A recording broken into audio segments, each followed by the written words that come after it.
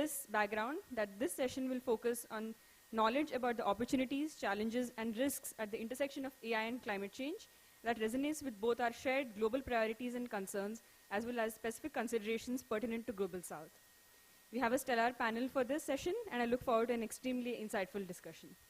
With this, I would like to invite the esteemed panel to the stage. Mr. Vilas Dhar, President and Trustee, Patrick J. McGovern Foundation.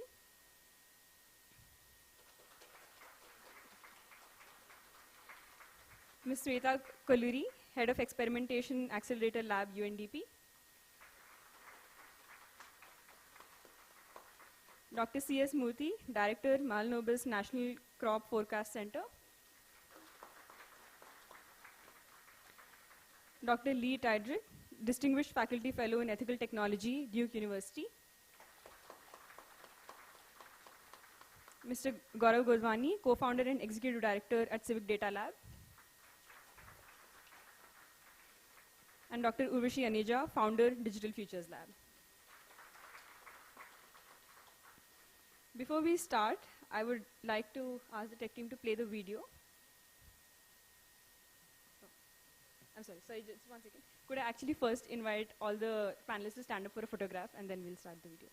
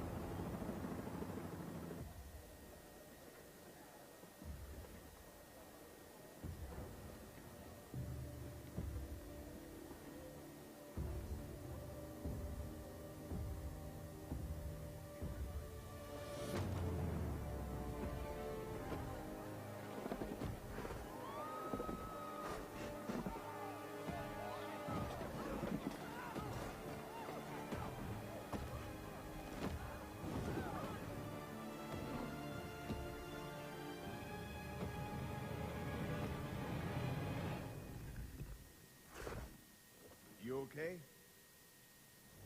You need a minute? Cool.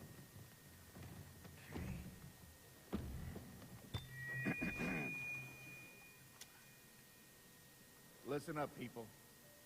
I know a thing or two about extinction. And let me tell you, and you'd kind of think this would be obvious, going extinct is a bad thing. And driving yourselves extinct, in 70 million years, that's the most ridiculous thing I've ever heard. At least we had an asteroid. What's your excuse? You're headed for a climate disaster, and yet every year governments spend hundreds of billions of public funds on fossil fuel subsidies. Imagine if we had spent hundreds of billions per year subsidizing giant meteors. That's what you're doing right now. Think of all the other things you could do with that money. Around the world, people are living in poverty. Don't you think helping them would make more sense than, I don't know, paying for the demise of your entire species? Let me be real for a second. You've got a huge opportunity right now. As you rebuild your economies and bounce back from this pandemic, this is humanity's big chance. So here's my wild idea. Don't choose extinction. Save your species before it's too late. It's time for you humans to stop making excuses and start making changes. Thank you.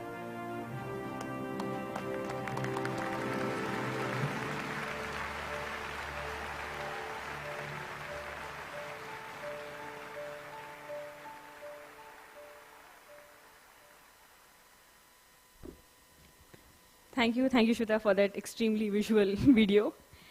Now I invite Mr. Dhar to deliver the keynote address.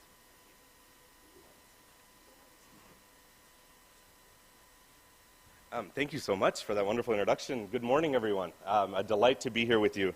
I have to tell you, I've been working in AI for over 2 decades. I've been building solutions. But as I've walked through the expo and met some of these students that are pushing the frontiers, sometimes I feel like that dinosaur that's on stage. It's a little bit unsettling, kind of amazing. Look, I want to thank you all for being here this morning. I want to thank the Government of India for its leadership here at GPI. I want to thank our amazing experts, and in particular, Urvashi Aneja. I want to thank UN Tech Envoy Amandeep Gill, who joins us here in the audience, and to all of you, to talk about what I feel is an interesting convergence of two public conversations that share some amazing similarities. On one side, to this audience, I don't need to say much, the moment of potential promise and challenge that we face with artificial intelligence. The second, a conversation that I haven't seen enter these halls too much yet, the fact that we face a climate crisis that will address the challenges and risks faced by communities all across the planet. We convene here just a few days after the final resolution of the COP proceedings happening in the United Arab Emirates. In many ways, there have been a number of headlines that have talked about some of those high-level outcomes around fossil fuels, around basic sort of decisions about what kind of future we want to face. But in today's conversation, I want to bring us to a key realization I had while I was there. That as we moved from first conversations about scientific truth, then to intention, then to action, we face an amazing opportunity but also a gap around specifically those decision-making systems informed by data, colored by predictive analytics, driven by the potential of AI, that let governments, private sector actors, and individuals make better decisions about our own carbon footprint, about the kinds of behaviors we can change that lead to a macro outcome that protects the planet, protects economic opportunity, protects the dignity of communities around the world. So in our time together today, I'd like to share with you three thoughts. First, to give you a sense of what we're seeing in the world that excites me about the opportunities for where predictive analytics, AI, can exchange and involve itself directly in our decision-making processes and drive amazing ROI. Second, to color that optimism with a very clear sense that we face significant structural barriers in the deployment of these tools, things that come to the very core of what we've talked about here at GPI. And I'll go into more detail, but to give you a sense ranging from the fact that we lack public infrastructure to extract some of these benefits, all the way through to the representation of those very communities in the design and creation of these tools. And finally, I'll share with you three very high-level ideas that we might begin to think about in ways that this group in particular might contribute to an AI-enabled climate transition. And then with that, I'm going to sit down and learn from our amazing panel as they share the work that they're doing in thinking about this.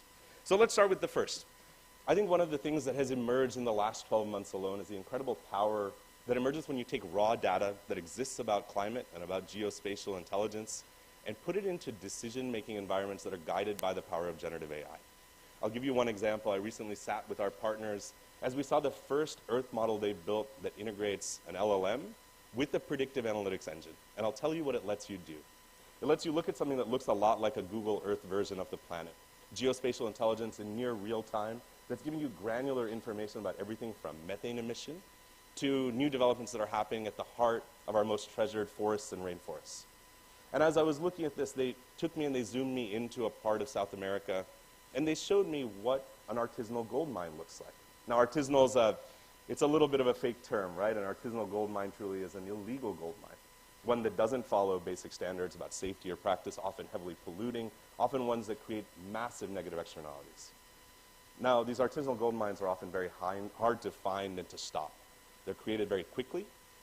They're brought in kind of chemicals and other things that are required for mining, and often they're so easy to disassemble and move that before a government's made aware of their presence, they've moved to a different location. Using real-time data and an LLM system, you can actually go in and you can say, you know what, I now know that this one looks like this, and they have a characteristic shape, often a Y shape that's driven by where chemicals can be placed next to each other. Using a mouse, you can draw out what that looks like from geospatial pictures. You see a clearing with a characteristic shape, and then you can type in, show me any other site that looks like this that's appeared in geospatial scans of this area over the last 4 months. And within 4 seconds of putting in that query, the system returned 32 different sites that had shown up.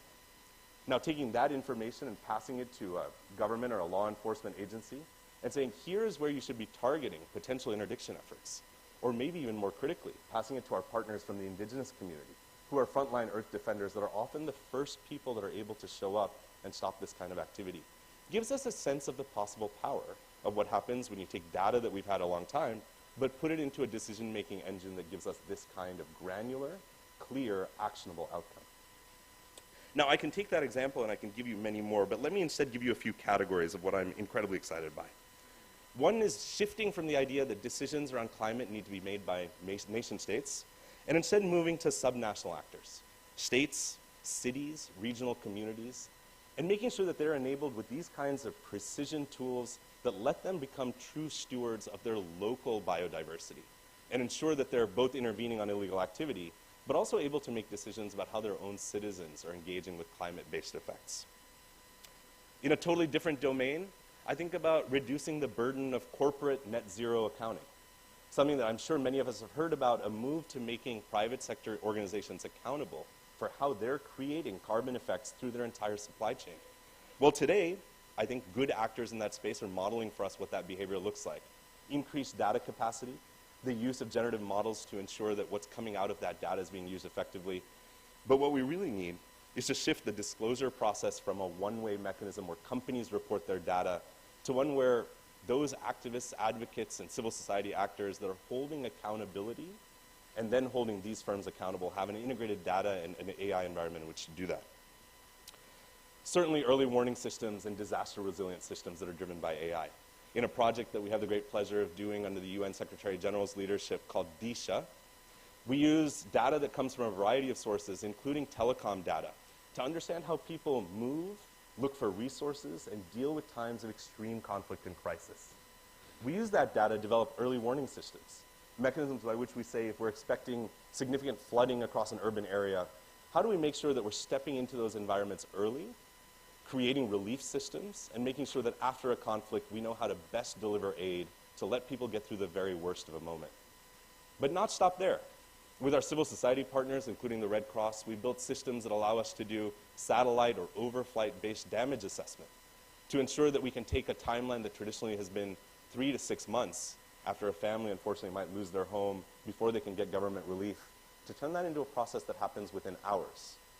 Using geospatial data, using AI-based systems that review that using machine learning, and are able to deliver recommendations within hours of what kind of damage has happened, rebuilding costs, and mechanisms by which local governments might go in and actually support this rebuilding process. Modeling weather systems, a classic public good problem. One where some countries that have extreme capability around this have built models that are supposed to cover the entire world, but often miss communities, particularly in isolated or geographically distant areas. So thinking about how we can build new data environments that allow monitoring and geospatial intelligence that's coming out of national oceanic and atmospheric administrations to actually create open data sets that let civil society actors step in and begin to build products that deal with the specific needs of specific communities. And finally, the last one, but one of my favorites. Over the past few years, we've worked with an organization called Climate Trace in close partnership with Vice President Al Gore. Climate Trace is an incredible story of how AI is being used by civil society without having to rely on large-scale tech companies. It's a collaboration of hundreds of nonprofit organizations that have committed to sharing information about emissionality. And in doing so, have built the most comprehensive real-time database in the world that shows us where illegal, unauthorized, or even authorized emissions of methane and CO2 are happening. For years in the development of this process, we were looking at data sets that began in the thousands of data points, moved to the hundreds of thousands of data points, and at COP we announced that the database now includes 300 million different data points across the planet around emissionality. What this means is if you're a government, a private sector company, or an individual who's making a choice about what kind of products you're going to buy, you can now go into the system and you can track the entire supply chain and understand the carbon effects and potentially the behaviors of the firms you're transacting with and give you the agency to make your own carbon choices. These are the kinds of tools that AI is enabling. Now, I promised you that I wouldn't give you just the rosy version, right? If you know me at all, you know I'm a great optimist about the power of these tools. But that optimism has to be balanced by a commitment to intentionality, to making sure that when we step into a conversation about AI, we start from a set of values, norms, and principles that guide how these tools will be used, and we make sure that our decisions are driven by those values. I think we have some real structural barriers as we think about the potential of AI for climate.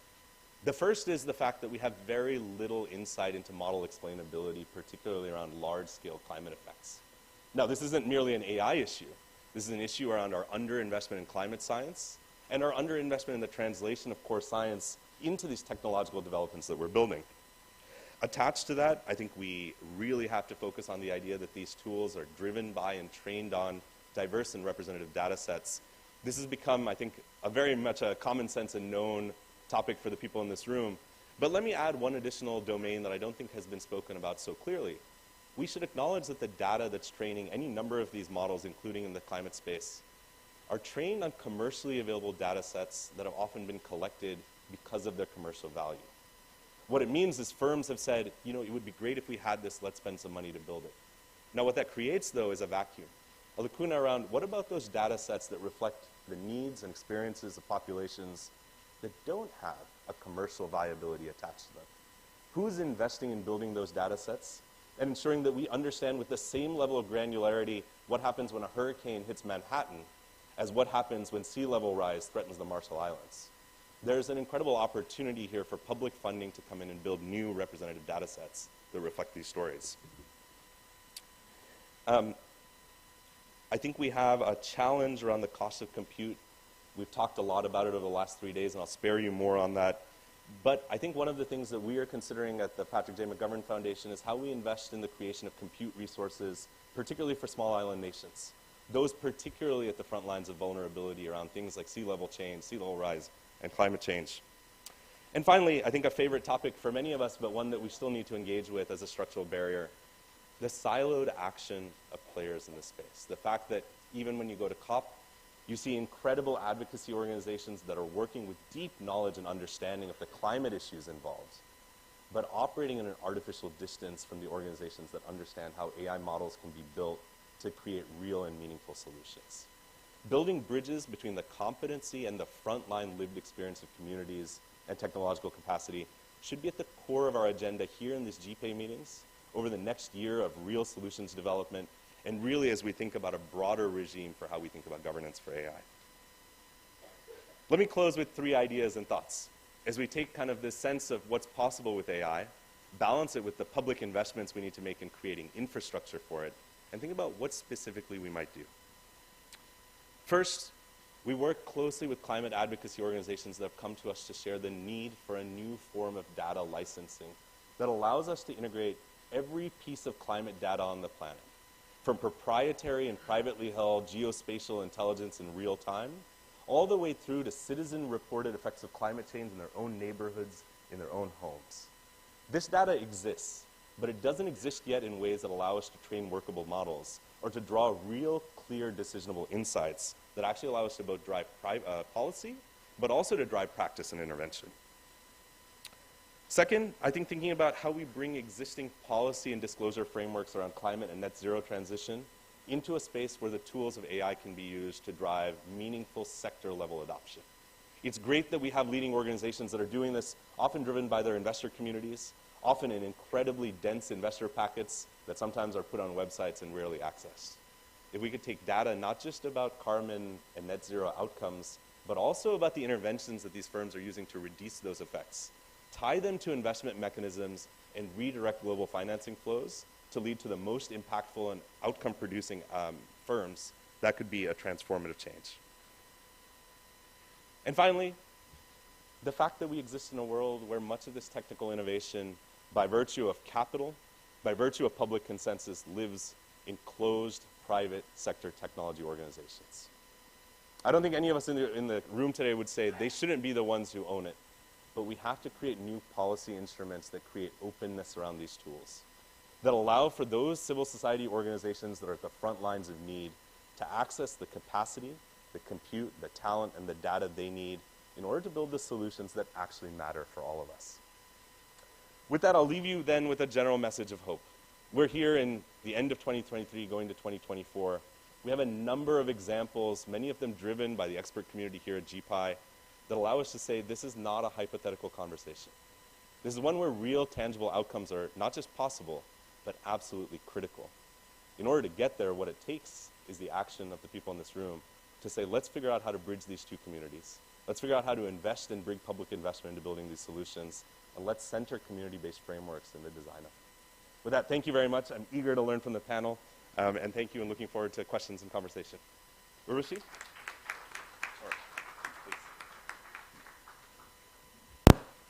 Thank you, Dr. Dhar, for so articulately expanding and identifying both the potential and challenges of using AI in climate change. I now hand it over to Urvashi to take over the panel. Thank you. Thank you. Hello, everyone. Very good morning. My name is Urvashi Aneja. I am the founder and director of Digital Futures Lab. We are a public policy think tank that looks at the societal impacts of emerging technologies in India and other parts of the global south. I'm very delighted to be here. Thank you to the GPI organizers. Thank you to all of you for being here. I think this is a very, very critical conversation to look at the intersection of AI and climate action, one that has not so far received a lot of attention, but I'm very happy to see that GPI is putting it on the agenda, and it's part of also what the working groups are working on. Over the past year at Digital Futures Lab, we have been looking at the intersection of AI and climate action in Asia. Digitalization, digital transformations, and climate are two of perhaps the biggest forces or biggest drivers that are going to shape the future of the Asian continent. Yet, we know very little about what this intersection looks like. This intersection, or the twinning of these two factors, is still at a very early stage as well. So we have an opportunity to shape the trajectory of how AI and climate action come together, to identify the ways in which we can use AI to drive positive action, as well as to be cognizant of the harms that AI might produce or the risks of it, and to avoid harmful technology lock-ins or policy lock-ins. Supported by the Rockefeller Foundation, we set up an expert group of experts across Asia from 9 Asian countries, and we've been looking at the use of AI in 3 sectors: in agriculture, in power systems, and in disaster response. What are the opportunities? What are the kind of use cases that we see? And where do we really see the potential in the years going forward? But as Vilas also pointed out, it's not a one-way street. The use of AI also comes with a number of challenges, a number of risks that we need to navigate in order to leverage the possibility of AI effectively. I think one of the biggest ones, which Vilas already alluded to, is trying to bring these communities together, bring the communities working on climate action and working on AI together. Currently, what we see is that these two communities work in silos, that we don't have enough interdisciplinary platforms or interdisciplinary expertise around these areas, and that's something we really need to grow in the Asia-Pacific region. We also, see challenges around financing. There's a number of pilots that use AI, there's a number of initiatives that use AI to drive positive climate action, including those that are based at the community level that have a huge amount of potential. But unless we create the financing mechanisms to convert these pilots into a long-term sustainable strategy, there's a risk and a real opportunity lost that they just end at pilots. So there's a lot of work to be done, and I'm delighted to have a fantastic set of panelists to help us think through these questions. We'll have a set of opening remarks from the panelists, and we'll have about 15 minutes at the end for questions for the panelists, including for Vilas. So please do file away your questions, and we'll come to you at the end. Dr. Murthy, perhaps I can start with you. You've been working in the space of looking at the role of AI, the role of data in building more resilient and climate ready agricultural systems and improving the resilience of agriculture to climate variability. Could you tell us a little bit about your work, please?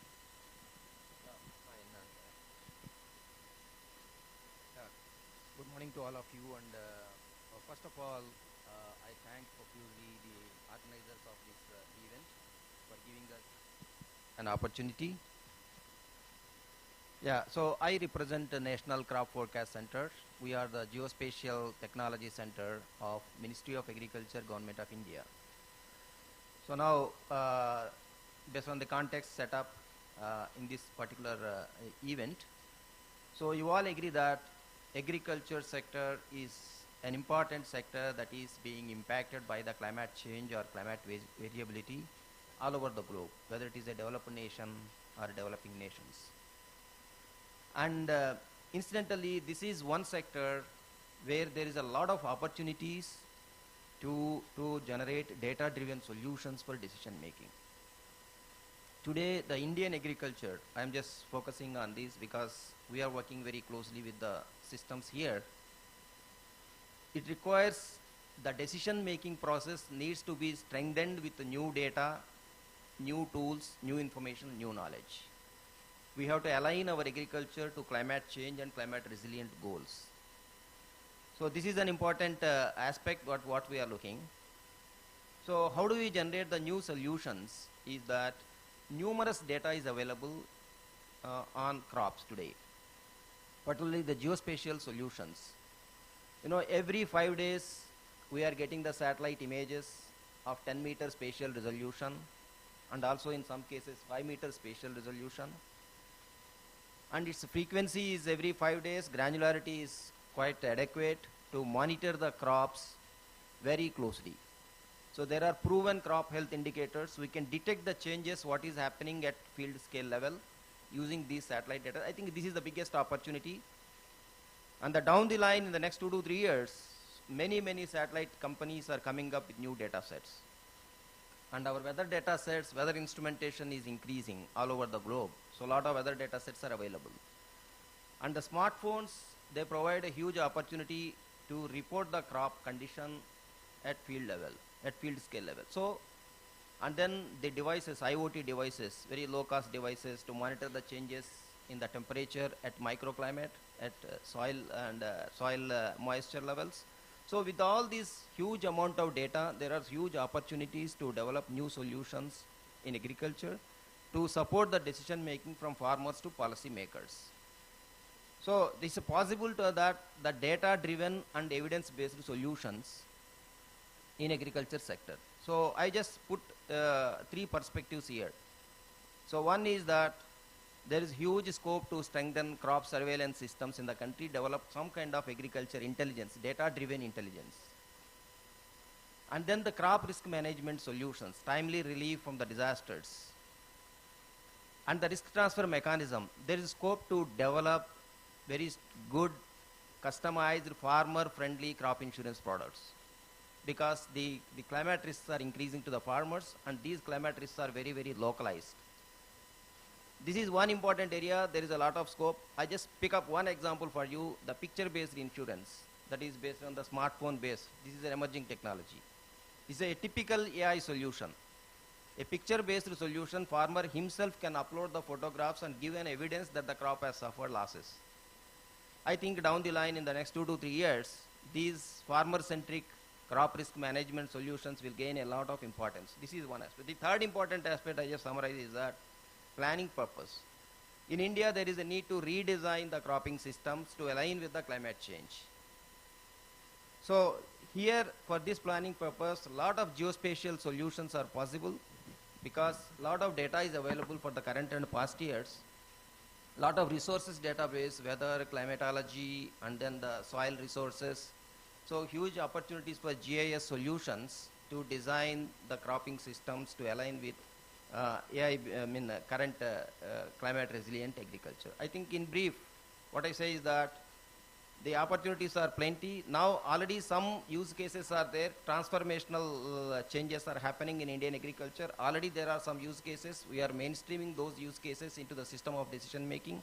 One important thing is that completely remote sensing based crop insurance solution is being implemented in one of the states. It is a fantastic example to emulate for other states and other nations. So I think I will stop at this. So the list is very wide, but because of the paucity of time, I will stop it at this point of time. Thank you, Dr. Murthy.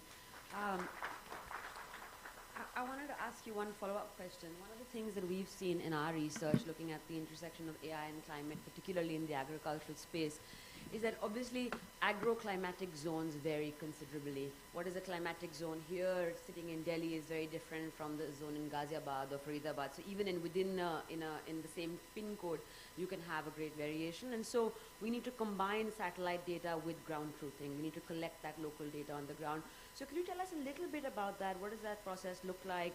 What are the kind of finances that are required? Do you see that kind of effort already being made in the Indian context to build those localized data sets for agriculture? Yeah, basically, in the Indian context, the heterogeneity of the cropping systems or cropping practices is quite significant. The agroecological zones which were defined long back based on the resources climatology at that point of time, I think there is a need to relook at the agroecological zonation. All the AI based solutions, they should be localized. So the solution developed for one crop growing environment, you cannot simply translate or replicate in other crop growing environment. This is one important thing.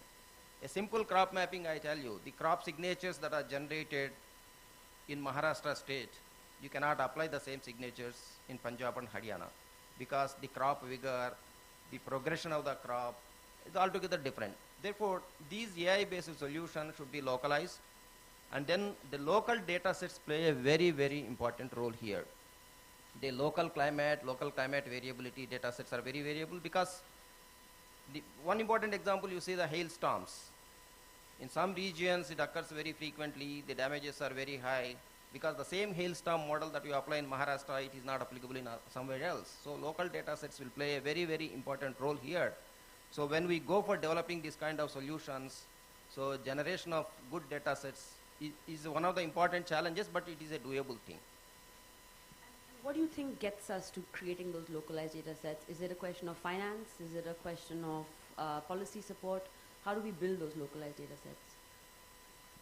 Basically, all these data sets are AI-based solutions right now. These are low-cost solutions. They don't involve. But the only thing is that from the policy-making side, there should be a data policy. The way the data is collected, the data is standardized and maintained, and this is to be done in a collective manner. All the stakeholders. Right now, numerous data is available in agriculture. Numerous data, I can say millions of data points are available, but this data is available at silos. They are not standardized. This is the most important thing, and I think with an efforts of just 1 or 2 years, we can bring the standardized data into a centralized platform. I think that is one of the initiatives what we are doing at Ministry of Agriculture. This is one important thing. Because the data is available at different places, all the people working in AI solutions, their data access is a major limitation. They have the knowledge how to build the model, but they don't have the data, right data. They don't have the training, the data. They don't have the data for validation of their models. So this is the biggest limitation, and I think this needs to be overcome. 1 or 2 years sounds like a pretty reasonable horizon to solve this, so that gives me a lot of hope. Shweta, maybe I can bring you in here. You've been doing a lot of work at UNDP, looking at the intersection of AI and climate, whether it's in agriculture, monitoring air pollution. Could you tell us a little bit about your work, please? Sure, thank you. Firstly, thanks to the organizers for inviting me here. It's a very good opportunity to present our points of view, and there's a very rich multi-stakeholder environment. So congratulations to the organizers for doing this, and at the same time, thanks for the opportunity. I come from an interesting initiative within UNDP called the UNDP Accelerator Labs. Of course, we see a lot of labs here. There's a civic data lab, there's a futures digital lab. So I come from the Accelerator Labs. So about 4 years back, UNDP started asking questions on, how do we accelerate the progress towards SDGs? How do we do things differently, right? And how do we stay relevant, and also how do we innovate with the 21st century solutions? Because some of the solutions, some of the methods are age-old. So how do we have 21st century solutions? So with that sort of a thought process came these accelerator labs to do development differently. So we are not one lab or two, we are a network of 91 labs across 100 countries. And we are networked in a very interesting way, wherein anything new or innovative that emerges in any lab is transmitted across all the labs. And all these are in the global south. So it's a very powerful network to transmit innovations, new ideas, and technologies across the global south and for South-South cooperation. So once this network was set, of course, the lab started thinking differently, and a couple of us also came up with interesting innovations in AI. For instance, our lab in Argentina has started working around looking into the public opinion of AI from various citizens' data, social media data, and etc., which is feeding into the AI strategy. There is another lab in Serbia which is looking into the gender bias in the image generators. We have a lot of image generators, AI-based image generators these days, DALL-E, Midday, and so on and so forth. So is there a gender bias when it comes to certain professions? For example, when you search for an image of an engineer or a mathematician, you always get a man, right? So is there a bias there? And surprisingly, there was a huge bias in the image generation. In India, we are a little bit obsessed with climate action. Like you have seen in the video before, of course, our lab did not make it, but it's a wonderful one. And the primary reason is because, climate change is one of the most complex challenges that humanity is facing today. And it questions our very basic fundamental aspects of survival, right? Do we survive or not? And for this reason, we have been looking at this problem from various lenses. And sitting in Delhi, of course, you cannot ignore the problem of air pollution. We are in the air pollution season. I hope everybody is coping up well. Please do wear masks when you have to go out. So this air pollution, if you see, comes from so many different sources, right? And it's a complex one. There are like millions of agents and entities that are causing air pollution, and there are millions of people who are breathing this. So it's a tricky one. So here we started looking into one of the sectors called brick manufacturing units. So this is an informal economy, very difficult to regulate these kind of industries because you don't know where they're present. They're usually scattered in huge geographies of land, difficult to regulate or difficult to implement sort of development solutions. So when you talk to all the stakeholders, they said, well, we know that brick kilns are important sources of air pollution, but we don't know where they are, right? Or how many are they? So this is one problem where we started looking in, and we collaborated with a university in UK called the University of Nottingham. And together we built a GeoAI platform, which did not take much long, perhaps less than 6 months. We were able to spot all the 47,000 hotspots of air pollution in the northern and eastern part of India. Now, once we did that, we thought, okay, we have Eureka, we have done this. See, we have the evidence that these are the locations, and we have achieved 96% accuracy. Wonderful, right? But when we went back to the various stakeholders, including government agencies, environmental regulators, they said, oh, this is wonderful, thank you. We've been waiting for this kind of intelligence, new intelligence and data. But then this number is very huge, and we don't have the capacities to look into all the 47,000. So then we came up with more AI, like added more neural networks and convolutional neural networks, which basically classify, some tech companies have been using CNNs to classify cats and dogs or different breeds of dogs. So same algorithms, but we started classifying these brick manufacturing units based on their compliance and their spatial layout. And then we have arrived to much smaller number, which is now a doable one for the regulators to act upon. So AI here, in this case, is a powerful enabler, but of course not the end solution, right? Because there are issues of capacities, then there are, you can't just shut the shop. There are so many people, especially vulnerable communities, who are working in these areas. So it's a very tricky development challenge for which AI has brought in the new intelligence. It's a good enabler, but then there's a long way to go to find the end solution. Another example, if I can,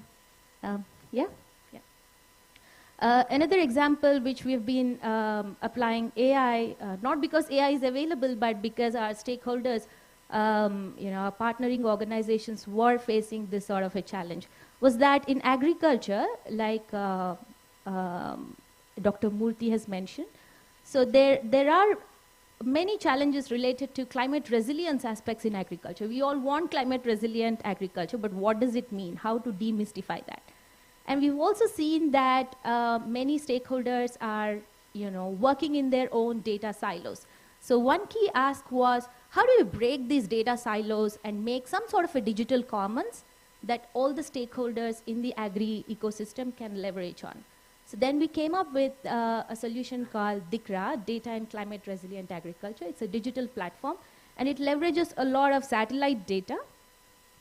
There's a treasure of satellite data. We were chatting with Dr. Murthy before how Landsat in 2008 came up with this revolutionary act of making the satellite data open, right? So that has opened up a lot of the economy. And then followed by European Space Agency and the Copernicus program, which again made many more data sources open.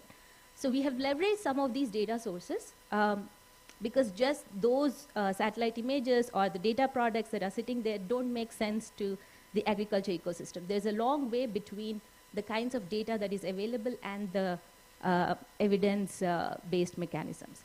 So data-driven mechanisms. So in that case, we have taken this and we have brought in a community of data scientists together who have then analyzed the data and started producing various insights. Now, these insights run in so many different directions.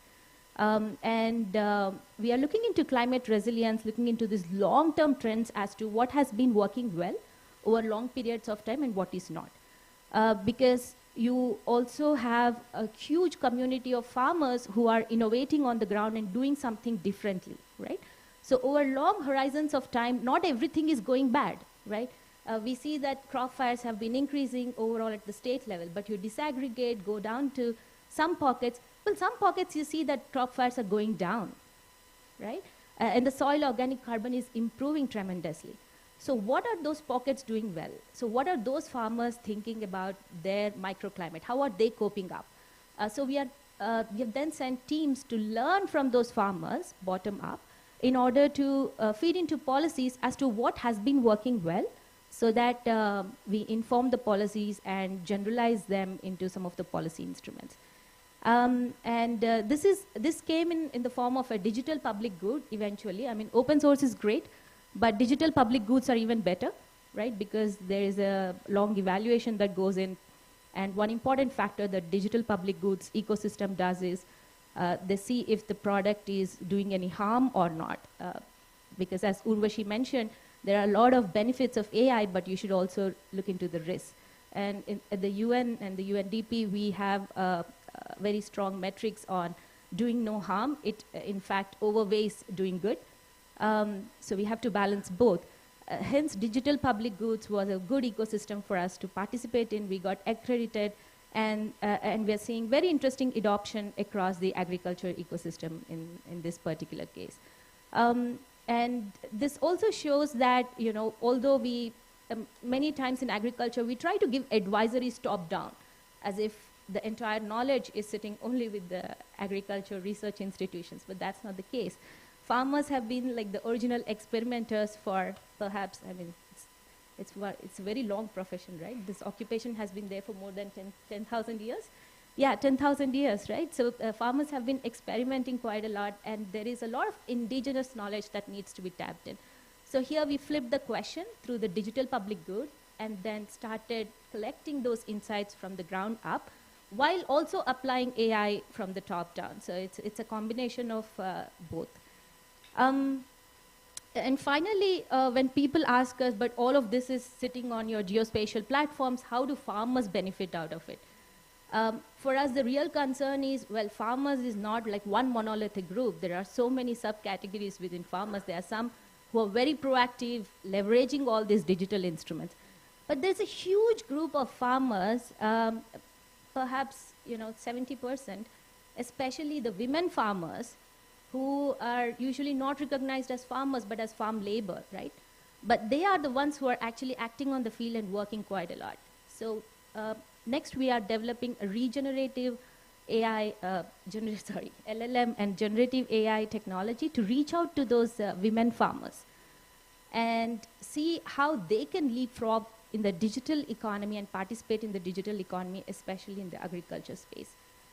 So this is a use case which is coming up. It is not there yet, but this is one segment that we want to really address in terms of reaching these cutting-edge AI technologies to the small farmers and women farmers in particular. And we do all of this through collaborations. Nothing is just developed by UNDP alone. We do this in a huge collaborative environment, bringing the civil society together, bringing the government stakeholders, other multilaterals, and most importantly, the community, the farmer-producer organizations themselves. This is our way of working. We have seen that AI is giving a lot of advantage in terms of cost, in terms of efficiency, so on and so forth. I think that has been discussed quite a lot in multiple forums here. But what we have seen also is AI, when combined with the openness and the open source approach, can be a multiplier, and it can bring collective climate action. So this is where we are pegging our bets more and more. Thank you.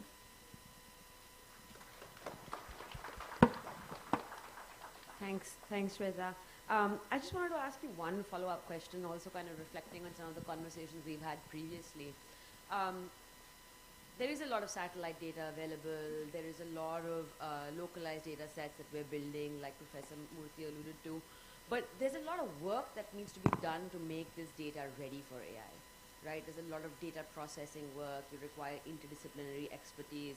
One conversation that I had with you some months ago, which really stuck in my head, was also the different kind of expertise that you require in terms of machine learning and remote sensing technologies, and that you have the only people in India apparently on your team who can do that work.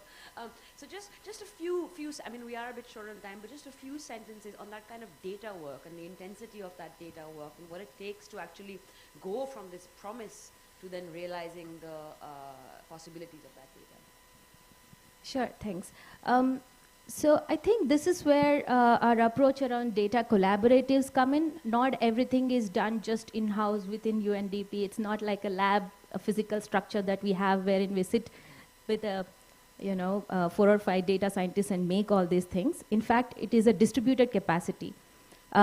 Because in the collaborative, we partner with research labs sitting in Netherlands. There are some research labs like the IITs in India. So these are like the distributed capacities that we leverage in order for this to happen. And all of this is just not like partnership for the sake of it, not for the optics, but it is working partnership. We work as, let's say, a seamless team of data scientists and also agriculture scientists and farmers and users all put together in a collaborative environment, and thanks to platforms like GitHub that can make it happen. Yeah. Shweta. I was just asking that question also because I feel sometimes we don't pay enough attention to the actual work that goes into making these solutions work and the real resources and human effort that is required. So thank you for that. Gaurav, perhaps I can bring you in here. You run Civic Data Lab. You are in some sense at the forefront of the open data movement in India. You've been doing a lot of work around disaster response, around climate adaptation. Could you tell us a little bit about your work? And I know you wanted to show a slide as well. Yeah, we can present that in a minute. Sure. But let's just check if we have everyone in the audience with us meanwhile. So I would do a quick poll just to see we all are here. So please raise your hand if you or your loved one have been directly affected by any form of a natural hazard or extreme weather event like flood, air pollution related issues, cyclones, storms, landslides. Do you think these extreme weather events have increased in last decade? The occurrences of these events have increased in last decade. Now, do you think we have enough data to understand these events and prepare for it? The number of hands are going down. So there is a more need to unlock data sets related to extreme weather events. And we at Civic Data Lab have been thinking around how we can create a resilient climate data ecosystem where we unlock some of these crucial data sets and work with several stakeholders to improve government's preparedness, our collective community preparedness towards extreme weather events, because as we all know, the number of occurrences of extreme weather events have increased drastically over the last decade. And Asia particularly is witnessing much more of these. There is a 80% rise in the extreme weather events in just last couple of years. So what we're going to discuss today is a case study from Assam, which is in the northeastern region of India. Thanks to the Patrick J. McGovern Foundation, we did a pilot there in 2021 and 2022, where we tried to see 5 data sets which generally don't talk to each other. The satellite and weather data, which was discussed by Dr. Murthy as well as Shweta here. Bhuvan just released just few days back Bhunidhi, which is 5-meter resolution satellite imagery data. So now more and more such data sets are accessible to us. The question is what we can do with it. Second is the demographic data. So census data, economic surveys, all other data sets which are collected from several surveys in India, how can we utilize them to understand government preparedness on some of these issues? Losses and damages data. With COP28, there is a much more focus on loss and damages. But what is the kind of data sets available to really understand losses and damages? So what we realized in Assam, there is a very strong network of community members, Gram Buddhas, or what we call in English village elderlies, who have the tacit knowledge of where these disasters are happening and how much damage is happening when we witness these extreme weather events. So through mobile apps, through SMS, they collect all of this information and share with the Assam State Disaster Management Authority on a daily basis that this is the damage happened in the village level. And this gets published as open data, which you can access as a day-wise data set available on their website. We are working with them to create open data APIs so that this could be plugged in data models like what we have built. And access to public infrastructure, critical public infrastructure, like where is the nearest hospital, where is the nearest highway, where is the nearest shelter. All of this data set, if we can collate, we have a wonderful platform known as PM Sadak, which collates all of this data at one place. How can we leverage that for understanding disaster preparedness? And lastly, government fiscal response. So through our long-standing partnership with the government of Assam, they became the first state to open up their budget data as well as day-wise public procurement data in public domain. It's already available on data.gov.in, which is India's national open data platform. So they became the first state to release this data. We thought, can we look into flood-related procurements, which is the largest amount of procurement which is happening in this region because Assam is every year affected by floods. Can we see the procurement which are done before the flood season, during the flood season, and after the flood season for restoration and response-related efforts? So combining all these data sets, we were able to create this. This is an intelligent data solution for disaster risk reduction, a platform which is now being deployed thanks to the support of the Rockefeller Foundation by Government of Assam in their Assam State Disaster Management Authority Center, and would be enabling district-level disaster management authorities, 35 of them exist in Assam, to see what is the state of risk, disaster risk, in that particular month for that particular district, and the revenue circles. Revenue circles are the smallest administrative unit in the region. We have got 180 of them in Assam. So seeing what are those high-risk revenue circles where the effort needs to be mobilized and where we can have some long-term resilience. So this model we are able to update on a monthly basis, and now we are building capacity of district disaster management authorities to adopt it. We have been already working with the State Disaster Management Authority for years now. How do we now get to the district level to start seeing this data on a regular basis so that the revenue circles which require attention, which require the procurement before the flood season, get the flood-related procurements done.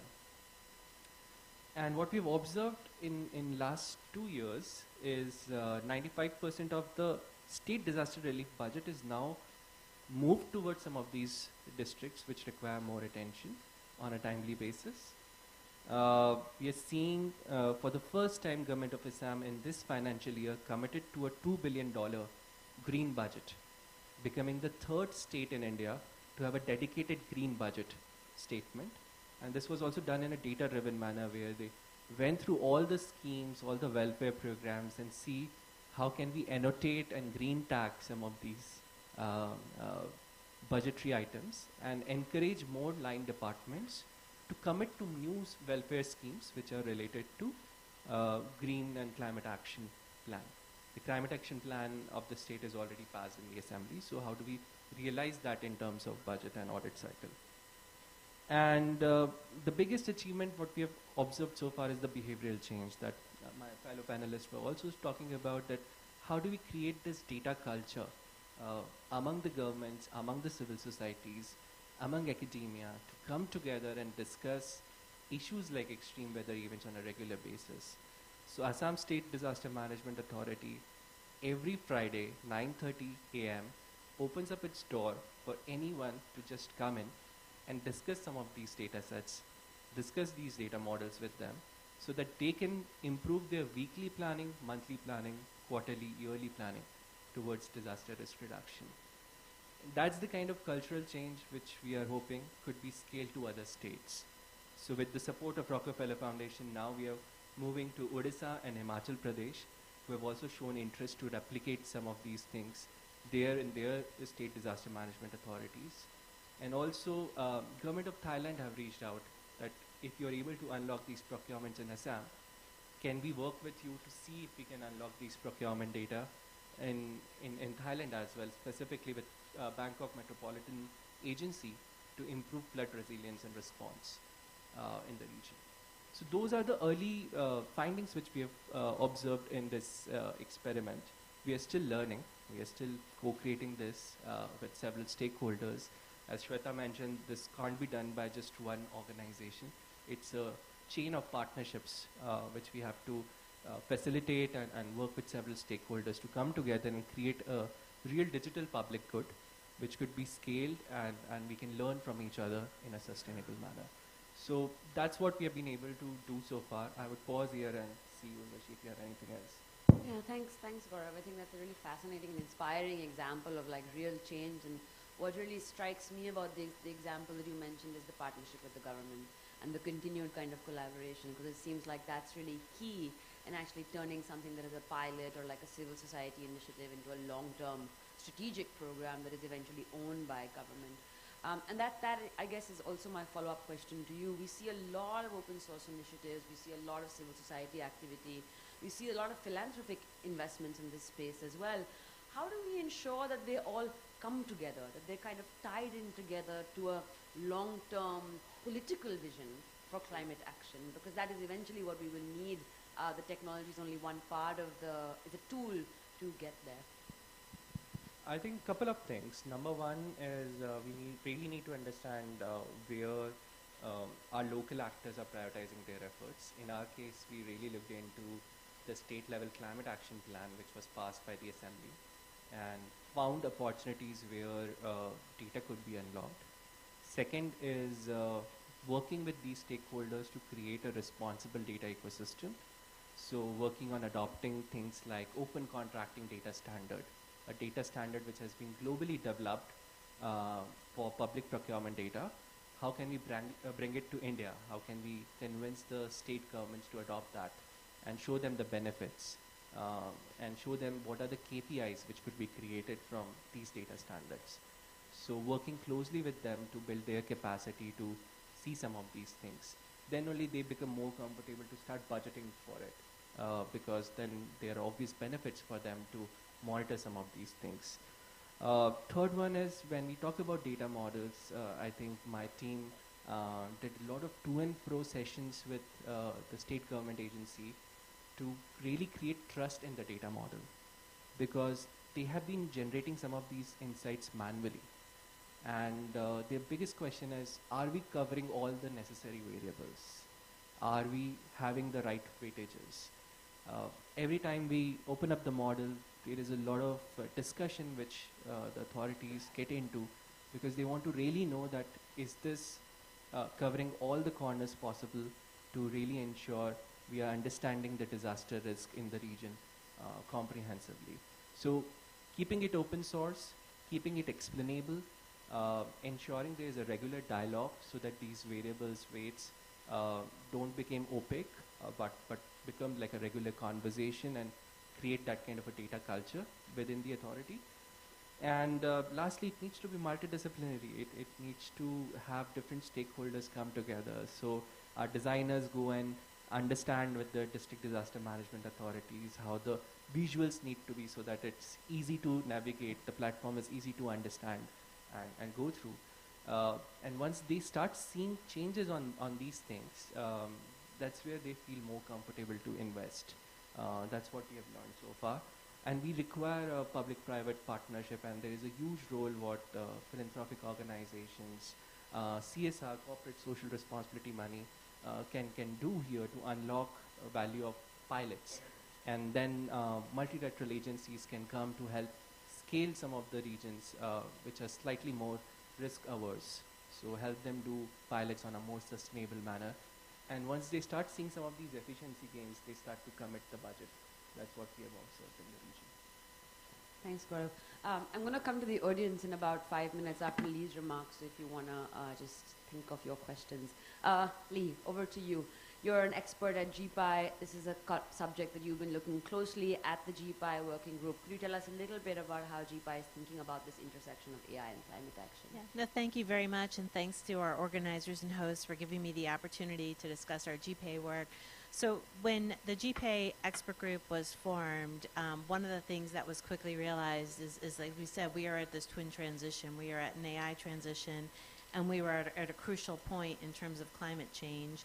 And one of the committees that was formed within the Responsible AI Working Group within GPay is what we call Project RAISE. It's the Committee for the Responsible AI Strategy for the Environment, and I'm one of the 3 co-leads of the Project RAISE.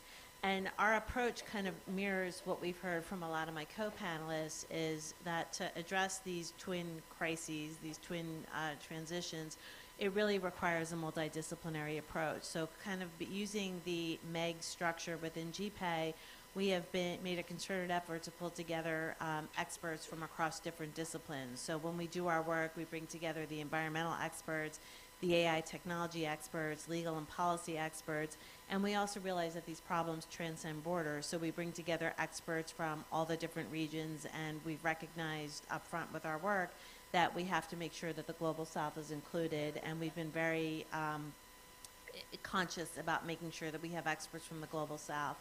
In terms of our work, and I invite you to look at our website for Project RAISE, because we have various different reports there, is we've divided it really into 2 work streams. We have our AI and climate work stream, and then also picking up on the intro video, we recognize that in addition to the climate crisis, we have a biodiversity crisis, that a lot of species are facing extinction, and we have a whole separate work stream on AI and biodiversity loss. And what our goal is with GPay is to come up with these actionable roadmaps to help countries, help organizations address the crises. So I'll just really briefly summarize some of our findings that cut across both reports. Picking up on the themes of the other co-panelists is, to solve these issues, we need access to a lot of reliable data. And the reports call out, the importance of making sure that we have data, that the data is representative of the populations, and also picking up on some of the points that were raised is that we need to have appropriate infrastructure to share the data, both in terms of making sure that we have standard formats, common APIs, so data can be exchanged, it can be done responsibly, so we're not compromising privacy, addressing the data justice concerns. And then one of the other projects we have within GPay is how do we do the contracting around data, because one of the things that we found is that without the appropriate contracting structures combined with the technical tools, people are not going to want to exchange data. Another key theme that comes up in both reports is the need for the infrastructure. Capitalizing on the benefits of AI is not going to happen unless we have a certain amount of investment in the infrastructure to be able to deploy the AI. Another key finding in our reports is the need for measurement techniques. Our reports talk a lot about some of the great case studies, and you've heard a lot about them today, on how AI can be used to address the climate change, address biodiversity loss. But as some of the recent press reports have highlighted, when you look at the consumption of large language models in terms of the amount of energy, water that they consume, that we have to be careful. We have to be conscious that we're not deploying AI in a way that exacerbates these crises. So we did a joint report with the OECD last year that we presented at COP27 that really underscored the need to come up with measurement techniques. And it highlights that we need to talk about measuring both the direct impacts, what are the consumptions of the LLMs, the consumptions of the system, but we also need to look at the indirect impacts. If we're using AI to increase fossil fuel exploration, that's not good. If we're using AI in a way that's going to increase consumption, so the Amazon trucks arrive 3 times a day at your house, that's not good. So, we need measurement techniques, and the measurement techniques, I think, can really then, this is where the multi-stakeholder approach is really key, can then feed into the policy recommendations. Like once you know how to measure, Policymakers then can come up with standards for reporting, ways to hold parties accountable, because our research has also showed that there's a lot of reporting going on these days, but there's no consistent standard, which raises a lot of concerns about the greenwashing. And then the other thing that our report emphasizes is we have to take the global approach. We're very concerned that particularly when we talk about biodiversity loss, there are particularly adverse impacts on the global south, and that's not okay. And that's part of the reason why we try to bring the whole global community into our work. So going forward in 2024 with our work plan, what we're really hoping to do is bring the community together to try to really focus on the measurement issues. And, part of what GPay can do is act as a convener and bring experts together and really try to get the best minds in the world to think about what are measurement techniques, how can we deploy this, how can we standardize them, because then that will help inform policy, it will help create some accountability measures. So I'll turn it back over to you. Thanks, Lee, and thank you for raising the point around the environmental impacts of the use of AI technologies, both in the development of it, the use of them, and then also in other sectors.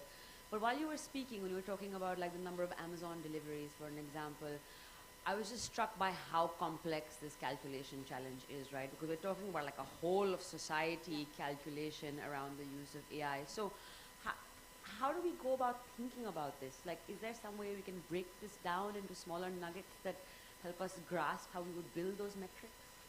Yeah, so if the report, which is on the website, and we did this report in collaboration with the OECD, talks about we need to look at this from the entire life cycle. And, part of it is looking at the production phase, looking at, how much environmental impact is there on producing all the chips that, in the infrastructure to create that system. Then looking at, the development and the deployment of the system, how much water, how much electricity is being consumed. How can we come up with strategies for data centers that enable society to capitalize on the benefits but reduce the environmental impact? And then also looking at it in the phase of retirement of the systems. How can we do that in an environmentally friendly way? How can we create or encourage the circular economy so we can recycle some of the techniques? And then I think on the measurement side, we really, it's complicated, and that's why what we're trying to do is bring together all the great scientists in the world to help us do this, because you've got the direct impacts, you've got the indirect impacts. Then the question is also, how do we differentiate the AI stack from the broader ICT stack so we can differentiate that? And I think, it's really just a question of sort of breaking all of these systems down and then coming up with accounting or reporting mechanisms, because we want to be able to know whether an AI system is environmentally friendly, but then we have to be careful of not putting the infrastructure in the position where they're disclosing proprietary information, where they're disclosing information that could compromise global security, and that's where we need to come up with those reporting measures. So there's a lot of work to be done, and we really feel that GPay, given its multi-stakeholder position, is in a position to help lead, unite the experts around the globe to help address some of these issues and come up with concrete solutions. Thanks, Lee. And I guess it also points to not letting the market alone determine the trajectory of AI innovation, because the stakes are very, very high. Like, how do we put public interest at the forefront of AI innovation? And the one thing I would also just add is, this issue is getting a lot of attention from policymakers. About a month ago, President Biden signed a really monumental executive order in the United States, and there's a whole section in the executive order focusing on looking at the intersection of AI and climate. And the EU reached their political agreement around the AI Act about a week or so ago, and there are provisions we expect will be in there also looking at these issues. So policymakers are calling for it. I want to open it up for Q&A. We have about 15 minutes. Yes, okay, about 15 minutes. I see one question there. If there's another one, we'll take Okay, let's take this three as a cluster. If you could just introduce yourself and ask a succinct, brief question, please. And if you would like to indicate who the question is directed to, that's also helpful.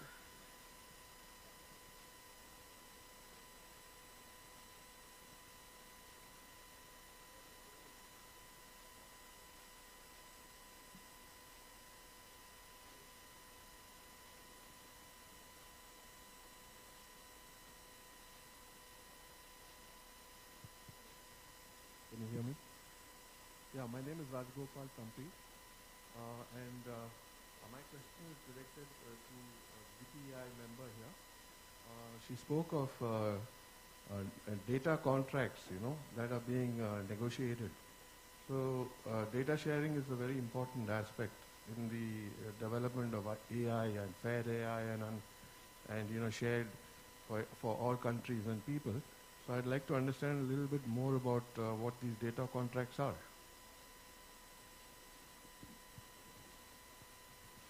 So one thing I would say is after this session, I'm going to be presenting at the Innovation and Commercialization Working Group and talking about our work there. But at the premise of this is that it's right now, if you look at software, you look at content, we have efficient contract mechanisms that enable quick transactions through various open source license agreements, through Creative Commons license agreements. And data is different from open source software. It's different from the typical Creative Commons content. I'm a big fan of all of that work. And what we need to do to facilitate responsible data sharing is, and encourage people to take advantage of the market opportunities and take advantage of the social good opportunities, is come up with a new set of standard contract terms that are geared toward data. And some of the issues that you need to address around data are different from what you need to address around copyright, which is the cornerstone of Creative Commons. How do you disclose information about the data provenance, the data lineage? Those are concerns that come up with respect to data. How do you define the rights with respect to the data?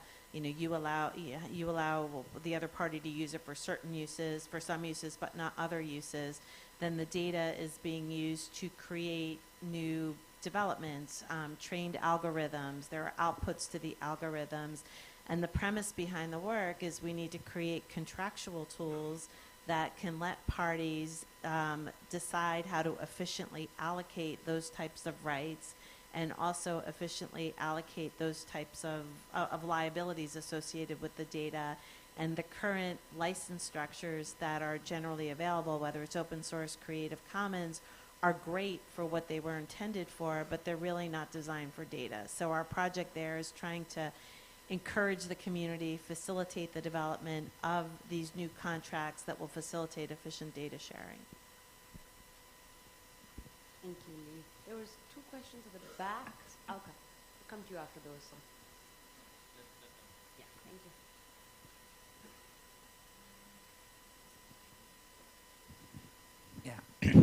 My name is Perumal. I'm coming from South India. The question goes to Gaurav. The thing is, it's a recent cyclone about that in Chennai. So the prediction, the 2 days it was telling that it was, they said that it is moving towards that the Orissa side and it is goes. Suddenly it turned back and it came to that, finally it hit back, right? So here I would like to know what went into the wrong way of prediction. So because if I have a proper, I'm not a guy to understand anything about that AI core deep, because I'm coming from electrical background, I can talk about the sensing system and other things. But if you could put some thought, because the people should get more confident on using AI. If I use that, yes, I'm getting a perfect things. So to get that confident level, where we are, is there any missing points or anything? Just I would like to know. Thank you. So the bad news is AI can't help us predict extreme weather events extremely accurately. That's something which most of the prediction engines have again and again clearly articulated with so many factors around environment, build density, especially urban pockets, how infrastructure is being developed here. Most of the prediction engines are struggling to clearly articulate that these are the areas which get affected in these particular hours, and this is how it would be. What we need on the other end is a long-term resilience models which help us create long-term disaster risk resilience. And that's where we need to unlock some of these data sets and unlock some of these data sets around the extreme weather events like the Chennai floods, because we saw that Chennai flood happened few years back as well. And if you look into from that event till now, the number of data sets which we have to understand Chennai floods are still limited. They have not increased drastically for us to better understand urban flooding. And that's the case with other municipal corporations in India as well. We recently had a long discussion with Greater Hyderabad Municipal Corporation. So now we're working with these organizations to create a long-term data strategy to start monitoring some of these data sets, collecting these data sets, and also work with local communities to understand local vulnerabilities better, which is not currently being part of some of these solutions. Thanks, Gaurav. There was a question at the back. Yes, sir. Hello, my name is Brian Byrne. I am with the United States Agency for International Development. We just touched upon disaster resilient infrastructure. I would like to know if you are working with the Coalition for Disaster Resilient Infrastructure, and more specifically, the 600 or so corporations that are aligned with it and through the UNDP and UNDDR, which have specific commercial interests in producing this kind of knowledge and the finances to back it. Thank you. If you could, I think there are at least 3 people on that stage that could address this. Does anyone want to take the question? Shweta, would you like to? Yes, I mean, programmatically we work very closely with the CDRI, the Coalition for Disaster Resilience Infrastructure, and we continuously produce like new knowledge products around how to cope up with disasters, and more importantly, how to improve the resilience and be better prepared, because the precautionary measures are more important than the immediate response at times. So, so I would like to put it there, but at the same time, on the artificial intelligence front, I think there is a lot of work that needs to be done in this particular space. We work with a couple of very interesting partners who have come up with AI mechanisms for DRR, and also mapping the infrastructure that is available and how they are impacted by various disasters. So there is actively some work going on in that space, but obviously more work needs to be done. At the international level, I think there is one dedicated team working on DRR aspects as well in a coalition with various parties. And there are some ideas to create sort of a digital commons at the global level that can address many challenges for the global south. So, yeah, things are underway. Thank you. Thanks, Shweta. I think we have time for one more question. Yes, sir. Come to you. Hello. I'm Bhavya from Vadvani, and just so that everybody spoke a lot on how AI can enable a lot of things, but I think this is an open question to the panel on the risks of, let's say, where AI can possibly displace existing climate, let's say, infrastructure, and basically what should AI not be used for, because I think that's very important to sort of temper the conversation and understand as well, because we do a lot of work on AI in various domains, and problem selection or the misselection is a huge part of it. So, yeah. That's the question. Thank you. Yeah, sure. Yeah, this is the first question that comes to my mind whenever I attempt some problem around AI. So I was very excited to hear that there are many like-minded people.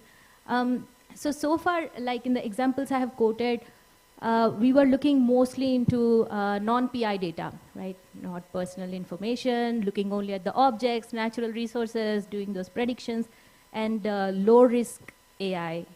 But now we are gradually moving into the generative AI space. I was very cautious. There were at least 100 questions in my mind, which I was also bringing to the summit while attending various sessions.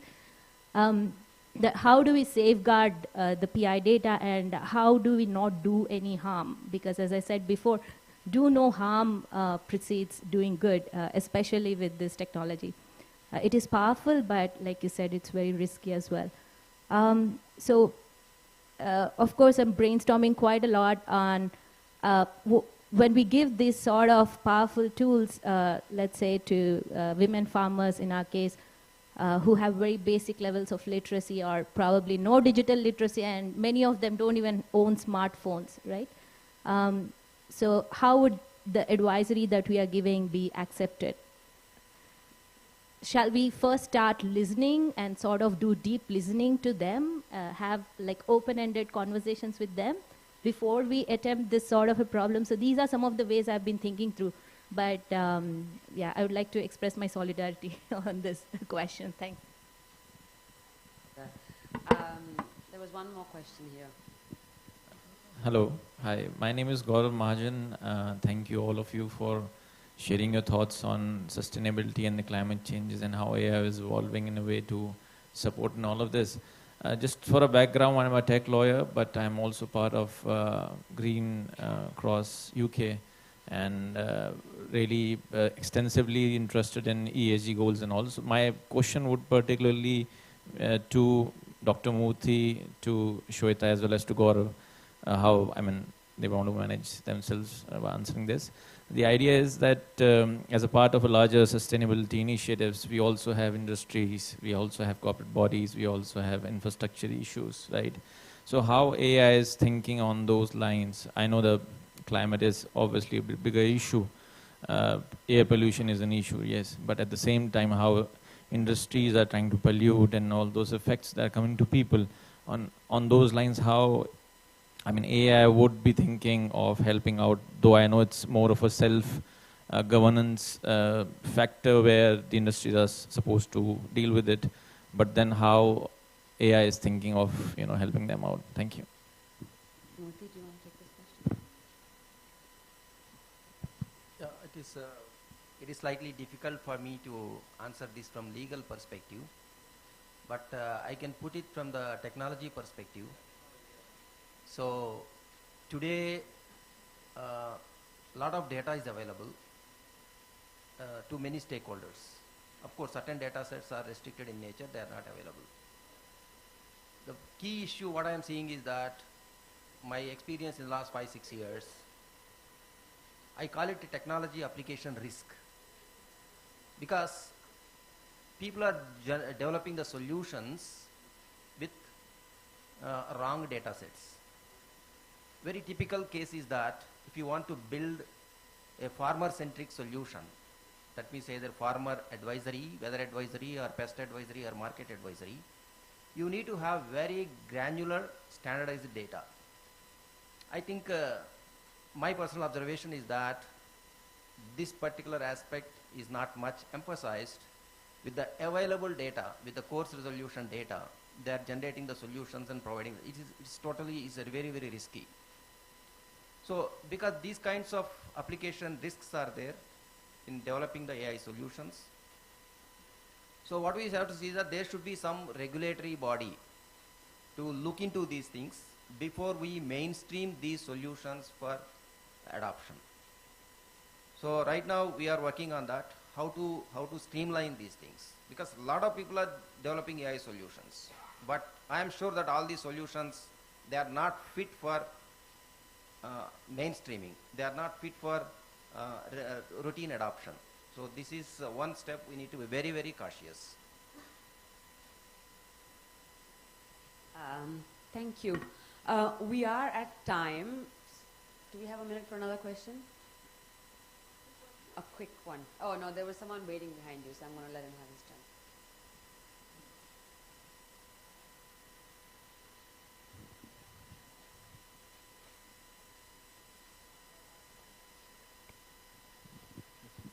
Hi, I'm Marcus Peña. I'm from the International Council on Environmental Economics and Development. We are a research UN think tank. We're based in New York and London. My question is for Professor Teodrich. I call you Professor because I sneak one of your classes in Duke.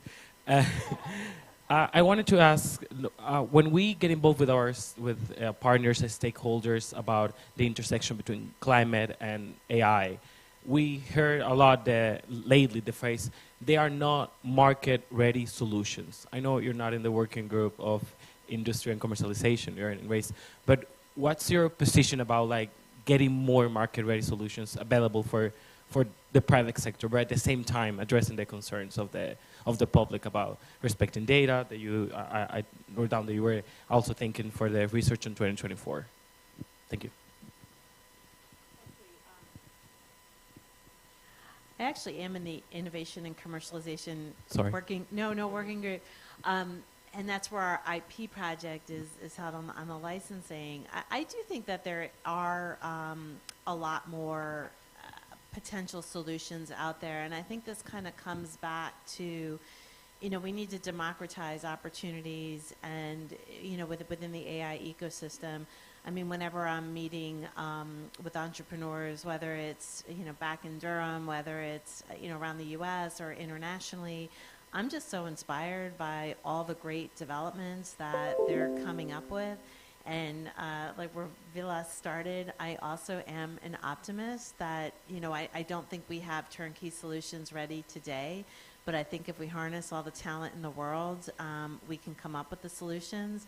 And I think what we need to do from a government perspective is create the incentives so entrepreneurs can develop these solutions, bring them to market, and take down some of the roadblocks, which includes providing access to data, access to infrastructure, so they can grow and thrive. And the last thing I'll just add there too is this is why I think standards is so important, because big tech companies can go and say, well, we've tested this, trust us, this works well. But an entrepreneurial company trying to get market share, particularly when you're talking about critical infrastructure, it can be a tough sell. But if you have standards and they can certify that they've met certain standards, then I think some of the market barriers come down. So I think we need to kind of keep creating opportunities for entrepreneurs, creating the environment so we can have more innovative innovation and competition, and that will lead us to the market solutions that we need. I'm not going to try and summarize this panel. I think we had a very rich and varied discussion, but I just want to come back for a quick last 10-second intervention from each of our panelists in terms of a call to action and who that call to action is directed to, and around a specific question. I think we've seen in the past kind of 2 decades of technological innovation that global inequality has increased. The rich have gotten richer and the poor have gotten poorer. And there's a risk that happens again with AI, that the value is accrued amongst a small sort of actors, and the ones who are the most vulnerable to climate action get left behind. So how do we ensure that those who are the most vulnerable to climate action remain at the center of our strategy for AI and climate action? What is your quick call to action and who is it directed at? 10 seconds each, and then we'll break for lunch. And the last request to come in as well. So it's difficult to summarize in 10 seconds, but still, I just put 3-4 points very quick.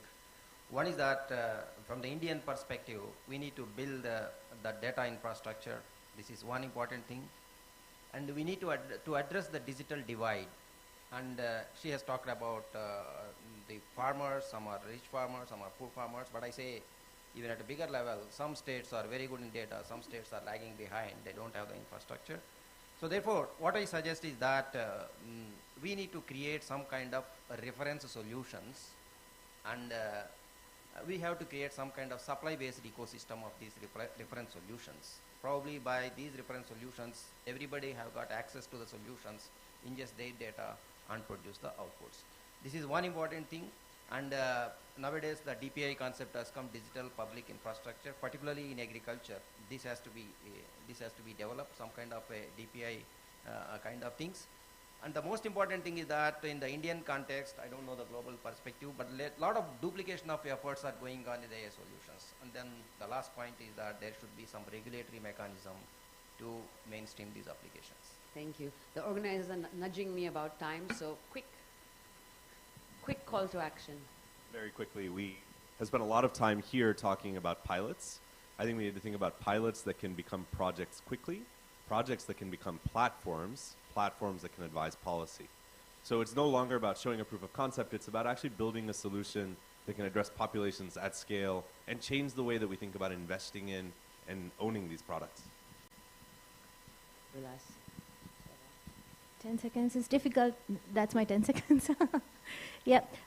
One is most important is openness in architecture, data, knowledge transfer, South-South collaboration. All that is very important. We have to, like you said, build things at scale and build very cheap for Global South, not in millions of dollars. Think of just 5-digit numbers when we talk about solutions, especially for Global South. And have like thick knowledge networks so that innovations can scale across countries. These are important, and start with the most vulnerable population. So if you're really passionate about the problem, go to the most vulnerable community and create the user persona from there and start solving for them. Thank you. So I would add my call to action is to the youth and to the next generation. I mean, I was in the corporate world for 30 years and have just kind of re-entered the academia world, and I am so inspired by all the young people and the terrific ideas, the innovative ideas. And also I think this generation, I mean, we've been through traumatic times between the climate crisis, economic crisis, a pandemic. I mean, it really is unprecedented, and I think one of the positive outcomes of all of this is I think there's a real commitment to public service, to public good among the next generation. And I would just encourage all of you, seize the opportunity. Don't wait for old people like me to figure it out. You can do it, and you should do it. It's going to be difficult to beat all of that. But adding to that, co-creating responsible climate data ecosystem and climate data culture. And the call is to invest more on both of these. That would require more support from governments, philanthropic organizations, multilateral agencies, and more social entrepreneurs to come together and do it. Time is now. Super. Thank you all. And thank you all for listening, paying attention, and for all your excellent questions. And thank you for the GPI team for helping put this together. Thank you so much. Thank you to all the panelists for joining us in this crucial dialogue, particularly highlighting the use of AI to mitigate the impact on the vulnerable parts of our society, which are, of course, most susceptible to these dangers. Before I conclude, could I request Urvashi to felicitate the panelists?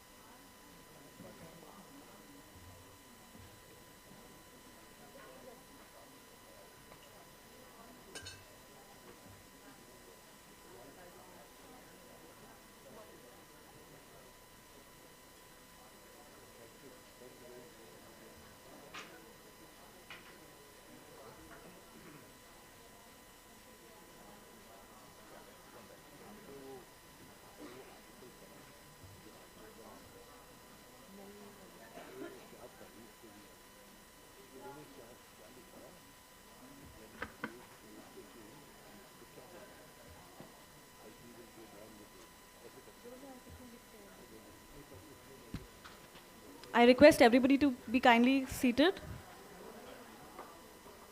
Good afternoon, esteemed guests, distinguished speakers, and participants. It's my great pleasure to welcome you to this side session on AI and intellectual property protecting innovations. Today, we delve into the dynamic intersection of AI and IP, addressing critical questions and exploring the forefront of innovation and legal thought in this domain. Today's session is a critical dialogue on how legal frameworks can evolve to meet the needs of AI-driven changes in production and service distribution. We will explore the complexities of intellectual property in the realm of AI, considering how to protect and monetize AI innovations, secure data sets, and navigate the landscape of IPR across various jurisdictions. As we move forward, let us collectively engage with the dynamic conversation which will inform and refine our strategies in the ever-changing realm of AI and IP. I would now like to invite our keynote speaker and esteemed panelists onto the stage. Please join me in welcoming them with a warm round of applause. Honorable Ms. Justice Pratibha Singh, Judge, Delhi High Court. Mr. Rahul Mathan, Partner, Trilegal. Mr. Praveen Anand, Managing Partner, Anand & Anand. Mr. Abhishek Malhotra, Managing Partner, TMT Law. Ms. Napinai, Advocate at Supreme Court, Founder, Cybersathi. Before we initiate our discussion, I would kindly request all panelists to gather at the front of the stage for a photograph. I would also like to welcome Dr. Maha Bogatak Jankek, Founder and Head, Intellectual Property Institute.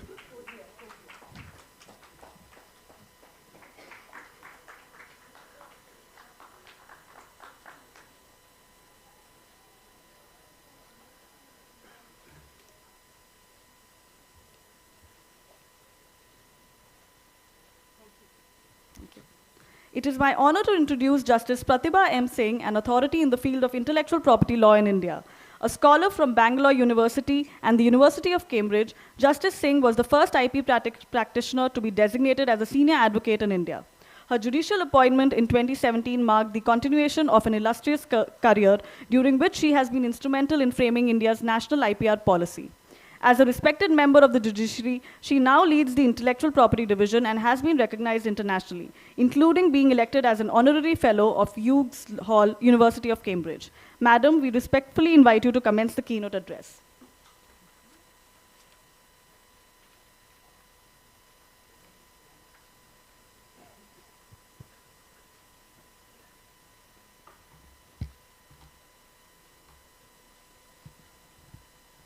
Very good afternoon to all of you.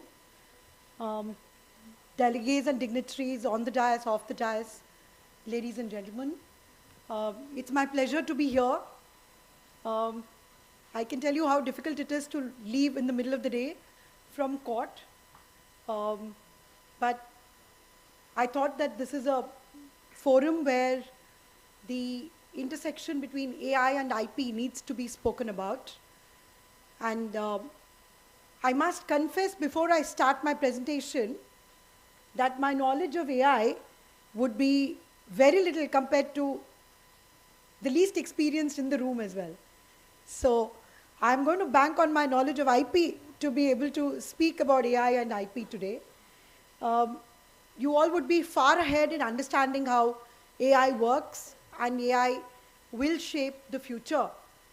But from the concept and from the perspective of IP, I'm going to present the next few slides to you and leave it to you for the discussions going forward. I'm not sure of these statistics, but these are statistics which are available on the net. As they say, statistics are statistics. So the expectation is by next year that the AI market would be about $191 billion. And that proves why each of you all is sitting in this room and why we are discussing it with such seriousness. So in India, as you can see, there is an expectation that there will be almost 100% increase year on year in AI, and it would reach $665 million at some point. And these are projections which are given. The NITI Aayog's projection is that in the next 8 years, AI would have the potential to add $1 trillion to the Indian economy. I just hope this is true, and India does get there on AI. There are various goals which are mentioned by the government in its artificial intelligence mission. I don't need to emphasize it because I'm sure this is being circulated everywhere. Let's come to AI and IP. When I thought about it as to what could be the intersection of AI and IP, there are 3 broad categories that come to my mind. The first is, of course, the million-dollar question as to whether AI can be an intellectual property owner at all, of any intellectual property which is created by AI.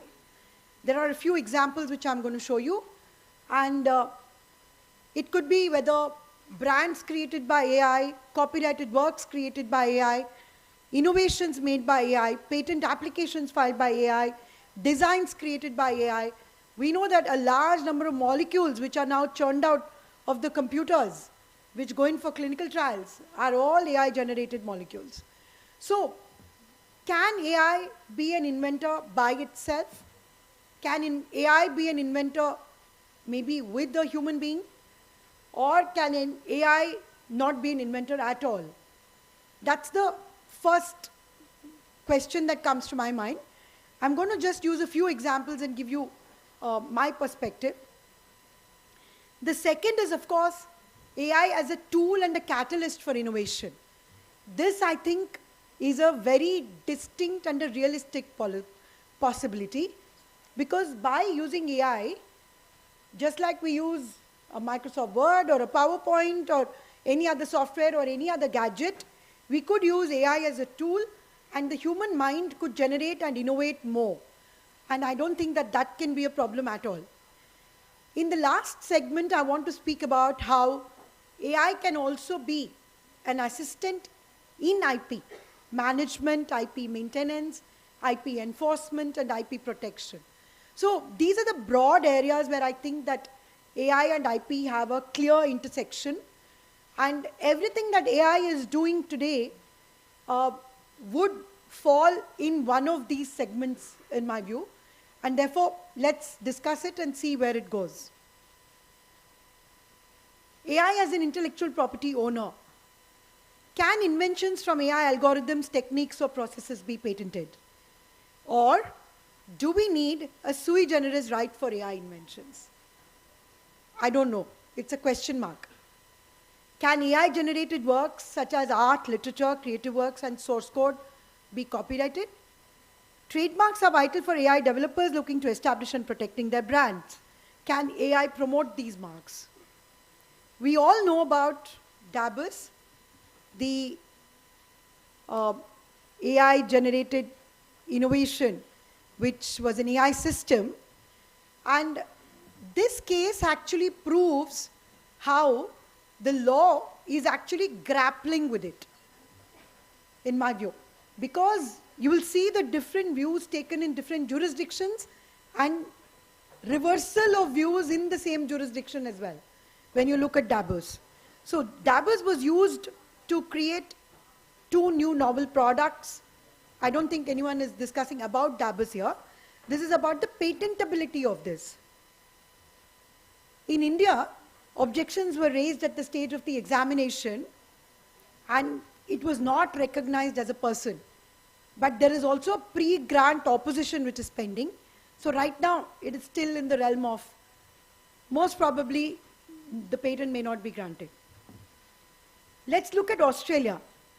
You'll be surprised that in Australia, the patent office actually granted the patent for DABUS. But the Court of Appeal rejected it, and the leave to approach the Supreme Court has also been rejected. So now, Australia took a different view on DABUS, which was a pure AI system. So the Court of Appeal said AI system cannot be named as an inventor of a patent under current Australian law. So that was the clear categorical finding of the Court of Appeal. Let's look at US. Thaler versus Vidal. Again, the Federal Circuit Court said under the Patent Act, an AI software system cannot be listed as an inventor on a patent application. So this is clear. Same in the United Kingdom. South Africa granted it, but as you all know, South Africa doesn't go through an examination process at all. It's just like you file and you get it. Everything happens later. Now, this is the situation insofar as one AI system was concerned under the existing patent regimes across the world. What about India? Are we happy with the position in India? Do we need to look at a new thinking in India? One of the biggest provisions in Indian law, which kind of meddles with AI, is Section 3K. As on today, the law as we speak on Section 3K is that unless and until a computer software program per se is not patentable at all in India. And I recall very clearly the bill which was introduced in Parliament at the time when this statute was being contemplated, Section 3K was being contemplated. A number of experts had made presentations, and unlike, the bill, in the bill it was an absolute bar, computer program. The words per se were not there in the bill. It was because of various presentations and stakeholders who gave their views, thinking that even at that time the Indian software industry was quite a leader. So then the European position on computer programs as such was considered, and then the Indian legislature added the words per se with computer programs. So the word per se having been added, the question arises every day in court, even when I'm in the IP division, where patents have been rejected for computer programs. The law now appears to be settled that US is was slightly different, but then after the recent judgments like Alice, etc., I think Alice and in Europe, we have a large number of judgments. The law that has now come out globally is that if there is a technical effect of the software, you don't need a customized hardware for the program to be patented. It can even happen on a general purpose hardware, but if there is a technical effect or a technical advancement, a patent can be granted.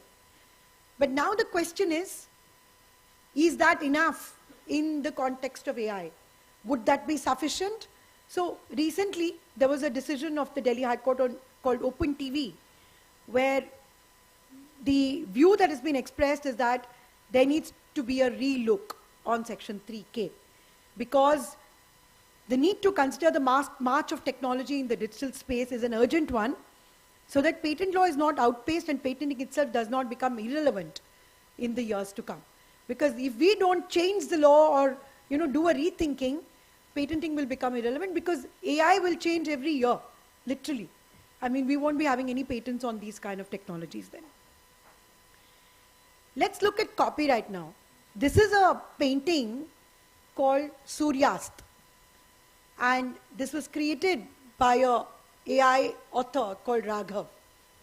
It was filed by a human being, obviously, but the question is whether this painting deserved a copyright.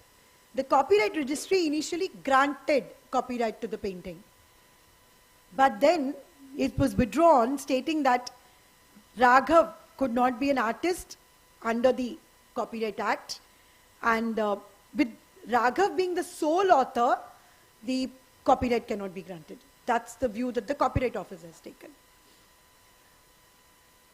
As we are debating and discussing it, Europe has taken the lead and has come out with the European Union AI Act 2023. I'm sure all of you are very, very well aware of this. I don't need to dwell on it much. Let's look at what the WIPO is doing. And the question is whether one of the documents of the WIPO states that if you don't grant patent protection to AI, we may go back to the trade secret position in the world. Is that good? Is it bad? Because the whole concept of patents was You disclose and you get a quid pro quo protection. But if you're going to go back into trade secrets, then that could be a problem for growth of technology. And would it be a ground for patent revocation if a human were wrongly named as an inventor of an AI-generated invention? What would happen in that case? So within the office, an invention could be created by an AI, but the person operating the computer could then say, I'm the inventor. So how would we inquire into all that? So the question is how to go about AI. As the focus aspects of the WIPO is that at the moment AI can be used for assistance, better research, and even for patent protection. However, AI cannot be characterized as an inventor. But will this help or will this stop research and development? That's the moot question. In my own view, if you see some of the patents which are now being granted, for example, a AI for vocalization and producing music using AI for creating content on display devices. So AI as an assistant to innovation, patents are being granted, if you take a look at these inventions. So if it is a collaborative effort of human and AI, patents can be granted. That's the position as on today. But of course, AI can be used as a tool for enhancing innovation. There's so many advantages of AI which I don't need to dwell on. I mean, these are all things that you all know and debate on a day-to-day basis. Now, coming to the third segment of AI as an IP assistant, I feel that it will be very useful to take the assistance of AI systems for conducting patent, trademark, copyright searches, case law searches for propositions, comparative law analysis, even predictive analysis. I'm quite sure if we use an AI program to analyze the decisions coming from the IP division of the Delhi High Court, you'll find so many results being thrown up. And that could just help us to see as to whether we are going on the right path and what is the kind of vision we should have. Valuation of IP. Currently, we don't have anything to value IP. I mean, I remember in the company court, there was a brand, a very well-known brand, was one of the assets which was in liquidation, and the OL came up with a report saying that the brand has been valued by the CA at 5 lakhs. My jaw dropped. I said, this is not possible because this brand is so well known. It had to have a much higher value. So there is no, I mean, there's no methodology, software. You only have some accountant sitting in a room and creating reports for valuation. I think we need to have a broad-based IP valuation software which will help small, medium, and big businesses to value their IP, reflect it on their balance sheets, maybe use it to raise funds, to get loans, I don't know. IP valuation is one major area where I think AI will be very useful. So we could also use AI tools for doing novelty searches. There are some which are already existing. And of course, we have the case of Christian Louboutin, where AI answer was cited by the council. And it was interesting to see how when we put the same question in the ChatGPT, it generated 2 or 3 different answers in a gap of 2-3 hours. So different answers came up. And so the view of the court was that accuracy and reliability of AI-generated data is still in the gray area. AI cannot substitute human intelligence or the humane element in adjudicatory processes. At best, the tool can be used for a preliminary understanding. There's one issue on AI which I would like to flag here. Of course, the bias of the data. And secondly, most of the AIs that are currently available use data from the developed world which is already fed into their systems. Data from this part of the world is not there in their databases. So the results that come out of big large language modules, all these LLMs, etc., could be a little skewed. So we need to be very careful about biases. You know, there are issues like, I remember the police software in the US which was used. So we need to be very careful before we kind of use AI as a final thing. It could definitely be used for research. So I was of the opinion that AI at this stage can only be used as a tool. But I must say, there's been an English judge called Justice Colin Burse from the UK Court of Appeal who used AI ChatGPT to write some portions of his judgment, and he admitted it openly that I did use ChatGPT, and I stand by whatever is there in that because I have read it and I verified it, and so be it. So there are two different views which are there. Now, can AI replace lawyers and judges? At least for now, they can't. So all our jobs are secure. So let's see how it goes. AI-generated content and content creation. You know, in the US, there was a very serious case where the ChatGPT created a whole brief which got filed in court, and all the precedents in that were fake. All the precedents. So can you imagine doing this in a court of law here? I wouldn't imagine. We shouldn't be doing it. And this would be very dangerous, in my view. So there are ownership issues in AI, licensing components. You know, how would you, license it? How will the royalties flow when there's an AI-generated, patent or a copyright or IP? So these are the issues, I think, that needs to be addressed at the global level. I think I had my time of 10 or 15 minutes, which I'm running out of. So I'll come to the last slide. I think that there is time for a dynamic legislation which needs to be brought out. The problem here is, as I see it, legislation as it is coming is getting outdated very quickly. For example, the biggest example is the Data Protection Bill in India. By the time it came, there was a committee report, the report came, they made amendments, and then by the time it could be introduced in Parliament, I'm sure they felt that it was outdated because so much had happened in 2 years that the old law could not be applicable anymore. I think the same thing is happening even with the intermediary guidelines. The law is changing almost on a daily basis. As all of you who watched Oppenheimer, he used the sentence, "I became death, technology versus arms." So I don't know. I don't think it is so bleak, but I just wanted to have it there. I just think it's a hare and tortoise race. The law is trying to catch up with technology. For those of you who've read the Dan Brown book called Origin, I think it's at least 10 years old, if I'm not wrong. That was an AI generated, catastrophe. But then ultimately the divine power saves the world. That's all that I would like to say today. Thank you for listening to me, Krishna. Thank you, ma'am, for the insightful speech and the valuable knowledge that you have shared with us. In the interest of time, I would like to request CEO Sir Mr. Abhishek Singh to kindly felicitate Justice ma'am.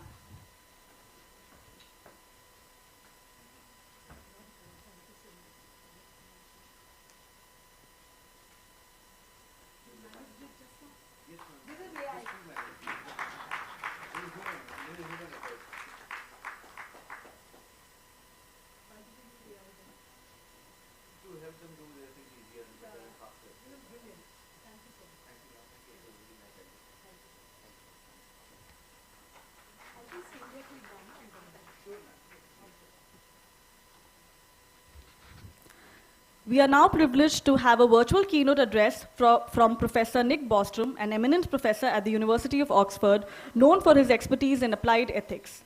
Professor Bostrom's insight into the ethical and intellectual aspects of AI and IP are highly anticipated. As he joins us remotely, let's welcome his thought-provoking perspective on these crucial topics.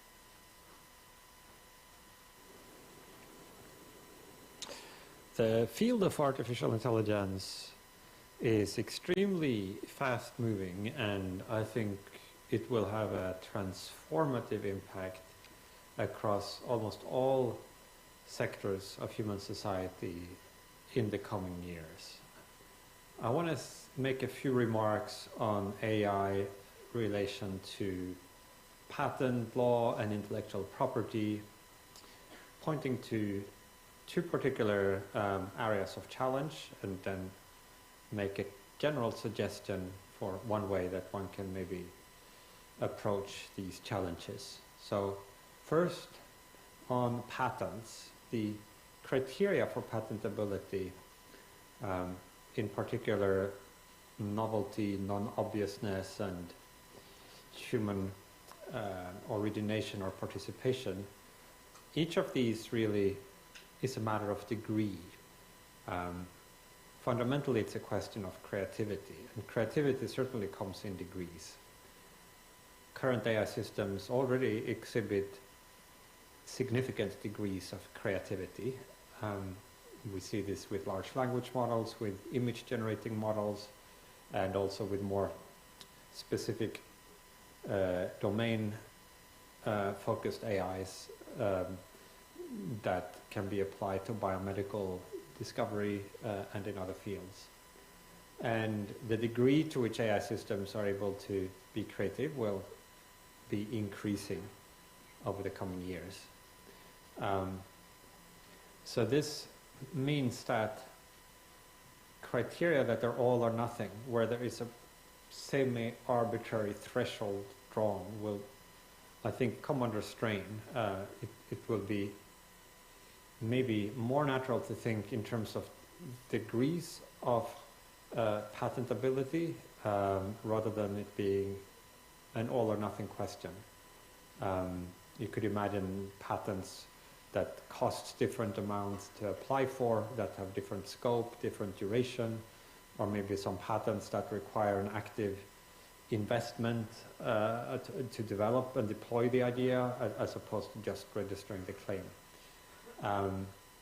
Another effect that I think we will see is that once AI systems reach some threshold of capability, they might very quickly be able to make a huge number of discoveries in a particular field, to canvas an entire domain, and not just make 2 or 3 or 10 or 20 discoveries, but perhaps millions of discoveries within the course of a couple of weeks. So you could imagine some extension of the AlphaFold system that DeepMind developed that predicts how peptide sequences fold into 3-dimensional protein structures, but for designing protein structures. And if you then have a big database of molecular targets, you could, once you have built this AI, very quickly then, find perhaps millions of different specific designs for potential drug molecules, etc. And so when you have this ability that whoever first reaches the requisite level of AI capability can almost immediately canvas a whole field, and anybody who comes in after maybe develops an equally good AI 6 months or a year after, just find the whole field already exhausted and all the discoveries already made. There is a question of how to think about the patent system and the incentives they create in these contexts where you might have a very strong winner-take-all effect. On the issue of intellectual property,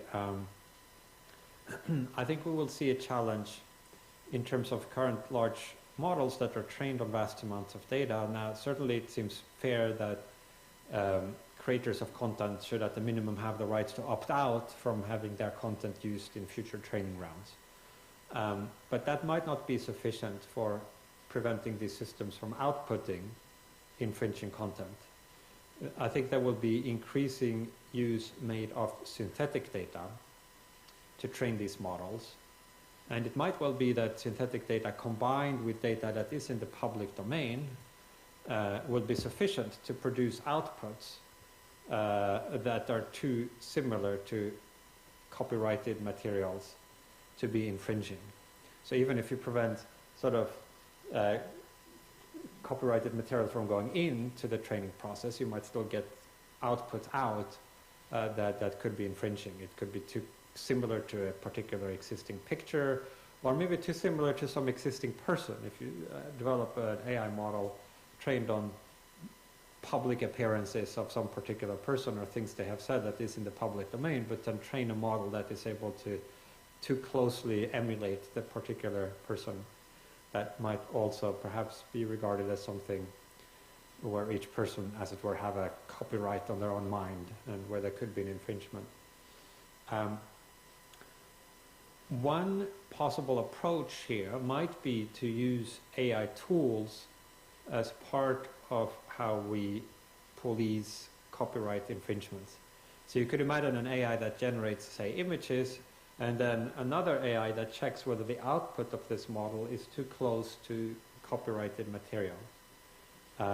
This could either be developed by the AI company itself that provides the image generating model, or you could imagine some publicly funded model that would make it possible for holders of intellectual property to more easily check whether there is anything out in the public domain that might infringe their copyright.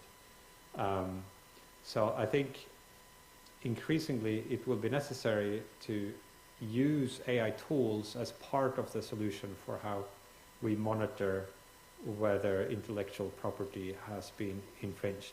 Now, I should stress that this is a very fast-moving field, and I don't think it's feasible today to come up with a complete and final solution to how to deal with this. This will be something that will require ongoing attention and continuous adjustment, and keeping close tabs on how the field develops, and then try to come up with some sort of sensible responses around that. And with that, I'll leave it for you to figure out how to do all of these things. Thank you.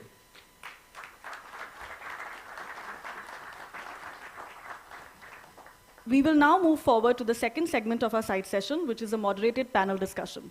This panel aims to thoroughly examine and address the intricate relationship and challenges found at the convergence of AI and IP. Moderated by Mr. Rahul Mathan, this panel will feature various experts, including Mr. Praveen Anand. I request you, sir, to kindly come up on stage. Mr. Abhishek Malhotra, Ms. Napinai, Dr. Maha, we will please know that we also have pre-recorded messages from our other speakers. Ms. Katya Lane, she's the founder of Talker AI. She's also an expert on innovation and commercialization working group GPay. Mr. Barry Scannell, consultant William Fry LLP, and Dr. Meera T. Sundarajan, who is a visiting professor at UC Davis Law School. Over to you, sir. Thank you. What a wonderful time to be alive. I'm not acting cool. These are the latest Meta Ray-Ban glasses. It has a camera, which means I can just take a photograph. You see the light flash? But actually more than this, you didn't see the light flash. See, this is a privacy violation. You should have seen the light flash. But more than this, what I can do is, hey Meta, and it will automatically record a video of you.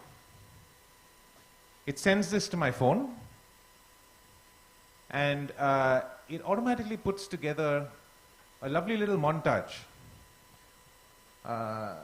entirely by the AI.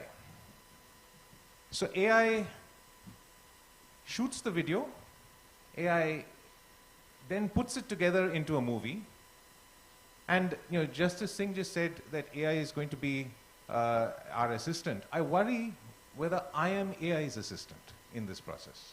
Because essentially, what am I doing other than carrying around a camera for the AI to make a movie on? This is the world that we're in. And in this world, I wonder whether our existing laws of intellectual property have fully understood what it is going to face. We have a wonderful panel today. I think the timing couldn't have been better. The EU government came to an agreement on the AI Act. Even though the AI Act has got many elements, we have speakers from around the world and in India who will cover a number of relevant issues with regard to how it will have an impact on us. And I want to call up first our speakers who've recorded video messages. Katya, who will actually give us a sort of a broad overview of how the AI Act now impinges on the way we're thinking about AI. Addressing you on the pivotal intersection of artificial intelligence and intellectual property at this summit. Today I bring together insights from the two key perspectives to shed light on the evolving discourse surrounding AI, copyright, and the regulatory landscape. I would like to start with a listing of ethical considerations for granting moral rights to AI-generated works in comparison to human-created works.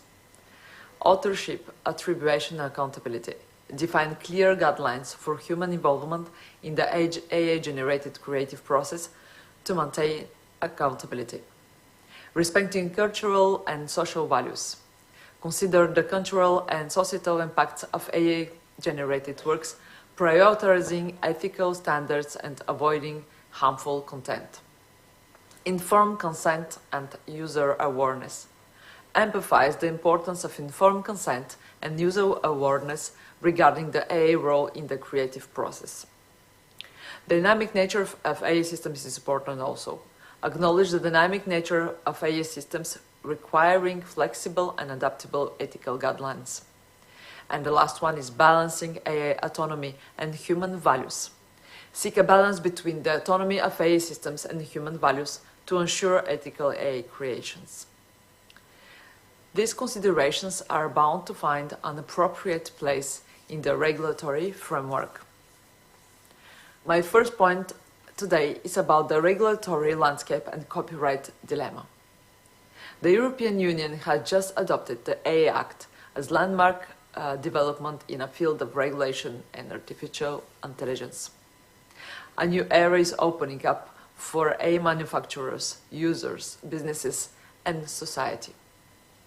Some stakeholders express concerns about its potential implications for intellectual property, particularly copyright. The AI commendable risk-based approach aims to ensure the safety and trustworthiness of AI systems, primarily those categorized as high risk. However, as expressed by industry professionals, worries exist about the adequacy of this regulatory framework in addressing the intricate relationship between AI and copyright. The complexity of this issue extends across legal, economic, and societal dimensions, necessitating an expert-driven dialogue among rights holders, AI professionals, researchers, citizens, and other stakeholders. My second point is about balancing innovation and culture. On one side of this multi-phase debate lies the call for careful consideration before rushing into regulations. The recent amendment to AI's copyright directive in 2019 showcased a responsible legal system, introducing the right of opposition for rights holders in light of technological advancement, including algorithm training. This underscores the effectiveness of existing frameworks, advocating for a prudent approach to allow established regulations to produce their intended effects. Acknowledging the symbiotic relationship between AI and creativity, we, as digital stakeholders, extend an invitation to the cultural sphere, governmental bodies, and AI actors to collaboratively explore and build consensus together. And my third point is about the interplay of AI, copyright, and datasets. In the ongoing efforts to regulate AI, the question of copyright within training datasets surfaces as a crucial yet often overlooked aspect. The ownership and usage rights of data used to train AI models must be carefully examined, presenting an additional layer of complexity of the broader discussion. As we traverse this uncharted territory, the implication of AI innovation, especially in generative AI, demand careful consideration. The European AI Act risk-based approach is deemed pertinent, but concerns linger about its suitability for addressing the nuanced relationship between AI and copyright. In conclusion, the key words are quality and accessibility of data for AI actors. While we navigate the complexity of AI and intellectual property, let us not lose sight of a critical factor for the actors in the landscape: the quality and accessibility of data. The success of AI innovation hinges in the availability of diverse high-quality datasets, striking a balance between protecting intellectual property and fostering innovation requires not only thoughtful regulation, but also a commitment to ensuring equitable access to data. As we move forward, let us collectively work towards a regulatory framework that encourages innovation, safeguards intellectual property, and promotes the responsible use of AI. Thank you very much, and have a nice summit. I'd now like to do the video from Mira. Mira, I think, is a professor in Stanford, but she actually takes some of this video and goes into a little more detail, which is what are the implications of the concept of moral rights on regulating intellectual property in AI.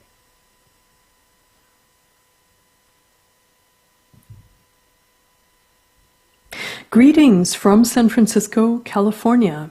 I am Mira T. Sundararajan, and it gives me great pleasure to have this opportunity to address the meeting today. Thank you very much to the organizers for inviting me. I would like to pull up a few slides to accompany this brief presentation. And as I'm introducing myself, I'd like to say that it is especially gratifying to be able to speak to you in India in the week of December 11th, which is a historically and culturally important day.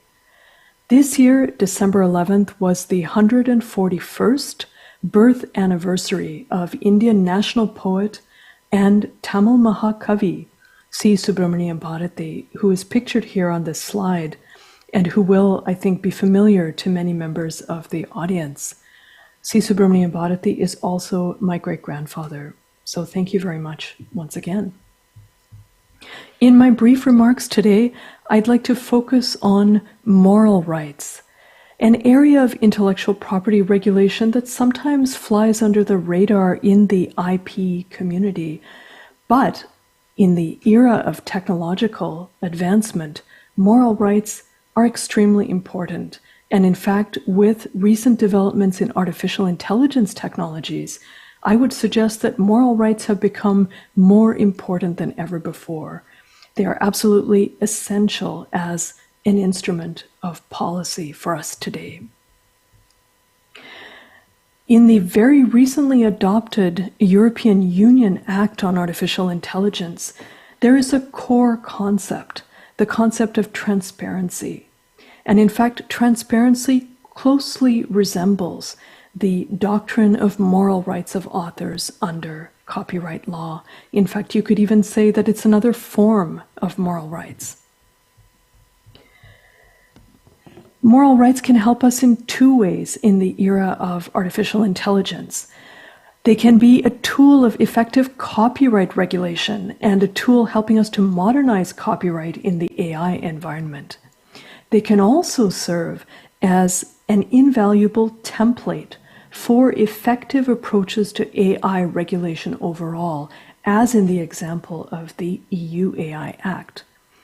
Policymakers, I would suggest, should explore foundational concepts such as disclosure or consent, attribution or credit, and integrity, drawn from the doctrine of moral rights of the author for the benefit of artificial intelligence regulation. The moral rights that are protected, what do they involve? The right of disclosure is the author's right to publish a work or to keep that work private. It is the author's right to be credited, attributed as the creator of their own work. It is the author's right to protect the integrity of the work, to prevent it from being harmed, mutilated, or destroyed.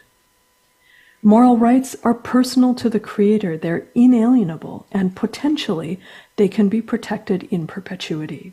They're fundamental to copyright laws everywhere. Notably in India, under Section 57 of the Indian Copyright Act, moral rights receive extensive and sophisticated protection. In Europe, all European countries recognize extended schemes for moral rights protection, and France and Germany can both lay claim to being the country of origin, the culture of origin of the moral rights of authors.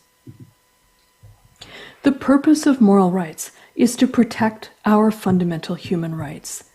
rights arising directly out of our human creativity. Moral rights and copyright, it is worth remembering, are both protected in international human rights instruments as well as copyright laws. But there's also a public interest rationale behind moral rights, which we must always keep in focus, that the goal of moral rights is to protect the cultural heritage that ultimately belongs to the public. Attribution and integrity rights protect historical truth. They protect facts and the integrity of all kinds of works embodying valuable human knowledge. Transparency, as I've said, is the core effective concept of regulation underlying the EU AI Act, and it is a concept that brings moral rights immediately to mind. The EU Artificial Intelligence Act is a risk-based approach seeking to protect members of the public from high-risk AI that can expose them to new kinds of vulnerabilities. What are the policy concerns that EU regulators have faced in this area? First of all, they have become concerned about the deception of the public and the accompanying degradation of knowledge, information, and culture due to the proliferation of false information, as well as the corruption of true information, all of which has incalculable social, educational, and political consequences.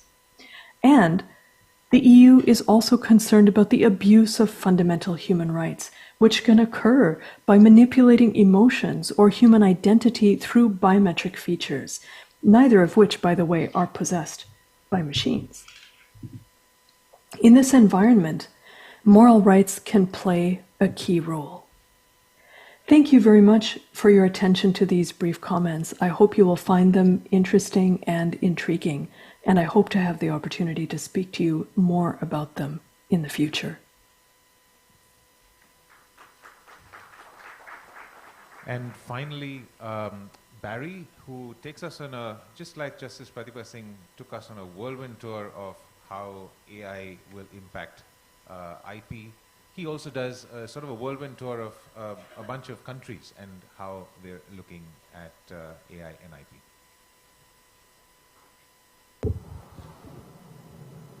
Hello everybody, my name is Barry Scannell. I'm a solicitor in William Fry, based in Dublin in Ireland. I specialise in artificial intelligence law. I'm a member of Ireland's AI Advisory Council, and I'm delighted to be able to speak to you today and absolutely heartbroken that I'm not able to be there with you in person in New Delhi.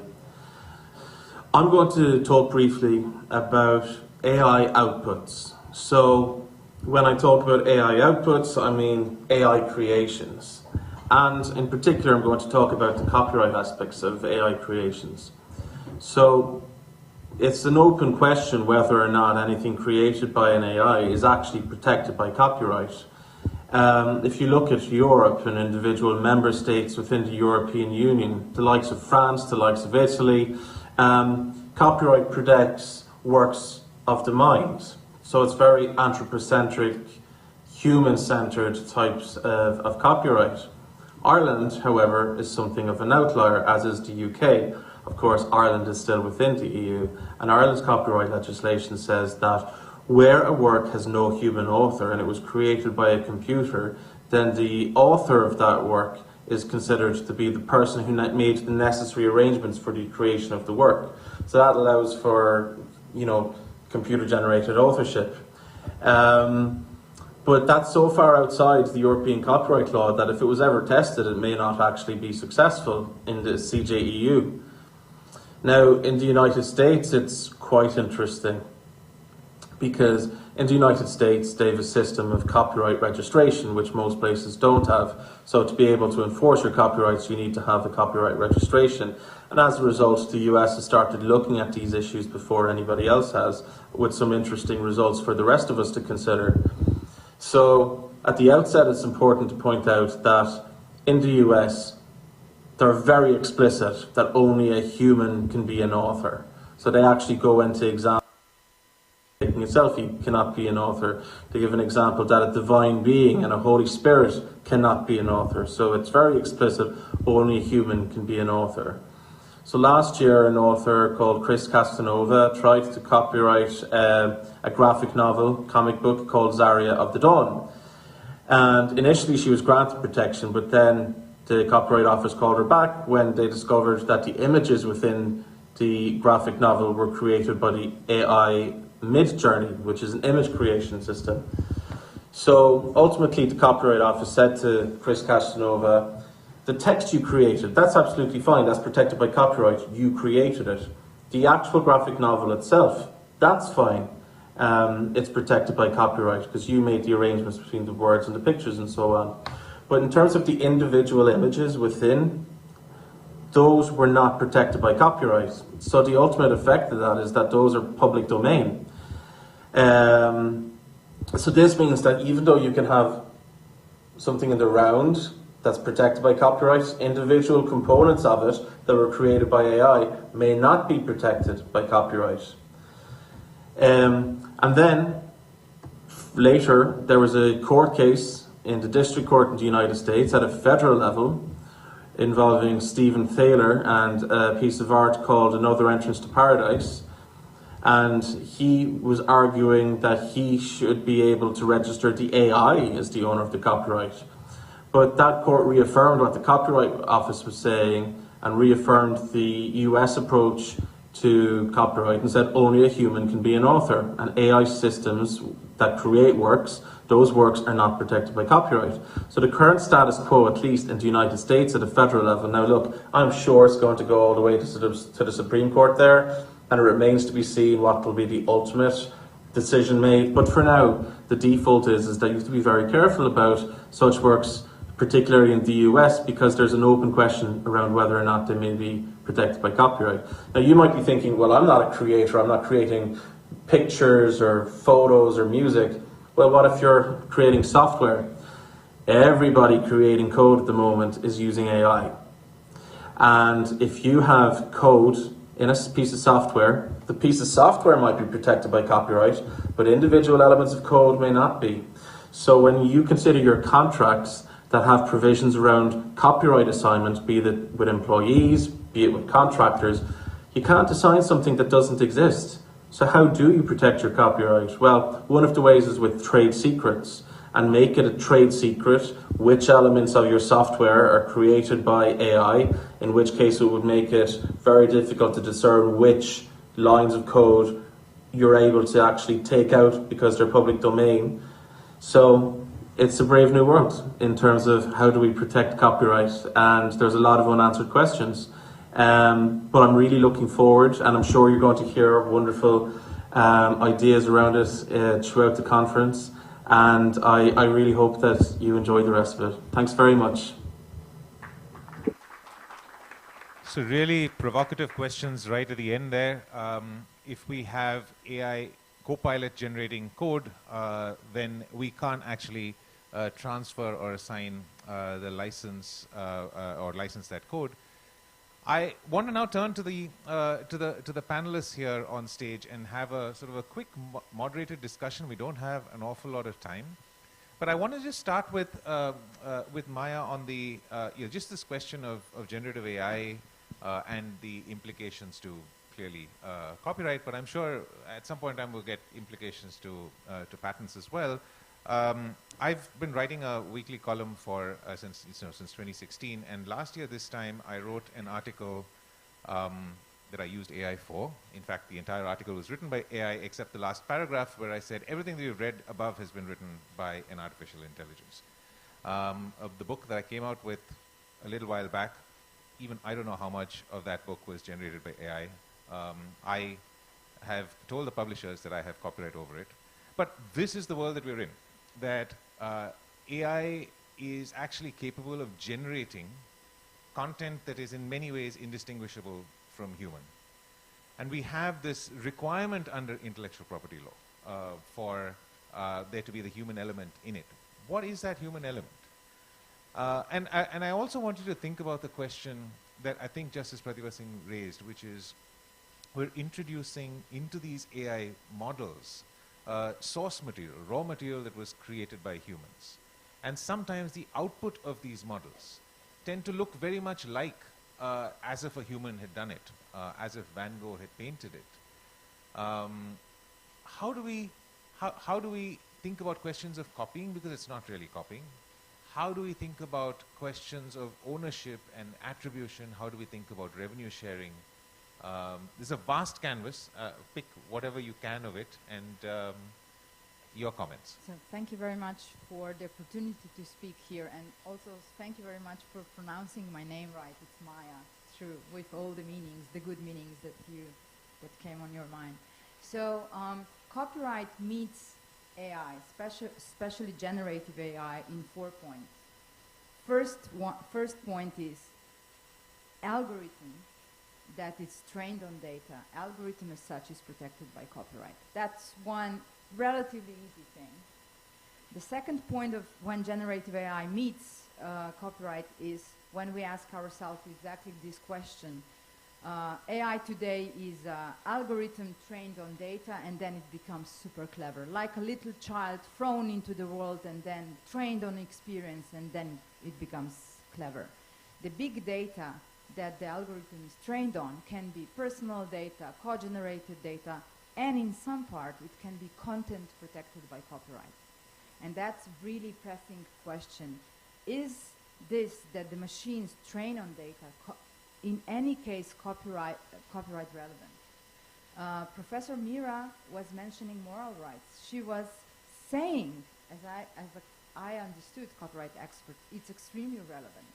But well, first we need to understand whether when machines train on the content, is this really copyright relevant act? Is it more like reading? So US courts are answering these questions right now. In Japan, they say it has nothing to do with copyright. It's allowed. In Europe, we have system of 2 exceptions for research and for others. And so this is question that will be answered probably by US court. And it's pressing. I personally think that copyright is not there to cash out every single use. Maybe machines just read and learn. Maybe machines do not copy, and that's why they need to pay to copyright holders. In Europe, we have very good system of 2 exceptions. I'm available to go deeper for everyone who's interested into this question. So this question, whether when machines are trained on data and that data may be protected by its content by copyright, it's the second thing that is relevant. The third thing is when generative AI spits out results as that column that it spitted out for you, whether the authors that offered, well, not offered, when machine was trained on this data, when those right holders have any interest in that column as well. It's question of derivative work, even more difficult. More difficult question probably if your column would be very, very similar to another column of another author, maybe the answer would be more straightforward. But of course, you open another question with it, which is not a copyright, plagiarism. Is it fair that you say, I did this great column, it is absolutely necessary to behave like you did, to be transparent, and you said, I use this great tool. It's important also to tell the students in school, you need to learn how to use this technology, but you need to be transparent that you're using the technology. But let's leave this as a side. The final thing is, question, when AI will be sentient, when it will have conscience, when it will have personality, and today it doesn't have. Today is just a powerful tool. When in this case, whether AI will be granted copyright protection or not. So far, it's no in many jurisdictions. In Chinese court this year said yes. So but otherwise in European legislation, in US doctrine, the physical person, the human needs to be created. And I will finish now. To do good AI, we need good data. And it's also important to explain to people that we need good data for good AI. And if people will understand, then also many barriers to adopt AI will be easier to overreach. So although copyright is an extremely powerful tool, it should not put AI on its knees, but we need to take it in consideration. Entertainment industry should not control the production of AI. That's very important to say here as well. We should recognize in justified cases moral rights and or IP. But the final point is IP, copyright, is not meant to be there for itself. It's here to support the progress of society. So we need to see what we want to achieve, and then we want to balance the IP system to achieve that goal. So we should not worry whether IP laws are okay with AI. We should worry whether IP laws are okay for society to achieve the goals that we want. Thank you. And Napan, I'm going to come to you in a bit, but I just want to ask you, Maya, just one redirect and make the answer really quick. I think generative AI and art. So if Midjourney generates an image in the style of Van Gogh, I don't really care. Van Gogh is dead. He's not going to claim copyright. But there are young, struggling artists whose work is now ingested into AI, and AI is generating images in the style of those artists.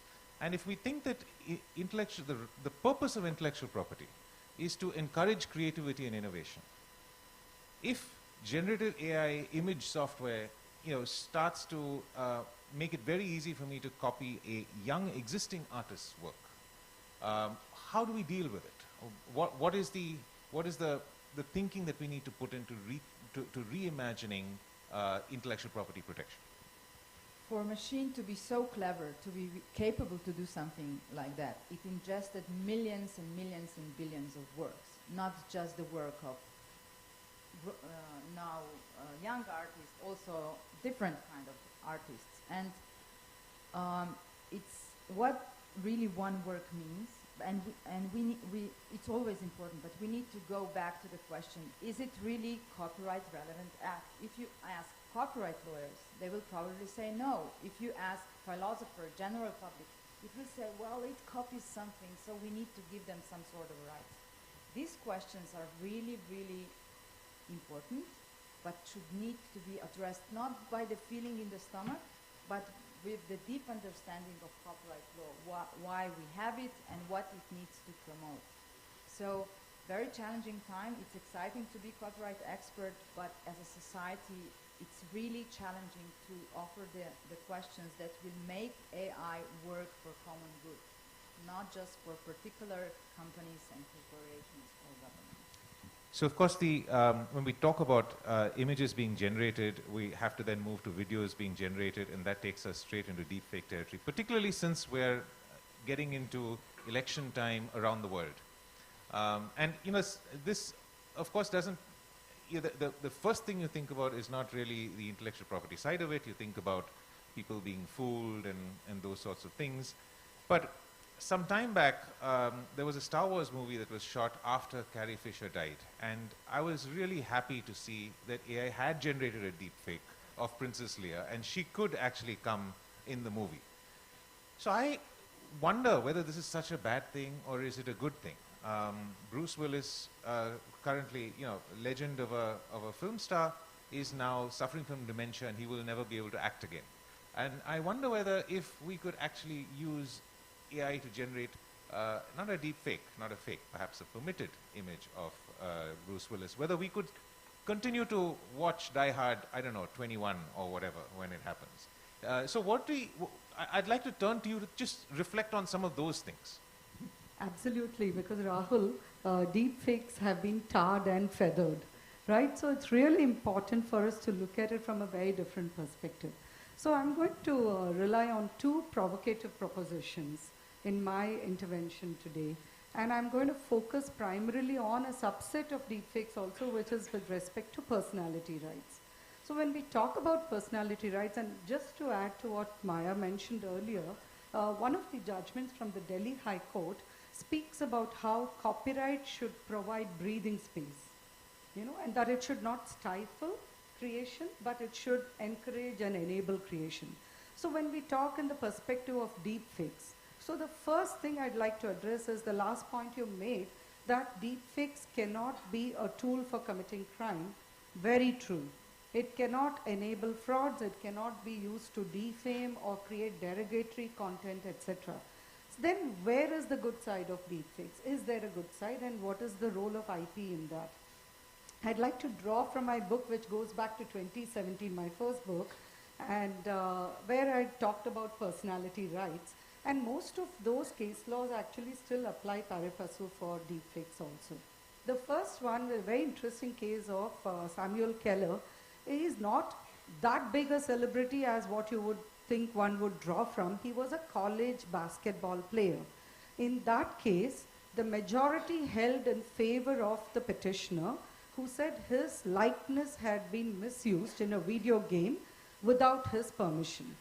And the court held no, even though it may just be a likeness and an animated one, you still needed to take permission when it can be directly correlated to the person.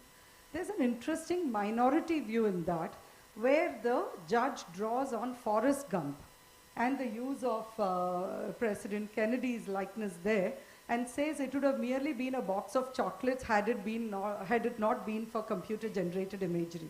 So when we talk about use of CGI, or whichever name we want to give it as deepfakes or otherwise, the first issue that comes up is it can have a positive role also, not just in entertainment, but also in terms of various other uses, including education, healthcare, etc. So moving forward, or rather I would say I'll just step back a little bit to the Otto Shankar case, or what is reported as R. Rajagopal versus State, which was affirmed in the 9-judge Puttaswamy judgment, where a murder convict's right to his story being told only with his consent was upheld. Even though the story was laudatory, the court said it doesn't matter, you still needed consent. So then where does this construct of fair use come in? And that's the first provocative question I pose. Do deepfakes have a fair use exception or a defense? So you already have a lot of case laws which have evolved from the US, where case by case, the proposition has been applied to say a particular kind of CGI, depending on the mode and manner of its usage, is permissible. So on an aside again, not necessarily CGI, but using of likeness, and because it's an interesting case to draw on, is the Lady Gaga case, where they created the Moshi monster of Lady Gugu, and she could not defend that on the basis that it was her likeness and a very common similarity in the name. But she was able to stop on the basis of her music being used for, along with this animation. So when we talk of various other celebrities who have gone both ways, one way where deep fakes have been dealt with is through use of copyright laws. So the first part of it is in terms of taking the defense of fair use to a limited extent, to that extent where you could probably either go on the basis of consent or licensing, or a direct fair use defense where it is that you say that to this extent of purpose and usage, it is permissible. Where it crosses the line is where the courts say that you cannot do it. And one of the most recent takedowns is of Kim Kardashian's deepfake, where she was able to uphold the takedown on the basis of copyright, the Digital Millennium Copyright Act. And that's a very inventive way of using the Copyright Act, I would say, with respect to deepfakes. The second provocative suggestion I'd like to put forth, and it kind of ties in with what you raised earlier, is on do transformative or derivative works give a defense for deepfakes. So you talked about derivative works per se, but if you apply it to deepfakes, and that would primarily impact manipulated content.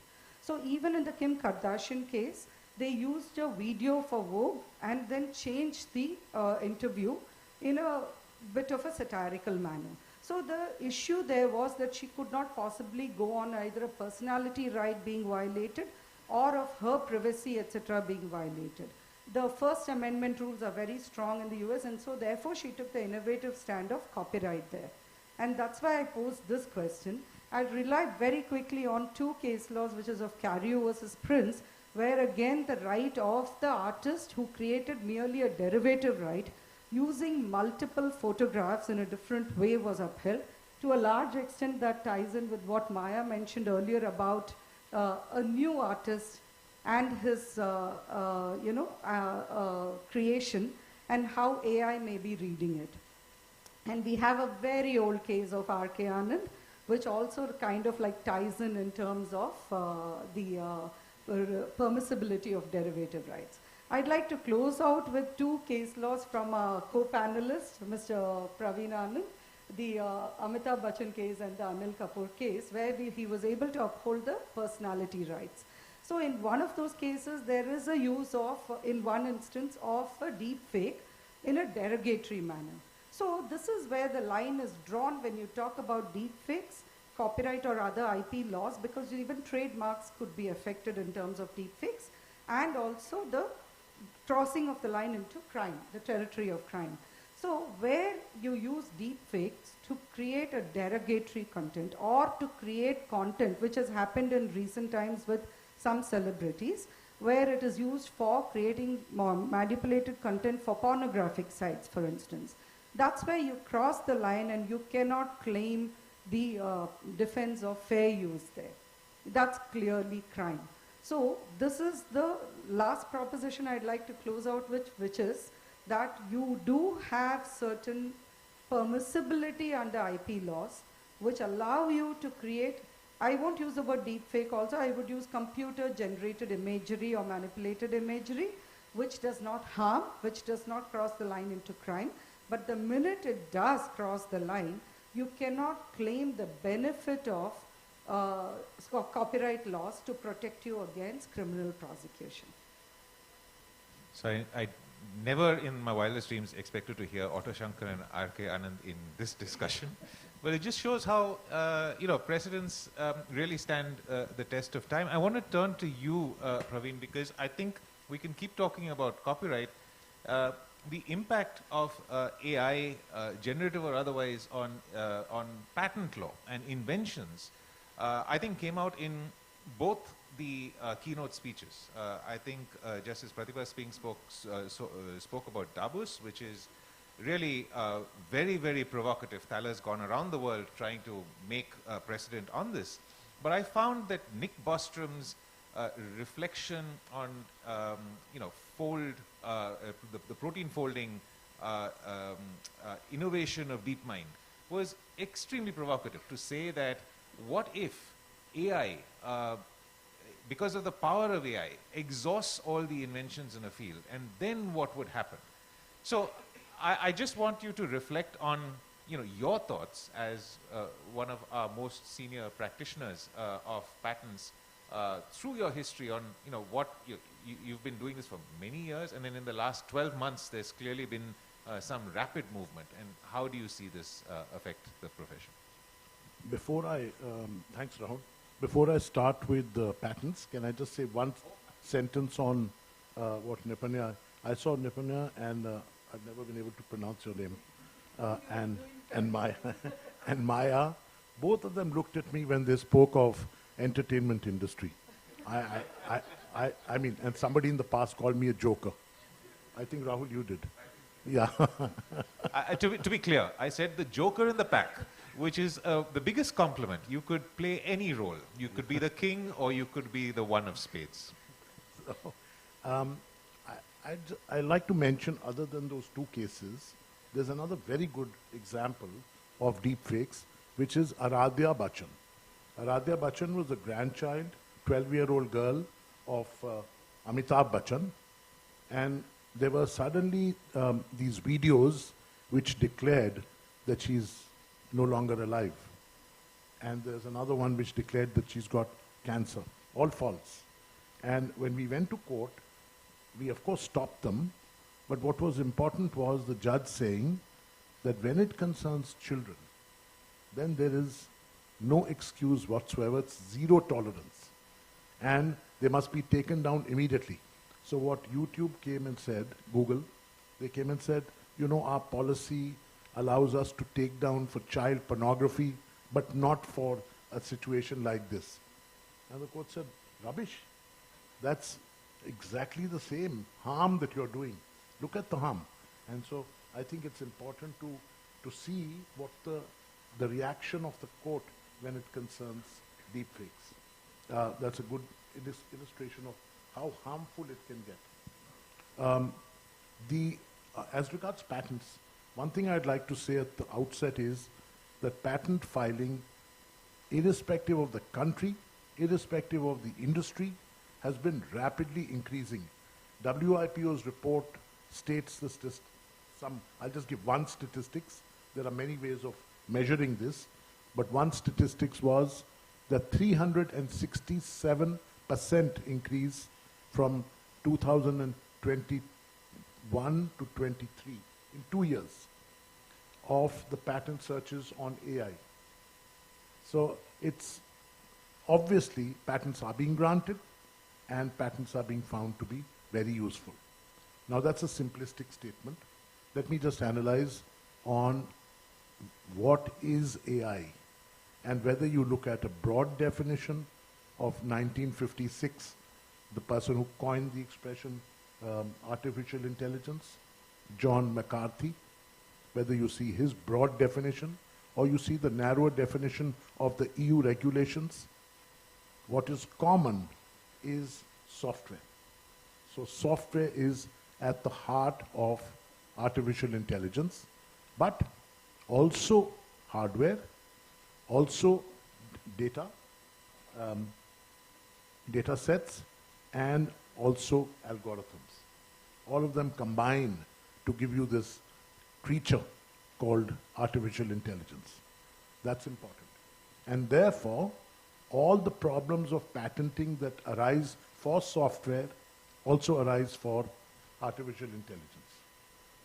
So, first and foremost, everybody's spoken about can AI be an inventor? And DABUS is a great example of 2 patents that were made by the artificial intelligence tool called DABUS. Stephen Thaler tried to get patents, was refused in many countries, but some of the countries came out with slightly different angles, even while refusing the patent. For example, Australia. Australia said that you could call the owner of the machine the inventor, or you could call the author of the software the inventor, or the person who owned the source code the inventor, or as a fourth example, the person who input data the inventor. So the Australian Federal Court came up with this suggestion. USA, UK, the appeal is still pending in UK before the Supreme Court. They mostly refused in many, many countries, including India. I heard Justice Pratibha Singh say that the Indian app, something is still pending.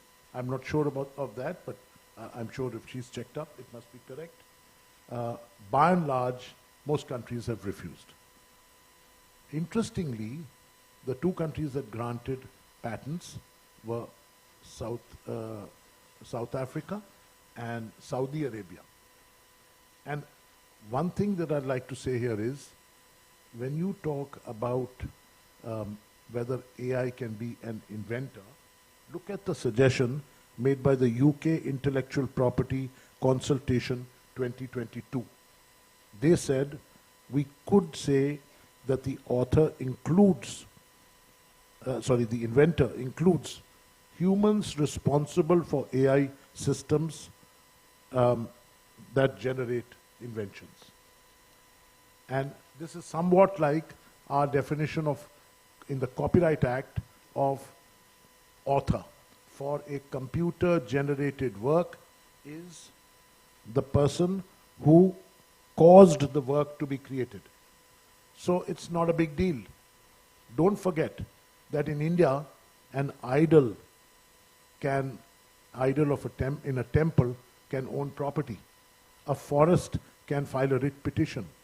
An animal can file a writ petition. They were all considered because according to our philosophy, everything has life. It's not the biological aspect alone. We spiritually believe that even when you exit a room from a hotel, you thank the room for allowing you to stay in it, or you thank the road for allowing you to walk on it. So, I mean, perhaps at some future point of time, a court might consider a machine that generates work to be a person, interpreting person in a very liberal sort of way. That's one thought. Then let me come to the patentability issues of AI. Those are very interesting. So one of the major hurdles is Section 3K of our Act, which, like many countries, says prohibits software per se from being patentable. Now that, if you see a lot of AI-generated inventions being the subject of telecom, and companies like Nokia or InterDigital or Ericsson or Qualcomm, all of them have patents for AI-generated inventions. And how do they get them? Because they are able to establish that there is a technical problem which has a technical solution and a technical effect. And so something useful. It's not just use of plain software on a plain computer. You have altered the computer's working. You have achieved a useful result for man, either by way of speed or energy saving, reducing latency, or some such thing. That advantage that you've given is, if it is technical, not commercial, not financial, not legal, not ethical or aesthetic, if it is technical. And what is technical? Technical is when you solve the problem created by nature. Non-technical, when you solve the problem created by man. It's a very fundamental difference. So that deserves a patent. So a lot of patents are being granted, overcoming 3K. One more problem. Person of ordinary skill in the art. A person of ordinary skill in the art is a fictional person who reads everything in the world, but does not have intelligence. Is a person, well, it's not an inventor. It doesn't have that high level. Person of ordinary skill in the art. It's like a 10 to 5 worker. And from his eyes, you're supposed to see the prior art and assess whether the invention has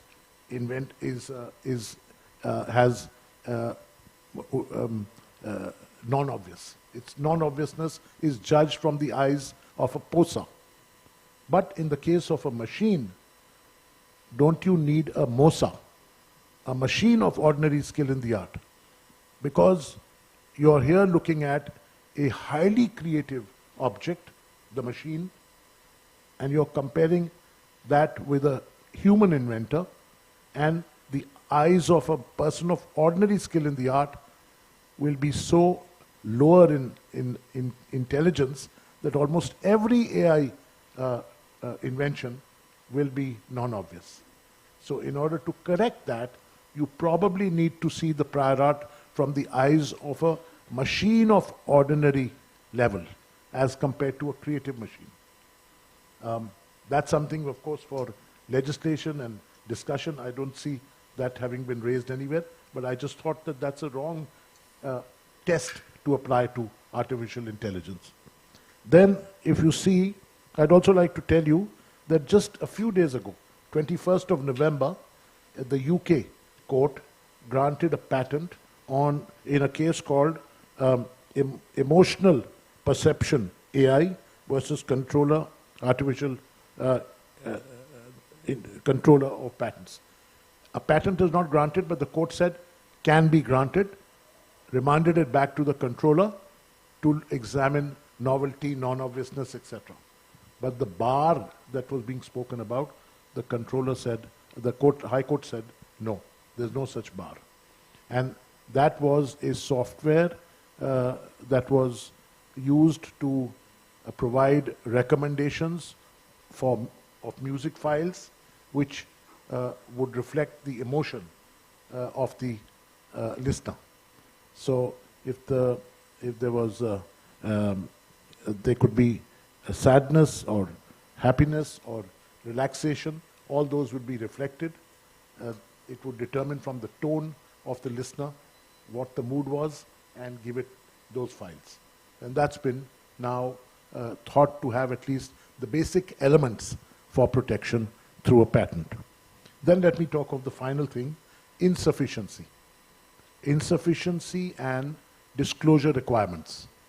Normally, when you have a machine which is constantly learning, what's in the black box is changing all the time. So have you as an applicant disclosed the enough, or if it alters with time, then is the statements made in the complete specification insufficient? Because that's a very interesting question, because here is not a static invention. It's an invention that is dynamic, where because of machine learning, it keeps changing. The more data you feed in, the more it learns. And that's the reason why insufficiency could also pose as a problem.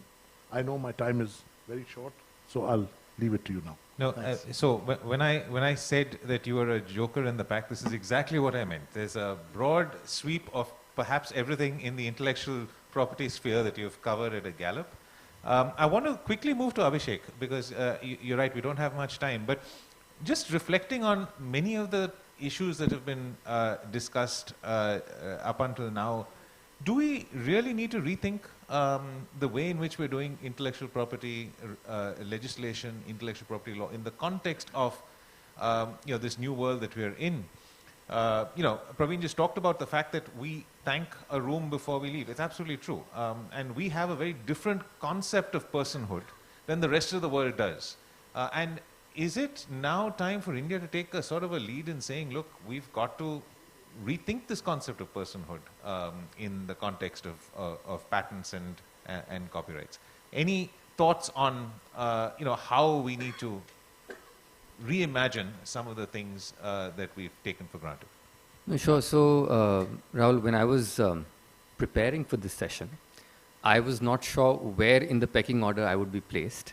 So I had got the basics in place, but I was going to fine-tune that depending upon what part of the intervention I was going to come in. So it's very fortuitous that I'm at the end, and you're asking me to make this summary in light of whatever comments have been made, because I think perhaps what I've prepared may come in handy for me. I will, take some snippets from whatever we've spoken about and try and weave it into the narrative that I wanted to discuss. It's interesting that among the right of publicity cases and the personality cases that Navin and I spoke about, of course, in the context of deepfakes, etc., in I think 2000 or 2001, there were a spate of these 2 or 3 cases in the Ninth Circuit, which involved a supposed likeness of this TV presenter from a series in a television series on US television called Wheel of Fortune. And this lady's name was Vanna White. Of course, no one knew about her, or no one knew her as Vanna White till such time that the case came to the courts. And the case was filed against Samsung for advertising its product with a robot, and the robot spinning the wheel. The only piece of likeness was the pearl necklace that the robot is wearing.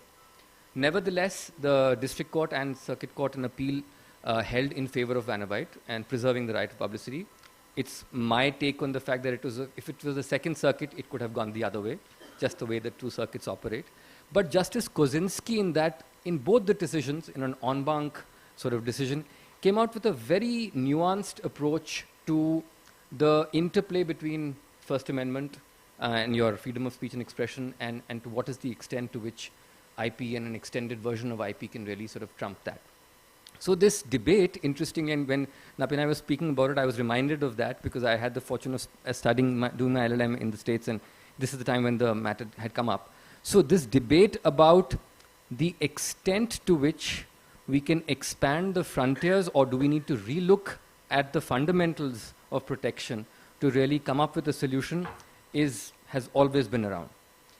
But, and now I sort of turn to what Maya said. When we're looking at, from a policy standpoint, when we're looking at the question that you posed to me, do we need to do things differently? Do we need to have a relook at the entire narrative of intellectual property protection? Is there a need for us to move from a natural person to a legal person, a concept that is, of course, accepted in jurisprudence, to afford this protection? Then perhaps we need to go back to the two aspects that intellectual property rights were created to service.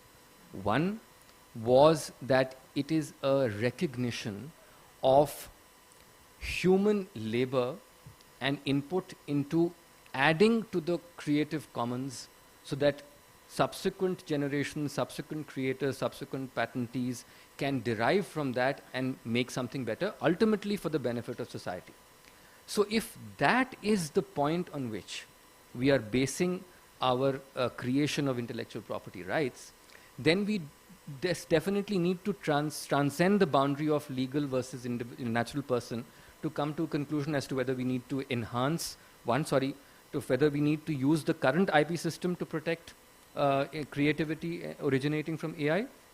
And if so, do there need to be differential standards between what is applicable to a natural person and what is applicable to an AI, something which Mr. Anand also sort of mentioned about the POSA and the MOSA. Now, my point is that let's look at, and when I'm looking at these debates in the technical sphere, I always try and go back to the brick and mortar world and say, what would I do in a similar situation in the brick and mortar world? The underlying premise of copyright is originality. And world over, of course, there are differential standards of originality, but it's typically something which is accepted pretty much all over the world. It should not be copied. As an individual human being, when I am creating a work, I am also ingesting, maybe much slower than an AI, maybe much slower than a computer, but I'm ingesting all the aspects of creative elements that I have gone through over the last, I'm sorry for disclosing my age, 48 years. So when and that's something which creates an impression upon me, and that's the Creative Commons that I'm relying upon to then come out with another creative element. So the ingestion that is happening to me is happening on account of my experience. The ingestion similarly that is happening for an AI is on account of its exposure to the LLMs. So therefore, similarity in terms of conceptual aspects of the fact that there is ingestion of certain existing material. The output, of course, in a human element, what is going on in my mind and brain, the doctors have still not been able to, scientists have still not been able to figure out the manner in which it works. But in terms of the creative output is something that is purely my expression. Ideas all around, I have ingested those and I have created my expression. Similarly, in the case of AI, there would be, of course, a question, a prompt which gets the AI to generate that content, and ultimately will be on the basis of whatever it is ingested and hopefully meet the threshold of originality. And right now I'm not going on to the aspect of whether or not what is available to that AI was licensed validly, etc. I'm still at the threshold of originality. So I don't see too much of a challenge in applying the existing principles to grant protection to the content that finally comes out in the creative realm. The second aspect and the more challenging aspect for all of us, and I think pretty much all over the world with DABUS, etc., is do we go beyond the realm of natural person to grant authorship or inventorship to a non-natural person? At least as far as what Mr. Anand mentioned in terms of computer-generated programs, and also in case of other derivative works, which is sound recordings and cinematograph films, authorship in case of sound recording cinematograph films, in fact, is recognized in a legal person, the sound recording company or the cinematograph film production company, so as to speak. So it's not as if we are bereft of any, precedents to be able to walk away from the confines of really identifying a natural person to be so. So I think, I could ramble on and on, but I think that really speaking, what we need to look at is not a completely different take on how to protect AI, but perhaps look at existing models, see what the challenges are, and maybe tweak them to have a differential level of threshold of originality, maybe have a differential level of protection, and perhaps the rights that flow from there, and to achieve what we, I think, want to achieve as a result. I think I have gone well over time, largely because we have a lunch break. So I just took the liberty of denying you lunch, but I can't do that anymore. As you can see, this is a subject is as wide as it is deep. We could go on for the whole day discussing this topic. The only thing I'd like to say in conclusion is just to go back to what Maya said, and she used the word when and not if, which gets me really worried, that when AI becomes sentient. And as lawyers, that's all I care about, because if we give AI authorship and if AI is going to have copyright and patent, all I care about is when AI can retain me to actually fight on behalf of AI in a court and defend its rights. And so Maya assured me that it is not an if, but it is a when. And so I think, lawyers, as Justice Pratibha Singh said, our jobs are secure because at this point in time, humans are engaging us, but in the future, AI will. Thank you very much. You've been a wonderful audience.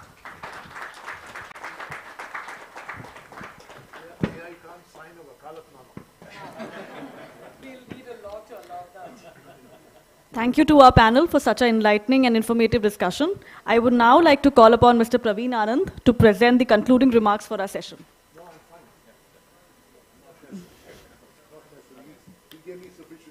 Okay. I extend a heartfelt vote of thanks to our esteemed panel for their invaluable contributions to today's discussion. Your insights and expertise have greatly enriched our understanding of the complex relationship between AI and IP.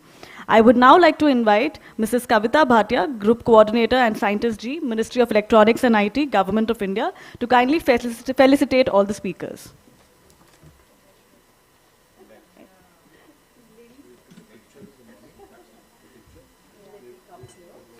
Ms. N.S. Napinai, Supreme Court Advocate and founder of Cybersathi.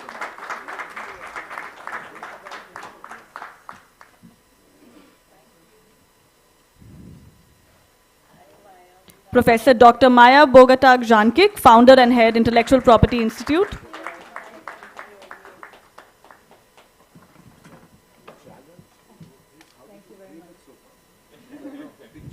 Mr. Praveen Anand, Managing Partner, Anand & Anand Law Firm.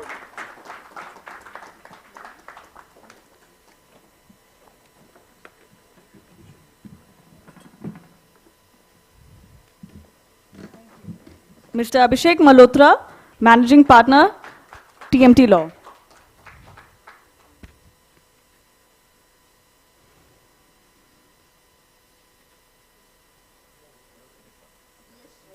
Mr. Rahul Mathan, Partner, Trilegal.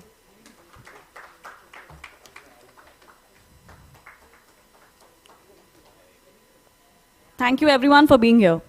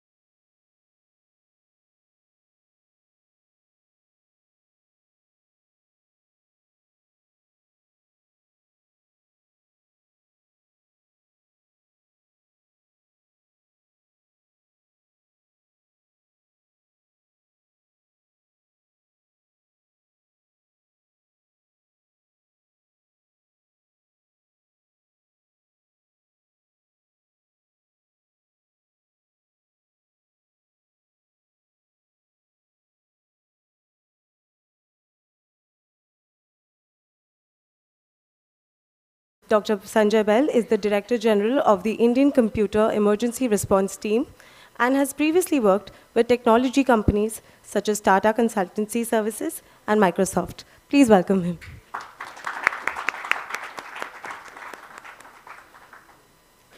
Next, I'd like to invite one of our keynote speakers, Mr. Rohit Chauhan. He's the Executive Vice President of Artificial Intelligence at MasterCard, where he has worked for over 17 years. He's responsible for establishing MasterCard as an AI powerhouse and leveraging and implementing AI at scale.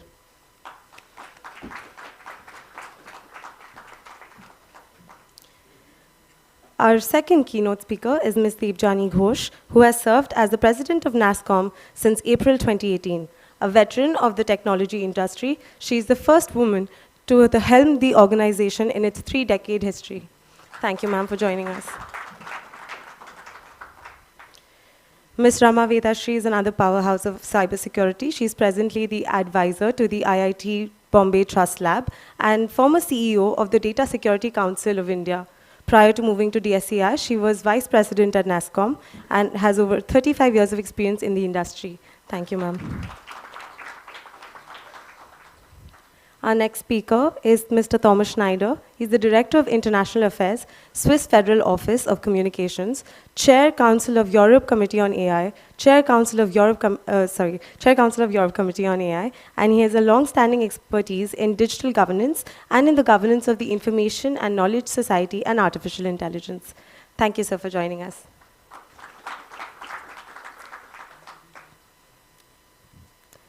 I'd like to now invite our next speaker, Mr. Sandeep Patel, who is the Managing Director of IBM India and South Asian region. He is responsible for all of IBM sales, marketing, services, and delivery operations in the region, including in Bangladesh, Nepal, and Sri Lanka. Thank you for joining us today, sir. My next speaker is Ms. Isabel Barbara, who is the co-founder of Write, a specialized consultancy firm based in the Netherlands, focusing on trustworthy AI, particularly in AI privacy and security risks. She is the author of an open source AI assessment tool, Plot4.ai, which is a comprehensive threat modeling library and methodology designed to assist organizations in constructing responsible AI systems. Ma'am, I request you to join us on the dais.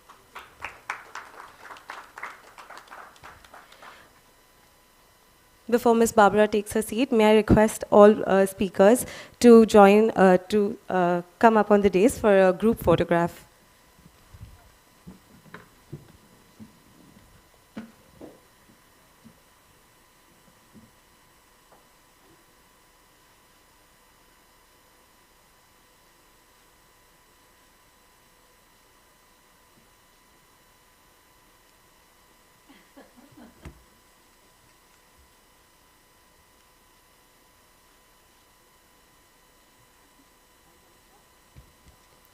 Thank you.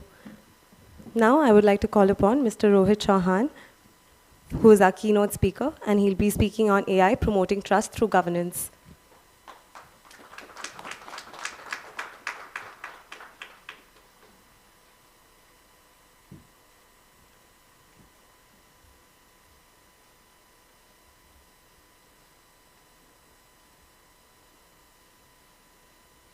Perfect. Thank you. So before, I have exactly 10 minutes that have been given to make this framing the problem and exactly how we are structuring the governance around this. What I really want to make sure that I want you all to see why governance is important, number one, and why we never spoke about governance when internet came on and when computers came on, but why are we speaking about governance when AI has taken center stage? Because without that understanding, the entire discussion, which is going to be main stage for many years to come, it will always be incomplete, because if you don't understand exactly what led, why is compliance governance so much needed? And the way I explain this is that in the 1980s, computers became mainstream. And when computers became mainstream, cost of arithmetic went down to 0.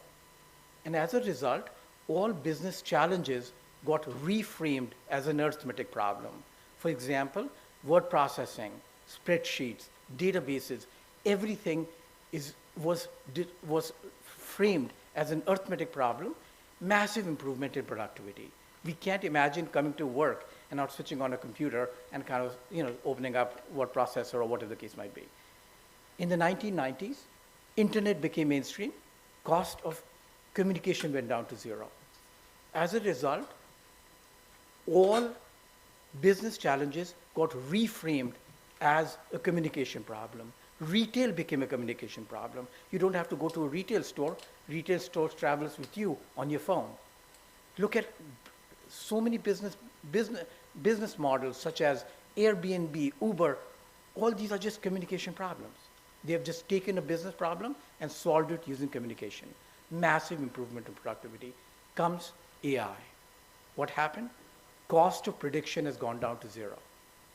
And now all business challenges are being reframed as a prediction problem. If driving a car can be reframed as a prediction problem, literally anything that we do can be reframed as a prediction problem. And hence, the impact of computers, impact of AI is going to be bigger than the impact of internet and bigger than the impact of computers as well. Massive. With that backdrop, and I'm assuming that everybody is in agreement that AI is here to stay and will make massive impact on our community and on the societies that we deal with, I want to spend like 30 seconds in explaining exactly how AI algorithms are built. To understand how AI algorithms are built, you have to first look at regular algorithms. How do regular algorithms work? You take the data and you put the algorithm and the output comes out. For example, I say, what is 2 plus 2? That's my data. And then I put the algorithm, which is the tables for 2, and the 4 pops out. And that's how most regular algorithms work. But in AI, what it was originally designed to do is that it was designed to codify a lot of knowledge that we have, but we have no ability to articulate. For example, I know Dr. Behl for the last maybe 4 or 5 years. I can recognize him in split second. But if somebody says, write an algorithm to recognize Dr. Behl, I'll never be able to write it. AI algorithms were designed to codify knowledge that we have, but do not have the ability to articulate. So the way AI algorithm works, you take this AI system, I give a lot of data, and I give the output, and it writes the algorithm. I give pictures of all of you all to this AI system, and I give pictures of Dr. Behl. It will write an algorithm to identify Dr. Behl. Now, what it does is that it allows us to codify labeled data, assuming that all of you are humans, and then I label Dr. Behl, and the algorithm comes out. The challenge is now that anywhere you have labeled data, you can build an algorithm. And the temptation to start automating as many things as we possibly can just because labeled data is available is an incredible opportunity, but an incredible threat, because if the data that has been collected is not collected in a holistic way, in a grounded way, which is not biased in any shape or form, then whatever inefficiencies existed in the past are going to get hardwired in this algorithm and will just make sure that it just becomes the new normal, which is not going to be an outcome that would benefit the society. We want all algorithms to be built in an inclusive way that benefits all, because this technology has to benefit not just the one that have higher access or more privileges, but it has to benefit everybody. So with that backdrop, at MasterCard, we have constructed a very robust governance structure. We want to make sure, you have to understand, MasterCard is a payment platform. It's a network. Trust is at the core of what we do. If individuals don't have trust in the payment ecosystem, then the commerce will come to a halt, and number of businesses will hurt, and society in general will have some major issues kind of coping up with that. And hence, MasterCard has built a AI governance ecosystem that is kind of anchored on building trust, not only with our cardholders, not only with the society, but with everybody, with every individuals that touches the payment ecosystem. The key principle, I said, is security and privacy. So we want to make sure that all the data that is collected and used is secure and private at all times. There's transparencies. Everybody has to know exactly how the data is getting used and where exactly the algorithms are being deployed. We'll take full accountability. If we're deploying it, we will be held accountable, and we know that, and we'll stand behind anything that we actually deploy. We would do whatever it takes to make sure that the algorithms are fair to every individual. When we are catching fraud, which is one of the biggest use case of AI within MasterCard, we make sure that we catch fraud for every individual across the globe in any country, any segment of the society. And that, we call it fair, because it's fair on every member who's on that platform.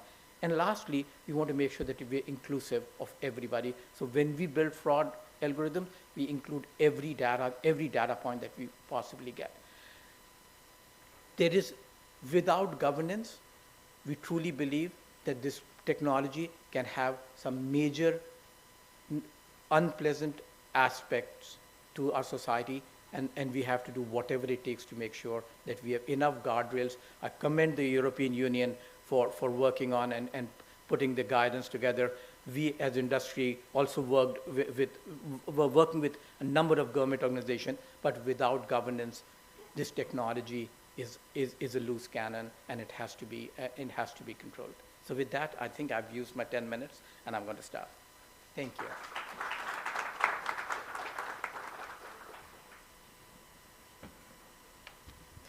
Thank you, Mr. Chauhan, for your address. May I now call upon Ms. Debjani Ghosh.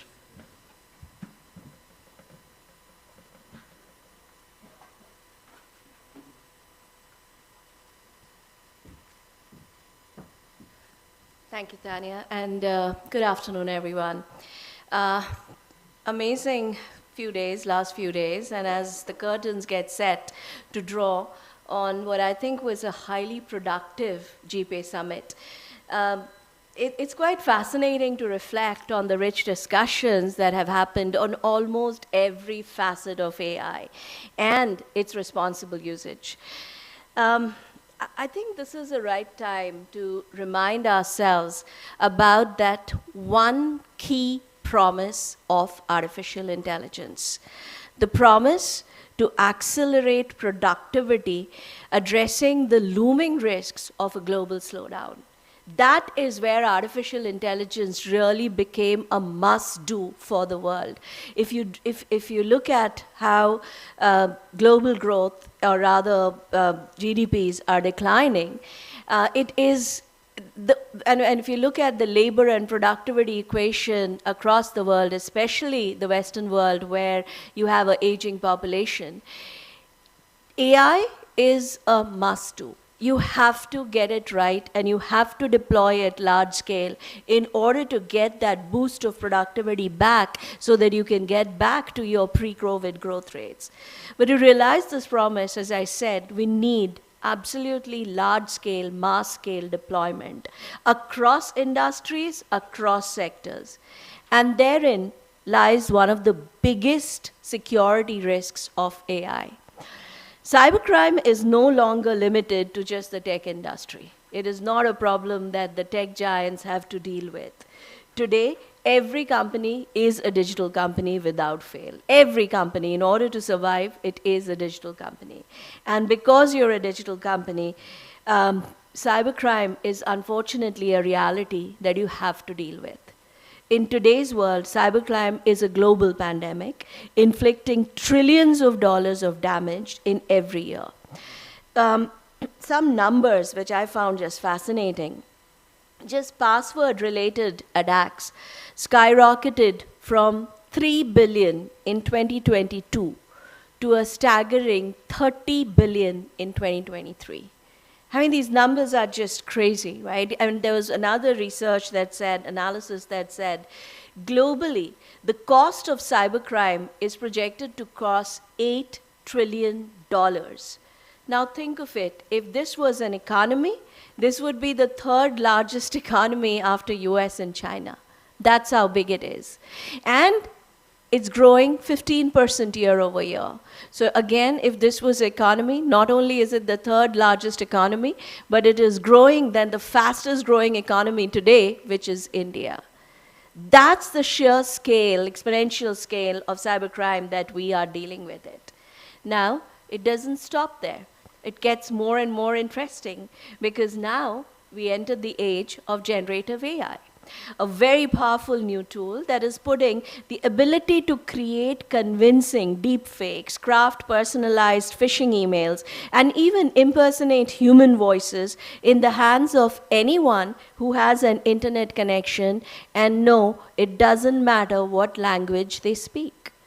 They can speak in whatever language, but thanks to the technology, they can converse in whatever language they choose to. Right? This is no longer just about outsmarting firewalls and antivirus software. We are facing adversaries who can manipulate our perception of reality. That's the world we are dealing with, and let that sink in for a minute. You know, one of the reports which came out very recently from, from Google Cloud Cybersecurity Forecast 2024 provides a very stern warning that generative AI and large language models will be used by cybercriminals to significantly enhance the effectiveness and scale of social engineering attacks in 2024. Almost proving the point, a recently published research analysis by Darktrace revealed a 135% increase in social engineering attacks using generative AI. That's the pace that we are dealing with. You know, to give an example, I think the recent attack against MGM Resorts, it sort of sent shockwaves across the industry and cost the company nearly $100 billion and shut down a large part of the operations of the company. This was a social engineering attack, where attackers manipulated the victim into performing certain actions by simply impersonating a person or people in an organization that the victim had a relationship with. In this case, all it took, if reports are to be believed, all it took was less than 10 minutes call where the hackers found an employee's information on LinkedIn and impersonated them a call to MGM's IT help desk to obtain, using the credentials of the employee, to obtain the credentials and access and to infect the system. That's how simple it was. And this is just the tip of the iceberg. Imagine you working on an IT desk and you receive a call from your boss. It sounds like your boss, speaks like your boss, tone, language, everything the same, and asks you to do something. You are going to do it. And that voice today, I was speaking to startups who are actually working on addressing deepfake problem. They said today all you need is 4 minutes of good voice quality voice data in order to be able to generate a pretty good quality of deepfake. 4 minutes of your and my voice, which is, I guess, all out there, right? That's all is needed. So this is what we are dealing with. And you know, somebody in the industry, an industry leader, beautifully summed it up by saying, Gen AI gives an asymmetric advantage to the attacker who can use it to quickly make sophisticated bots, more malware into a lot of different variations, thus making it much harder for the defender to guard against. Cyber defense for generative AI has unfortunately been the missing piece of the puzzle until now. This is something we have not paid a lot of attention to. But the good news is that AI is both the disease as well as the cure. Just like AI can be used for such nefarious purposes, it can also be used as our shield. Generative AI can be harnessed to create even more sophisticated defense systems capable of identifying threats faster, predicting behavior, and automatically deploying countermeasures. This is the future of cybersecurity. We have to bet machines on machines. We have to let the machines fight the machines. I think the humans alone trying to fight machines and capabilities of Gen AI, it's going to be a little difficult. We have to get the machines into this high-stake game of what we call digital chess. But here's a catch. Winning the game requires much more than just technology.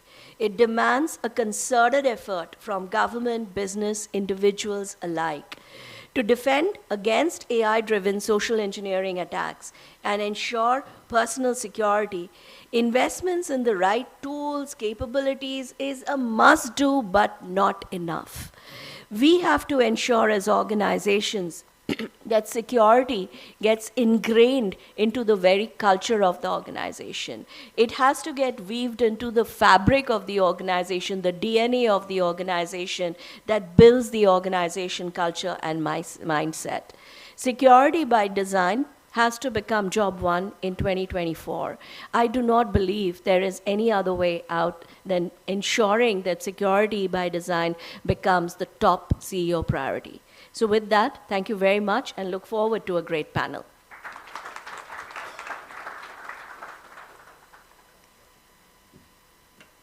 Thank you so much, ma'am. I would now like to call upon our moderator, Dr. Sanjay Bell, to share his welcome remarks and begin the panel discussion.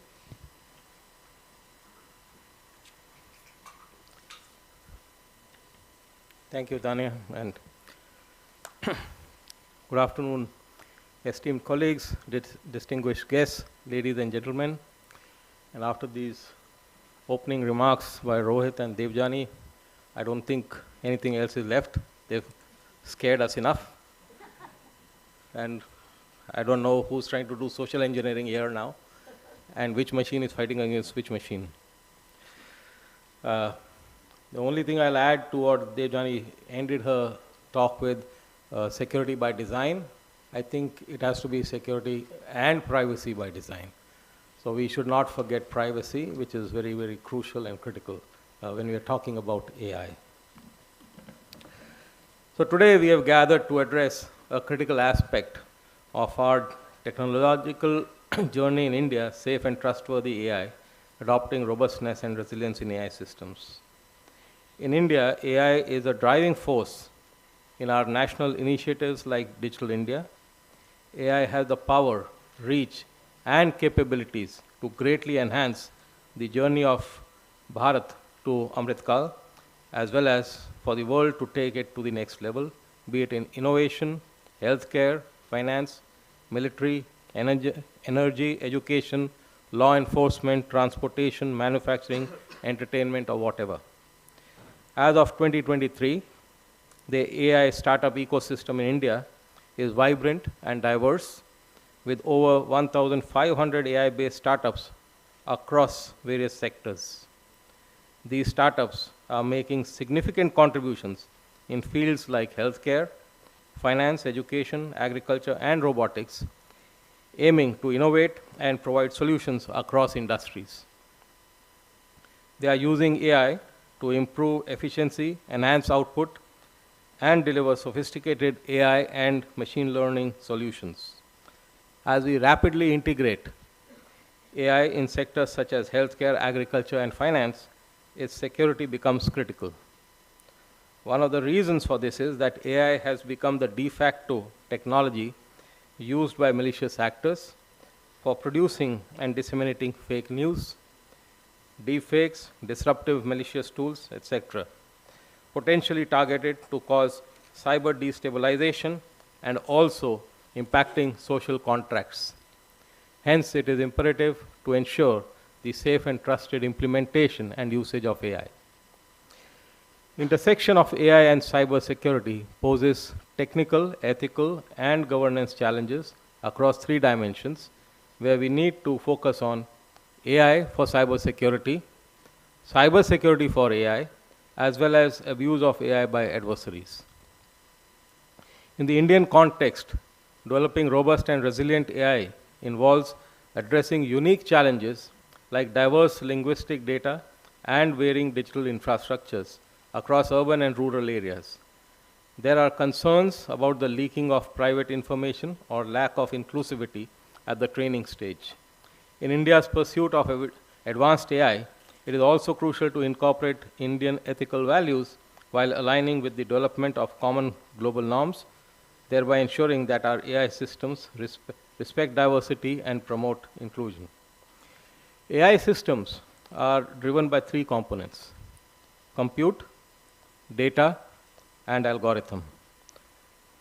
While McKinsey says that today we are seeing 127 IoT devices connected to the internet every second. So you can imagine the attack surface, how it is growing. And each of these three components, compute, data, and algorithms, need to be secured. Considering the specificities of AI, and in particular machine learning, and by adopting a broad view of cybersecurity, encompassing both the traditional confidentiality, integrity, availability paradigm, and the broader concept of AI trustworthiness, the Indian government, along with CERT-In, is at the forefront of creating policies that balance innovation with security and trustworthiness. CERT-In has initiated data science and machine learning-based applications in its operations, such as vulnerability landscape monitoring, sector-specific threat predictions, and audit quality assessments. Also, while handling incidents, it has come across cases involving AI-generated code for carrying out cyber incidents. The SAI has established an AI Security Incident Response Team, or AI CERT, similar to the CERTs and CSERTs, so as to help ensure the safe and effective development and use of AI, as well as analyze and respond to threats and security incidents emerging from advances in AI and machine learning. The MITRE Corporation recently developed Atlas, the adversarial threat landscape for AI systems, a knowledge base of adversary tactics and techniques such as data poisoning and attack on integrity of AI systems. These attack tactics are based on real-world attack observations, which highlight unique and evolving vulnerabilities. Each of these examples require collaboration, as was also highlighted by Devjani. India's journey towards a safe, secure, and trustworthy AI isn't just a technological quest, it is a collaborative mission involving academia, industry, and the public to build AI that embodies our national ethos of innovation and security. With that, I am going to now raise some questions to the esteemed panelists here.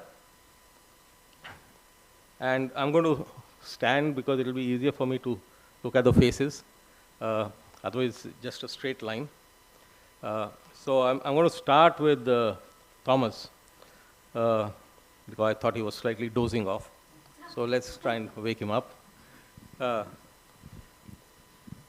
So Thomas, in your view, what role can government and regulatory bodies play in fostering a culture of trust and accountability in the development and deployment of AI? Yes, thank you, and welcome to you all. I'm honored to be here. Well, I think security and trustworthiness is a very broad area. There are technical aspects of it, there are social cultural aspects of it, and there are legal aspects that contribute. It depends on how you understand. And I think, let's say, a regulatory framework can contribute a lot by setting the right incentives so that all players behave in a way, the ones that produce systems, that they behave in a way that the systems they produce, that they are checked, that they are whatever you call safe and trustworthy, that those that deal with them, apply them, have the right education, have the right environment, are given the right means so that they use it in a proper way. And in the end, it's also up to the end users or those concerned that they have certain skills, that they know what this means, that you have this in the curricula of every person at school and at work and so on. And all of this together can be fostered by an intelligent regulation, but also, of course, knowing that this is a context-based situation. It's like I many times compare AI systems to engines because they have similar effects in terms of being a disruptive technology. They replace work that has been done before by people or animals in the case of some engines, in the case of some vehicles. And they have an accelerating effect, they have a scaling effect, and so on. And there is no one single law for engines. Engines are most of the time it's not even the engine that's regulated, but it's the vehicle or the machine that produces something. It's the people that use the engines, it's the infrastructure that the machines use. It is harmonized to the extent that it's necessary. It's not harmonized to the extent that a local culture actually is different from another one. And let me just give you one example, and I'll stop there for the moment. If you take road traffic, Italy and Switzerland are two neighbor countries in the middle of Europe. We have some differences of culture compared from outside, probably little, but still there's some differences of culture. If you take a mountain road from the Aosta Valley in Italy to the Valais in Switzerland, on the Italian side, the mountain road goes up to 205,000 meters. On the Italian side, you have a guard railing all along the way till the top. And then you are there, then you go down on the Swiss side, and the only thing you have that protects you from falling down 1,000 meters or more with your car is a small stone every 10 meters. So your car could easily slide between there. And then you think like, oh, how dangerous is it to drive in Switzerland compared to Italy? The question is, in which country do you have more accidents, more dead people, more injured people in traffic? It is Italy. Now, why? And one of the reasons that I thought of is that in Switzerland, we try to be very strict on some particular points. One is car safety. If you have to show your car to the test in Switzerland, this is the worst thing to do. Everybody is afraid because if there's a tiny drop of oil somewhere, it won't pass. In Italy, it's much easier to pass a car. They will not look like, yeah, okay, it's fine. That's one thing. I love Italians, by the way. Just also because they are not Swiss. The second point is, it is quite hard in Switzerland to get a driver's license. They control you very strict. They make you pass all kind of nasty exercises. It's very expensive. In Italy, you get this much easier. There's another point. And the third point is, in Italy, you have almost at every crossroads, you have speed limit signs. They go down to 10, but nobody cares. You just like, a little slower. In Switzerland, there are less speed limit signs. There are not that many controls, but the fines are very high. So you always think like, and the same with alcohol controls, you can have 0.5% alcohol, but if they catch you with more, you go to jail fairly quickly. So what I'm trying to say is we only hook on 3 points: strict control, technical control of cars, good education for drivers, and high fines in case you don't behave reasonably. And that makes people behave responsibly. That makes you know that you drive a safe car, so you don't have to regulate every road, every turn, and indicate people and protect people because the people and the car behave the way you expect them to behave. And this is just one example about how you can raise trustworthiness and safety with intelligent regulation, with trying to find out where are the points that you actually need to look into more closely. And you solve a number of problems maybe in a more efficient way without having to control people all the time. Whereas if you just regulate somewhere and you don't really care where, you go for easy things and maybe things that are not so painful in a particular moment, but then are painful throughout your life. Thank you. Excellent. So basically technical controls, capacity building or training, and high fines. And there's no need of much guardrails. We should have good stuff going on for AI then. And as rightly mentioned, there's no law for engines as such. So engines, I would take it as the train engines also across the globe. You don't have a single law which defines them. So I think that's an interesting aspect that one needs to look at. Rohit, since you had initially started your stuff, I just wanted to know what are your thoughts on the role of the private sector in promoting trustworthy AI in development and deployment? So I truly believe that the burden of building trustworthy AI is with the private sector, because it is the private sector that actually pushes the technology to the edges. All the innovation comes from the private sector, and I truly believe that the burden is on the private sector. So that's number one. Number two is that no matter how much governance is recommended, and it's great that it is being recommended, but the ultimate responsibility lies with the company building and deploying the AI models. Now you have to understand that AI is just an enabler.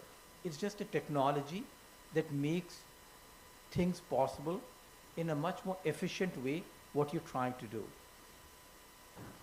And if in case your business model is absolutely rock solid and you believe in your business model, then AI is going to help accelerate, enable your business model in a much more efficient way.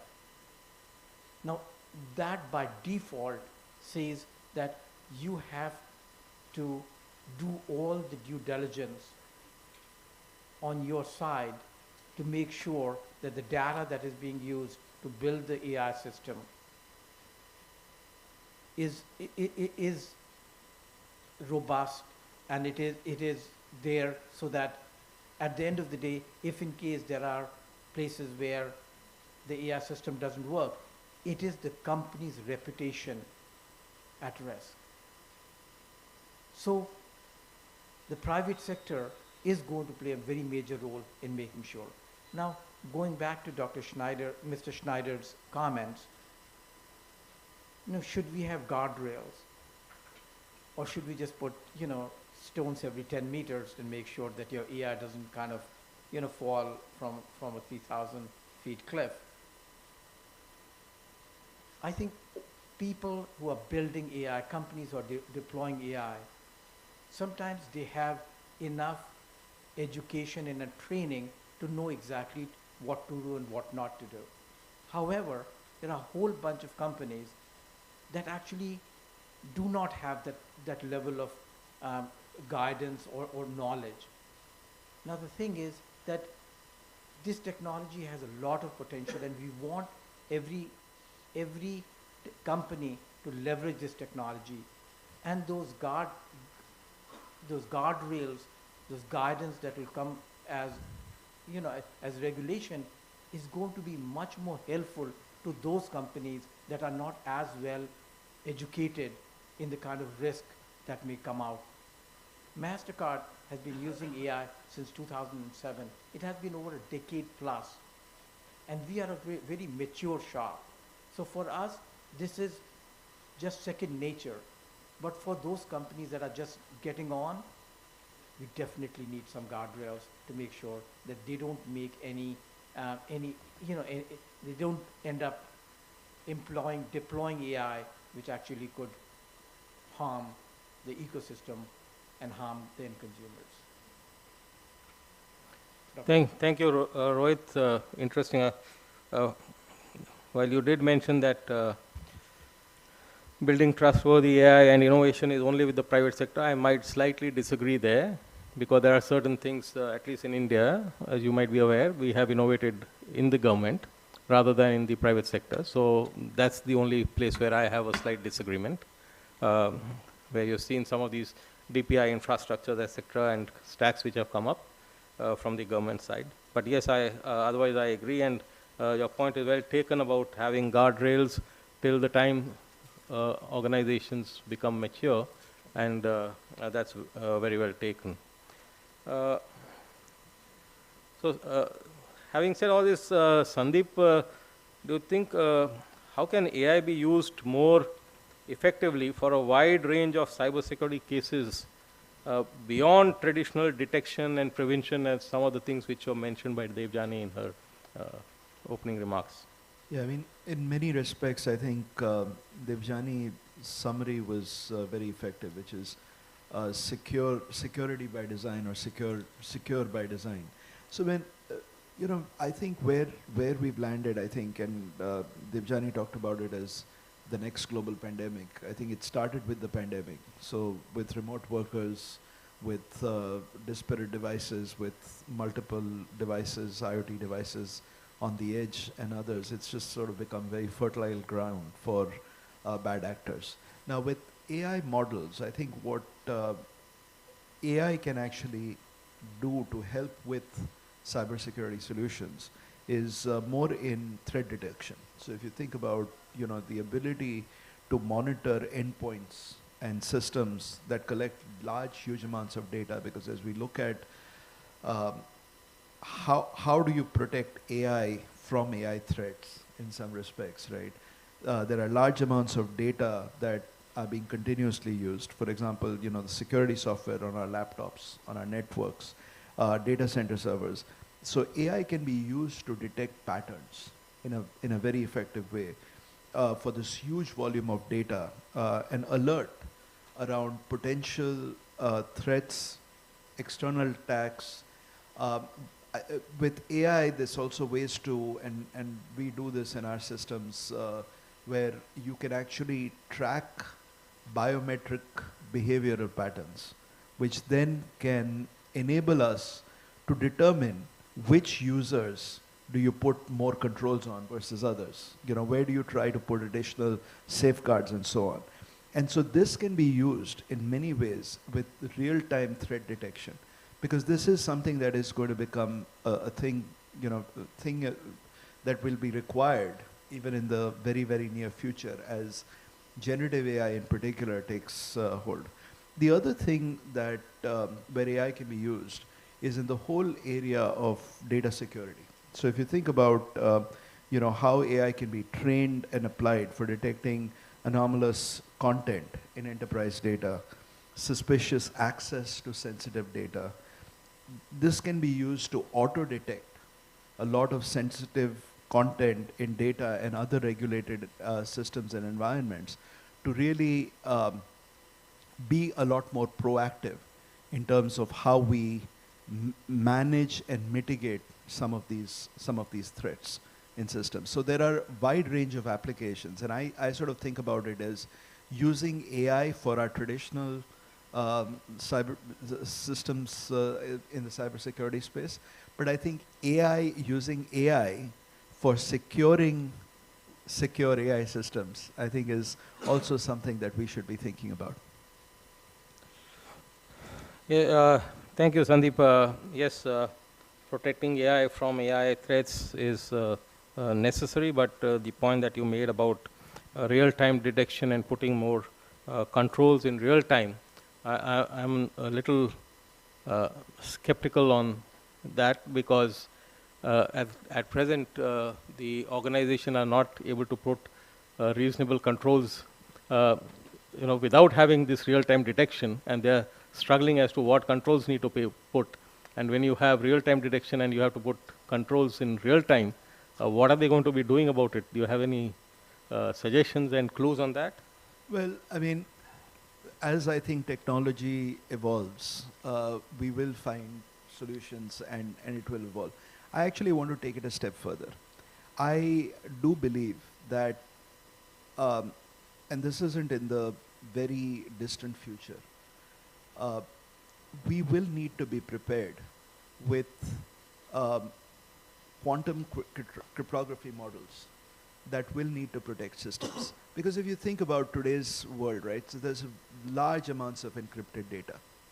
As quantum machines become more real and more accessible, the bad actors are out there just trying to figure out how they can grab and do damage with a lot of this. So if they get into decrypting some of this data proactively, and if we are not prepared to use that same technology to protect systems, it will be it will actually cause chaos in many respects. So I don't think it's the question of how will we do it. I think what we've seen with technology, and we saw that with the pandemic in full force, is when it comes and hits you, smart minds come up with solutions. And at least in India, what I found is that India actually does have the ability and the, I think, ability and agility to actually come up with those solutions very, very quickly. Thank you, very well said. Isabel, I did mention about 1,500 startups in India. in this space of AI. So what can AI startups do to mitigate the various risks which are associated with AI tools, where Sandeep mentioned AI for AI, etc.? Yeah, and I wanted to start mentioning the impressive I got when I came downstairs to the to the expo, and I saw all the startups, and well, it's impressive to see how the Indian government is investing, all the initiatives, yeah, all the cool stuff that you are building, and that will be beneficial for the country. But of course, with the security mindset, I also think, well, if all these things are implemented, and then I go back to security by design, to threat detection, you know, at some point it becomes also a really big vulnerability. If a country is so dependent on technology, it will make you, of course, at the level of innovation, it will improve your, yeah, probably society at a lot of different levels, but it will also bring vulnerabilities. And then it's when it comes, security by design, threat detection. How do we really detect threats? That's also already a way, because I see that most of the times we are talking about things we need to do, like detect threats, implement monitoring, validate systems. And so I think we all read a lot of guidance that gets published about all those things. But eventually, one of the things is to understand what really can go wrong, what I'm doing, and how to solve it. And I would like to say for the first thing, how it really can go wrong is something in security that we use is threat modeling, for instance. That I'm a really advocate of it, and like mentioned by Sunny in my introduction, I published last year an open source library of threats for artificial intelligence called Plot for AI. It's a work in development because threats keep appearing, and are not only threats about security, but there are 8 different categories. That's the beauty, and at the same time the difficulty of AI, that it's a holistic risk-based approach. So many things can go wrong. So we all need to learn what can go wrong. When I'm developing AI, you cannot expect from startups to understand how to solve things, implement, like I said before, monitoring. I mean, they need to really understand, to look at their specific use case and understand what, identify what can go wrong there. And for that, like I mentioned, tooling methodologies like threat modeling can really help. Yeah, there's also a lot of lack of knowledge and expertise. That's also a big problem in the field, and also a problem for startups. I mean, even we mentioned about validating systems. You need to understand how you validate your specific use case. So we also need to have a lot of support from research, and more sharing of knowledge. And in that sense, I want to keep also advocating for the open source community, because it's the only way to keep sharing the knowledge. And Thomas also mentioned about awareness, training, also important, and that also comes if we keep sharing knowledge and we understand what we need to do. And that also helps us eventually to comply with accountability, of course. So maybe for startups at first it's like the less important thing, but if you don't become accountable what you do, you don't have an incentive to really do the right thing. Something that has also been mentioned here today. And I will keep it there for now. Thank you. So yes, threat modeling is crucial. I don't think I need to emphasize that much.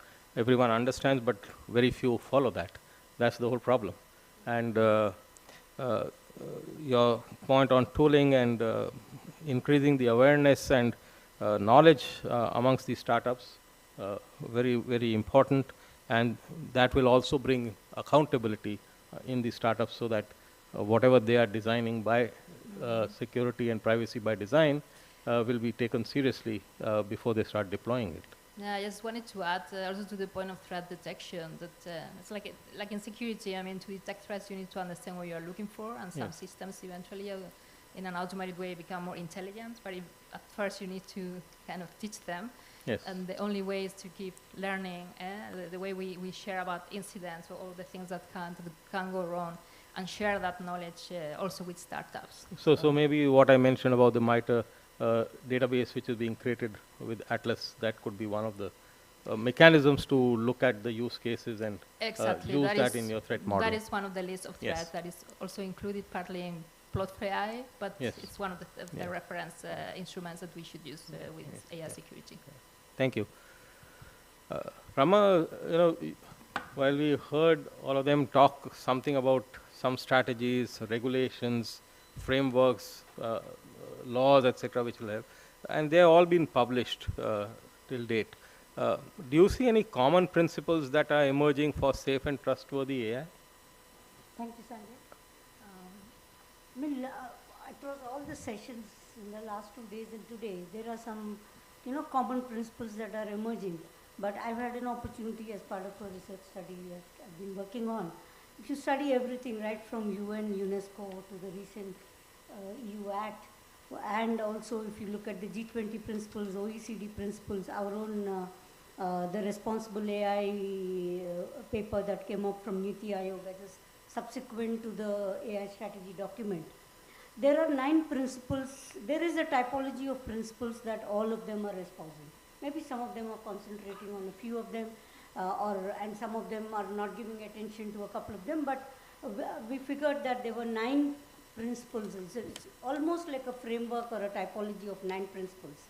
Some of them are very common, talked about even in today's session and in all the resonating in almost all the sessions in the last 2.5 days, whether it's transparency, governance, right?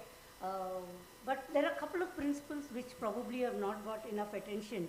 One is the human autonomy and determination, because particularly in some use cases of AI, like let's say healthcare, there's a lot of focus that everything cannot be autonomous, and there has to be a human, determination in the actual outcome of that AI solution. So human autonomy and determination is something that some of these frameworks are talking about, and contestability, because contestability is a new emerging need, right?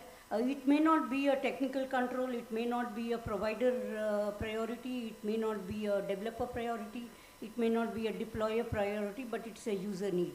So ultimately, when we talk about trustworthy and responsible AI, there are technical, which is a combination of developer and deployer. Those are the actors. The developer could be a startup, it could be a large language model platform vendor like a large big tech company, or even a large company like MasterCard. And there is a deployer, which is the actual organization or enterprise which is deploying it. But there is that technical ecosystem plus the user and the social. Unless we give attention to this entire life cycle of implementing and governing these principles, these 9 principles that I talked about, so that the technical controls and the responsibilities of the developer and the deployer is taken care of, but it also meets the user needs, because typically when a financial services company is implementing a loan system, they might do everything that needs to be done to explain the decision-making process, the data on which these models have been trained, right? They may be reasonably transparent in declaring what their AI model is supposed to do, but they may not really give enough importance to contestability. But if you do not bake that, there would be a huge dissatisfaction from the users who, let us say, in the loan processing applications. Similarly, if you look at AI in the healthcare system, right, when you say contestability, it is not an end user as a patient, right? It could be even the practitioners who are the doctors who have to rely on an AI system. They may need to, they may want to, or they may expect that this system is giving an option to contest the treatment protocol that this AI system is recommending after, diagnosing thousands and millions of scans, right? So we need to look at the technical, social, and user, and look at that holistic thing. Otherwise, I think we'll have more and more technical controls being implemented. If you look at all the frameworks that are coming, Sanjay, whether it's the recent NIST framework, the standards that are coming out from IEEE, right? All of them are pretty much aligned to the OECD and G20 principles. All of them are focused on the developer. We are not really focusing on the social side of how do we implement these principles, and also the user part of it. And who's the user to AI system that we are deploying sometimes varies. Sometimes it's an end user like you and me if you're availing of financial services. Sometimes the user could be the healthcare practitioner. So user is not really the end user of the AI system. And we need to look at this. And even when we are doing the developing, evaluating, and then deploying, I think we need to have focus on the developer, the deployer. I think there was only one mention of the deployer in Rohit's speech, and the user. And all of us need to collectively do that. Otherwise, we might have regulations and frameworks and standards increasingly focused on the developer and not giving enough attention and capacity building on the deployer, because very easy to say bias audit, but the deployer organizations need to know what it takes to do a bias audit based on the use case in which the AI system is being deployed. So I would say that surprisingly, there is synergy among these 9 principles. Sometimes there may be a conflict when you have to implement principles. For example, we always expect an AI system or a solution to be very robust, right? When you say robust AI systems, the most minimum human intervention will make sure that the AI system is robust. But we are also expecting human intervention or human determination. So how do you synergize some conflicting principles in your implementation and in your deployment is something that is emerging. I think, so what I hear is that what you're trying to say is that we're making probably the similar mistakes as we've done earlier of not putting the user in the center of the universe. And if we don't do that, I don't think we are going to be successful. So I agree with that, and also with the entire life cycle needs to be addressed. The human autonomy and determination factors and the contestability. Until we have this in place, it is going to be a huge challenge. And in your talk, you did mention about EU Act, etc. So I'll come back to Isabel on that as to, since the release of the AI Act in Europe, has the security landscape around AI changed? If yes, how? Well, I will even say that more than the AI Act, I personally see a change since the release of ChatGPT. Has really a change in mindset. Yeah, it sounds even funny, but maybe even good after all. I must say, when I started my research on AI risks in 2019, I was really surprised of the low attention really for AI security as one of the really the risks from AI. And at that time, I saw that like only some like organizations, remember Microsoft or the Institute Velivile were really publishing information, open source about different threats, things that could really go wrong with AI, and not only at the general level, but also at really at not the security that we all know, like access control, for instance, but really specific for AI systems. And I've seen really a change since the end of last year. So suddenly, I really see a lot of attention. We realize that there's not only that the systems, we see systems that are really a threat for us. We have the problem with deepfakes, with misinformation. We have the problem with sextortion. I mean, a lot of things that are happening. And that on the one side, so like the threats from the systems, but also we see, well, the things we are building also need to be built with security by design. So then is when I really hear in the conversation, this is important. And of course, the AI Act will offer some rules that by means of eventually standardization, technical standards that will help eventually, at minimum, the high-risk systems to implement security by design, not only security by design, but much more other principles. But yeah, like I said, I personally see the change, not only from the AI Act that is already going on for a while, the discussions, but really from since we saw really, this is really big, what is happening here last year. So the good thing is that there's now a lot of attention and a lot of ChatGPT versions have changed. So that's a good takeaway. Thomas, I'll come back to you. According to you, what are the most significant challenges of AI for our societies and economies?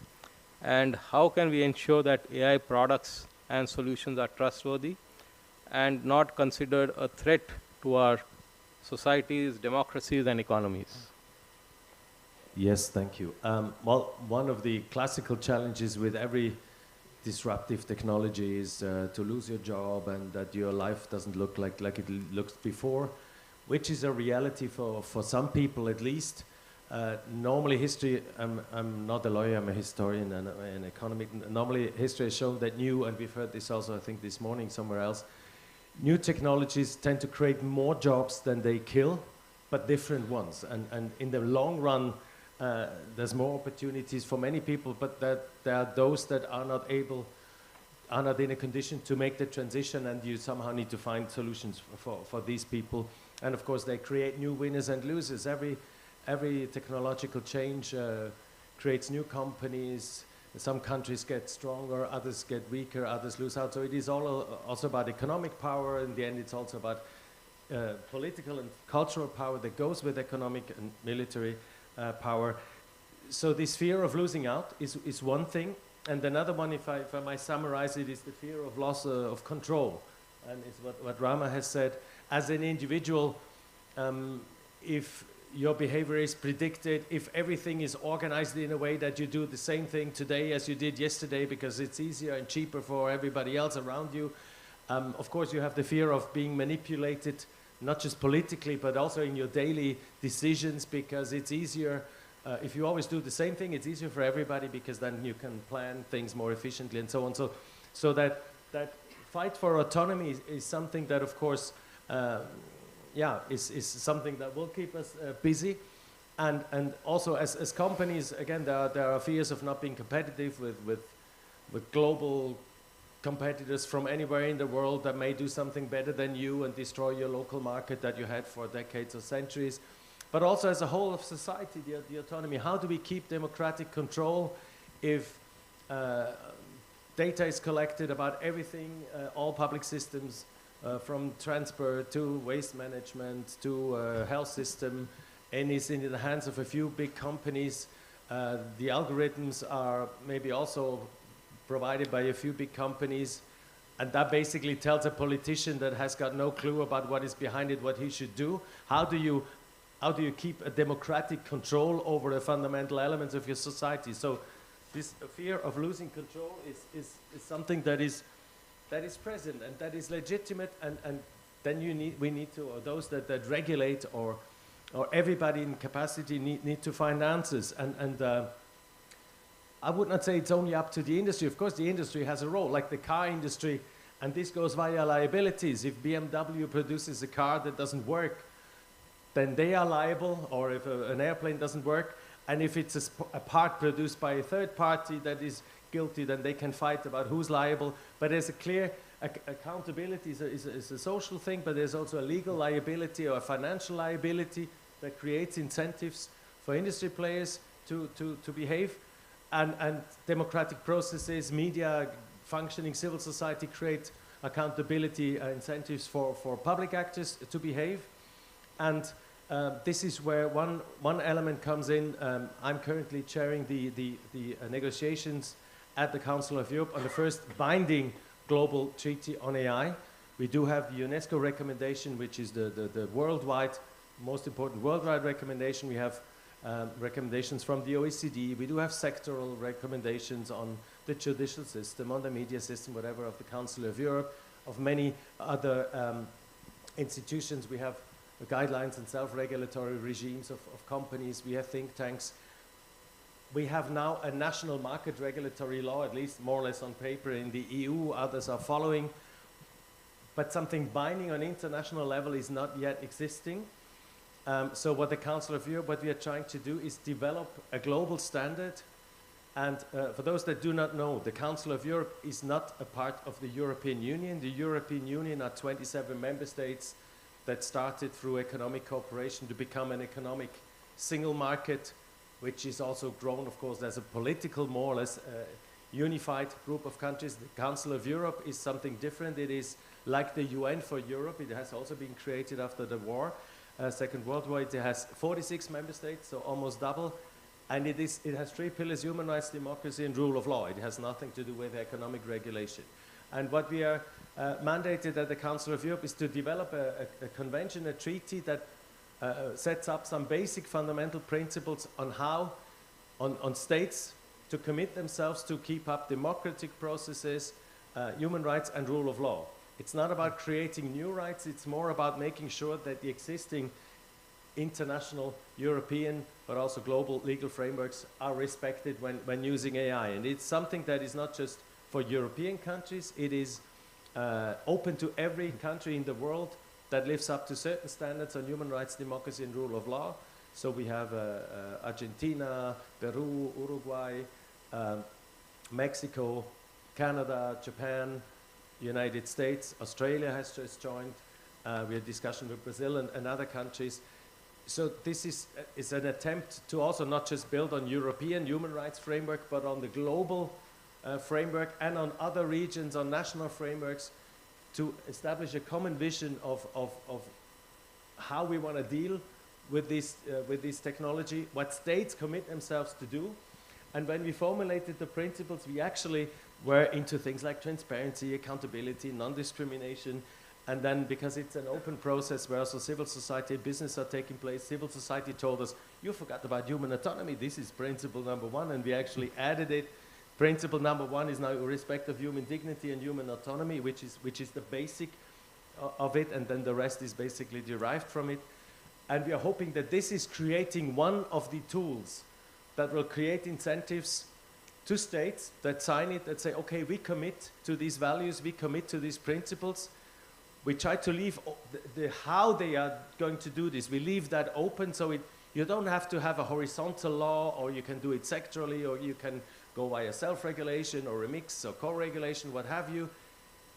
It is up to the respective country, the respective culture to define how, but the goal is you as a country, you say, we commit to living up to these principles, and we also commit to working with the private sector, so that also, and the question is then how and to what extent this is feasible, because that difference from region to region, how and to what extent a government is accountable also for what its private sector does and needs to work with the private sector to create incentives that your rights, democracy, and the rule of law is not negatively impacted by the use of AI in the private sector. And this is, I think, not the only instrument, but it's one contribution to having globally shared principles that are enforceable, at least to some extent, via the countries, the states signing a binding treaty. Thank you, Thomas. So interesting to understand that the fear of loss of democratic control and also the fear of global competition while looking at, so we'll wait for the binding treaty that you are chairing and what comes out of that to see what's happening from there. Rama, I just wanted to check with you, what are the most significant cybersecurity threats facing AI systems today, and how can we ensure that AI products and solutions are robust and resilient against such threats? Thank you, Sanjay. So I think, both Debjani and Sandeep talked about the potential of AI for, the threat detection, and the entire solution stack. If you look at any of the new cybersecurity solutions and product stacks launched in the last 4 to 5 years, AI is almost a foundation for most of them, right? And we are beginning to see a lot of large language model platform companies coming up with those security models, whether it is the Security Copilot or the SecPalm 2 that came up from IBM, right? So large language models are also being leveraged.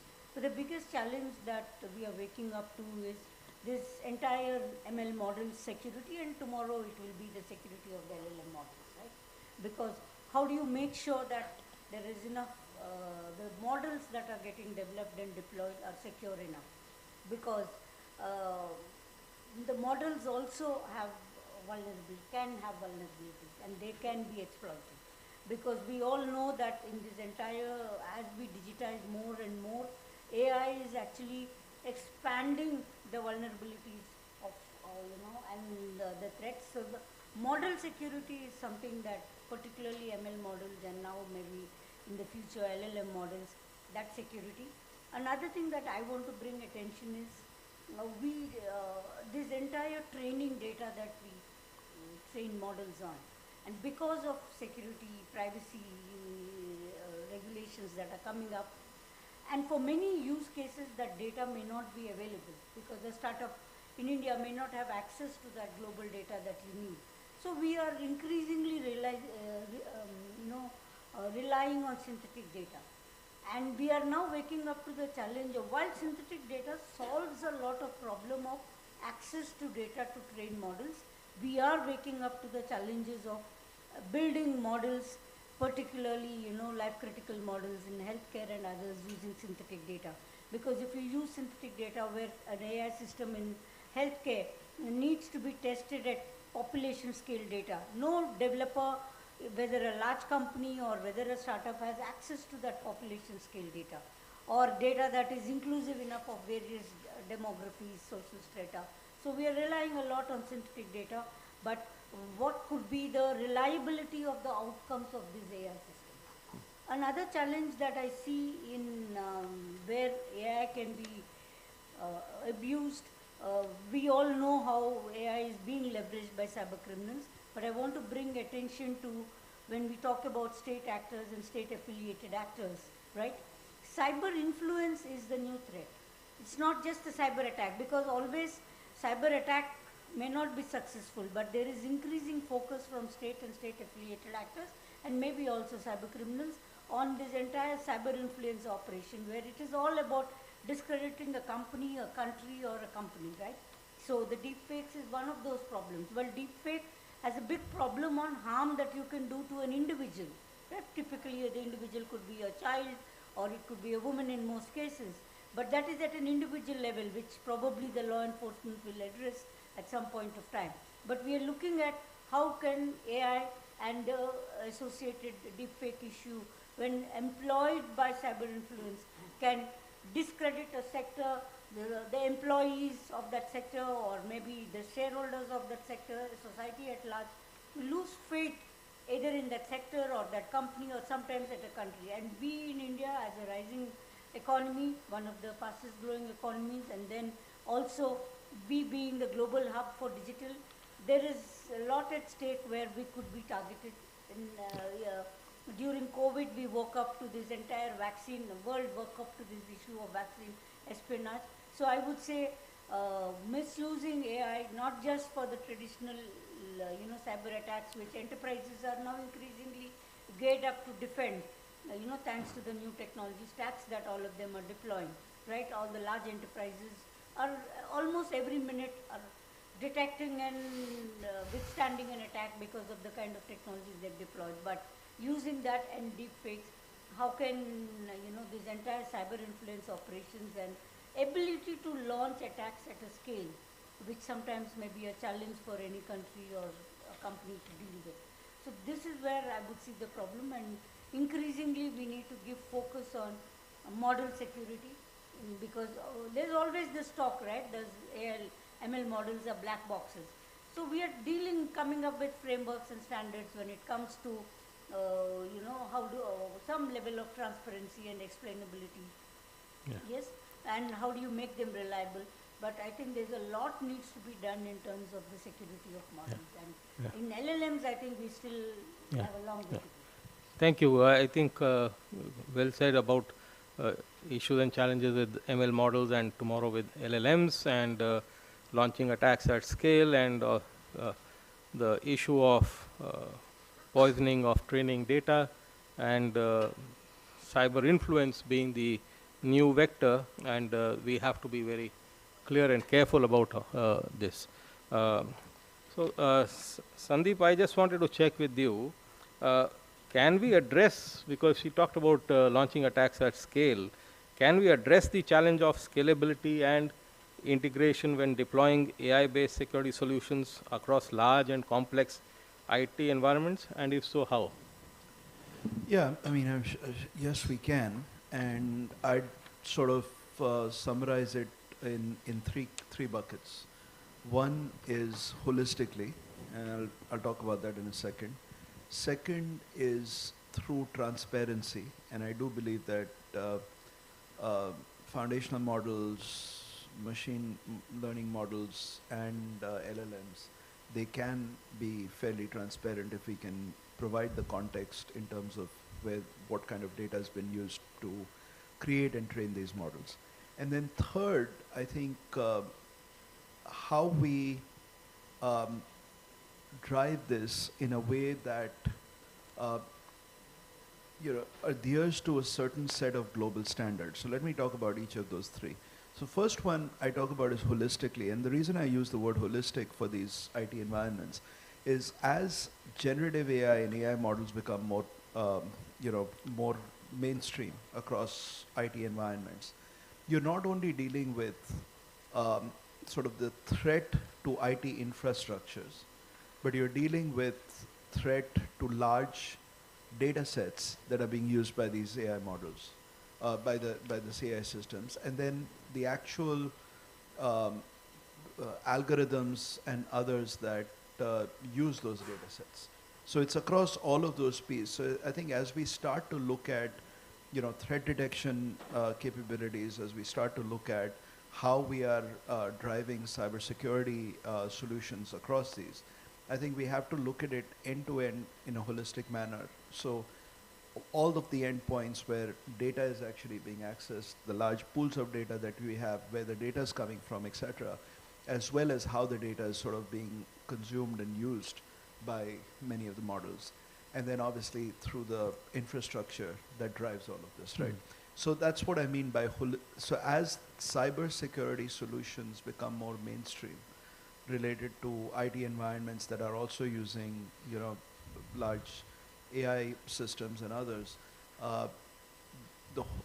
looking at these solutions holistically is, I think, going to be very important. So that's point number one. Point number two, what I said is with transparency. So I think there is a great move as we think about trusted AI, and there was a fair bit of discussion around that. Having explainability and transparency to where the data sets have come from, how we've trained them, how those models have evolved over a period of time, I think becomes very, very important. And I think the more, and I do believe, because this is something that we prescribe to in a big way, as we start to build out AI platforms at scale, the need to have trust, transparency, and explainability in those systems is going to become paramount, because that will actually enable us to know where we need to protect against threats from bad actors. And the last point is, I want to go back to something that Thomas said, which I do believe. And as a matter of fact, this morning I was in a roundtable that USIBC had hosted.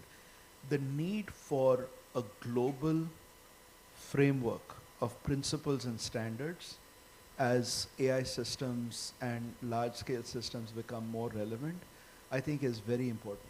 And I think the countries that are leading the charge in driving the whole AI agenda forward, they have a unique opportunity right now as regulations and others are forming to at least have a base set. And I do understand, look, there'll always be nuances that you will find across countries. There'll be language issues, all of those. That's a given.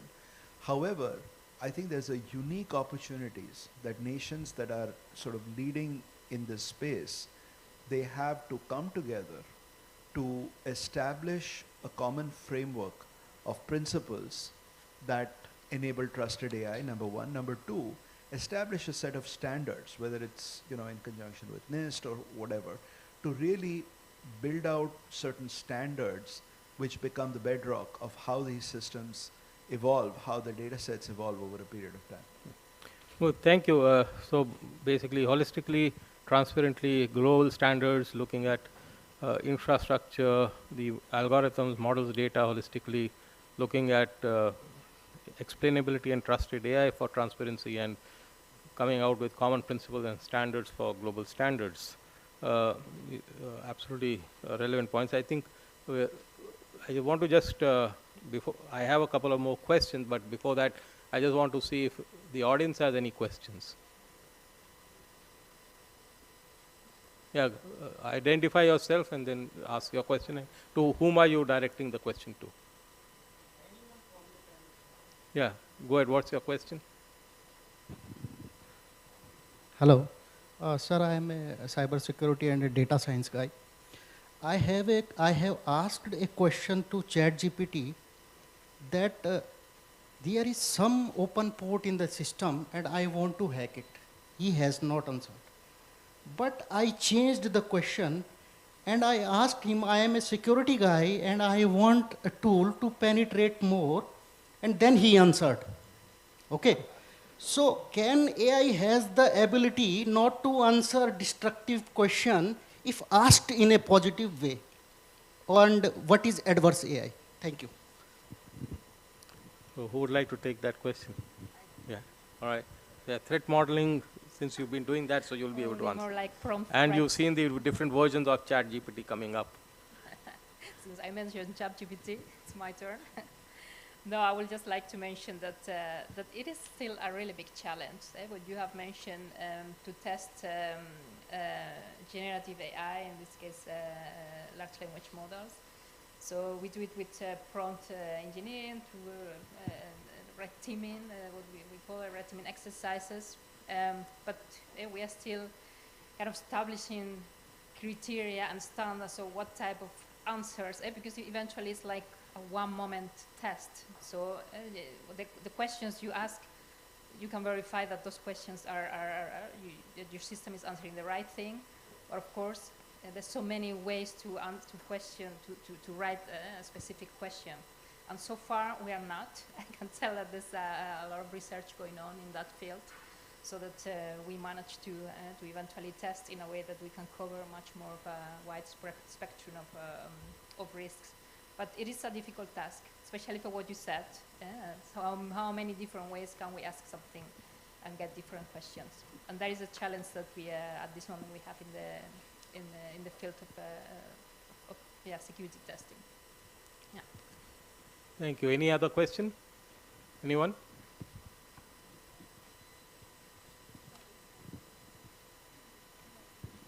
Yeah, hi, I'm the young CEO at Golai Technologies, and my question is that, don't you think we are at the stone age of artificial intelligence right now, and we should bound the artificial intelligence with several limitations like the humans have? And like the previous question was there, they asked ChatGPT a cybersecurity question and it answered. So we shall make it enterprise friendly, like there shall be several options and limited features for limited users. There shall be limited cybersecurity users, and for the normal consumers as well, there shall be a boundary of usage so that we can prevent the misuse of artificial intelligence. Thank you in advance for the answer. Thomas, I think that goes to you because of the guardrails and the stones you mentioned. Thank you. I'm making a lot of allergies these days. If we take a knife is something that in some countries with some knives maybe there's an age limit, but basically you can any kid can buy a kitchen knife and say, this is for my mom, she uses it. In the end, you can kill a person with a knife if you want, if you're strong enough, and the other one is maybe surprised.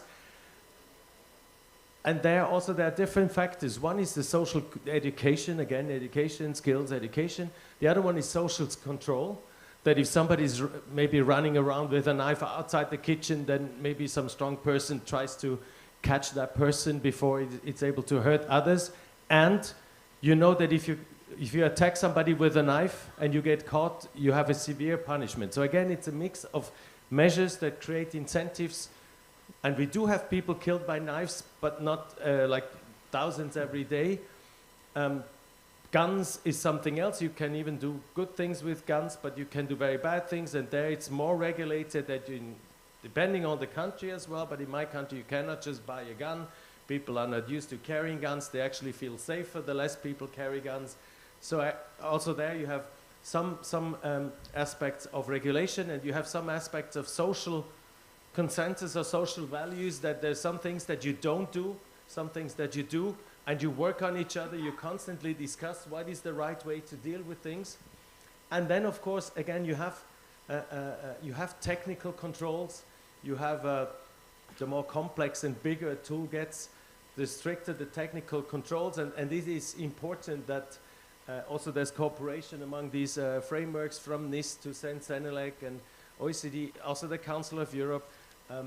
In addition to the convention, we're working on something that we call HUDERIA, which is also a risk assessment, but not necessarily a product safety risk assessment, but a risk assessment for human rights, democracy, and rule of law that is building on to what extent you can do via technical checks and assessments, but goes or builds on top of that. We are working with the Alan Turing Institute on this, and you have to develop processes about assessment, about stakeholder engagement, about finding out what is the anticipated risk, what is actually measured impact, and so on. It's an iterative process that engages ideally the whole society, not just the experts. So you need to have different skills. Also, you need to have those that, and I'm fully with you, those that develop technologies, those that use them in their jobs, in their daily life, need to have skills. And the average citizen needs to have skills, and you have to develop rules where it makes sense. But also, if we have too many rules, then we lose the autonomy that we are trying to keep. So also that the question is, how do we make intelligent rules that try to tackle some risks at the core without having to control people or every company every single second, because it's not feasible, because it's not making sense. And I think this is a key thing. And if we take the challenge with deepfakes and with manipulation in the media and the democratic system, I mean, as a historian, if you watch how the Soviet regime was able to fake images and take people out of images and put other people in, that was an amazing skill. Of course, not everybody was able to do it. They couldn't just buy a software that would do this. But this manipulation is nothing new. It is also in democratic societies. It's not the government that decides what is the truth. So there's also some relativity that your truth may not be the same like my truth. That goes on until it is not forbidden to lie. It's a human right to say something silly, stupid, or wrong. So we have to find ways. And for instance, in my country, people would never accept the state agency that would declare that this is correct and this is wrong in terms of the content. But you may have fact checkers, you may have other criteria, and you can actually use AI and say, this picture seems to be treated in this way, or then find other pictures that exist that you can prove that they have existed before. So there's a whole also there's a set of measures where you don't have to say this is right or wrong, but you can set up indicators and say this content fulfills these indicators but not these, and then educate people that they are able to read these things, to compare, create trusted institutions that try to look at this as facts-based as possible, but to give a political party or a government or a state the power to say this is the truth, this is not the truth, is something that is probably also not what we understand as free and autonomous citizens. So again, we need to experiment with different mixes of where to tackle something, see how it works, do we reach the intended effects, what are the non-intended consequences, talk to each other, benefit also from cultural diversity, that we have different ways of finding solutions, and talk to each other and harmonize wherever we have to, and be flexible wherever we can. I think there was a question over here. Yeah, go ahead. I just wanted to add, first I would like to not agree to the point that we are at the stone age of AI.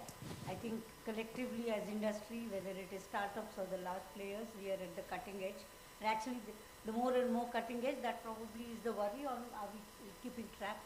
I just want to assure you that industry will continue to innovate on any technology. It need not just be in IT. You see in the medical field, you see in the pharma field, you will see it in the nuclear field, you will see it in the energy field. Industry worldwide is here to innovate on the latest technology. And regulators will come with those control measures. For example, it's not like, we are waking up to the power of AI. somebody like, our SEBI, like the market regulators, and SEC in the US, they have woken up to the challenges of algorithmic trading. So and those regulations have come in place. And we trust our capital markets, right? Whether it is in the US or in India, we trust those platforms created by those capital markets industry in trading, right? So regulations have come in algorithmic trading. Similarly, AI has been used, or similar kind of technologies have been used in the pharma sector, have been used in the medical sector, financial services have been there for more than 5-10 years. So the industry always will innovate, and regulators will come up when they foresee challenges, right? When the financial crisis happened, that's when we woke up to, challenges how algorithmic trading can be gamed. And regulations came up, and now we know the strict regulations that SEC or SEBI in India or similar capital market regulators worldwide. So I think this thing that, we should, I would urge the young gentlemen there to have faith in the new technologies and the ability of government and regulators to intervene when those technologies are likely to be abused by one market player. Thank you, Rama, for clarifying that. I think there was a question here. You wanted to ask some question.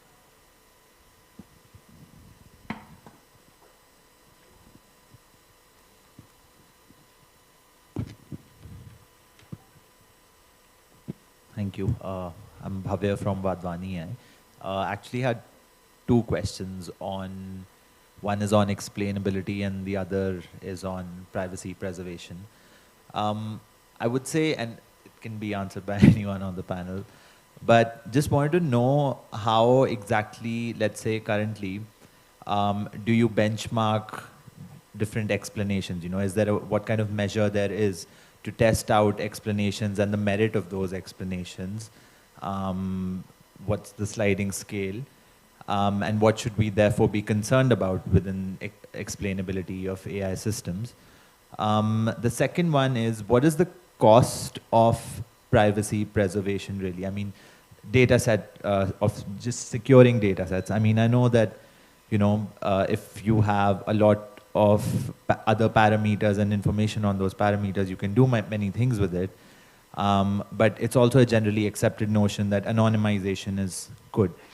But what do you lose out on when you choose to make that decision to anonymize certain data sets and still preserve privacy? And is there any scope even after that to, let's say, the security to these anonymized data sets to be de-anonymized? I'm sorry if that's a loaded term. So you get that. I think I'll direct that to Sandeep, because you talked about explainability and you talked about anonymization, etc. So maybe you want to take this. A lot of where explainability and what I refer to as trusted AI comes into place is providing the context for why certain outcomes are delivered, right? So it's contextualizing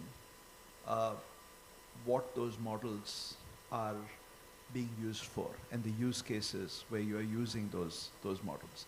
I think I go back to the other question that was asked around, should we be just limiting the use? I don't think technology, any kind of technological progress that happens, trying to limit it is not going to work because it will stifle innovation. But if you do bring in the context of why certain data is being used and how it's being used, that adds to the explainability. And explainability, I think, depending on the use case, will vary from, I remember, way back when we were doing a lot of work in healthcare, the explainability wasn't about this is a precise answer and here's why. It was, here are the decision-ready options and here is the degree of confidence you have based on certain factors that are relevant for the context in which that question is being answered, right? So that, I think that is a piece that will need to mature over a period of time as the usage and the use cases start to become more and more relevant and mature, right? The other thing which I think is very important to understand, and I go back to the question that was asked around ChatGPT and others. A lot of the what I would call mass generative AI, right, that has sort of one set of uses. It's important to distinguish AI or generative AI for the masses versus how you think about AI for business. Because as you start to think about AI for business, there are different data sets that have to be that are relevant. There's also contextualization that becomes very, very important in terms of the use cases that you start to use. And what was your second question again? Second one was on the cost of privacy preservation. What do you really lose out on, and what are the challenges? So I wouldn't think about it as a cost of privacy and anonymization. The question is, what is the opportunity cost of not doing anonymization to a certain extent? Because the ability for us to use these large data sets to a great extent is having anonymized data sets that actually enable us to get to those base foundational models that are actually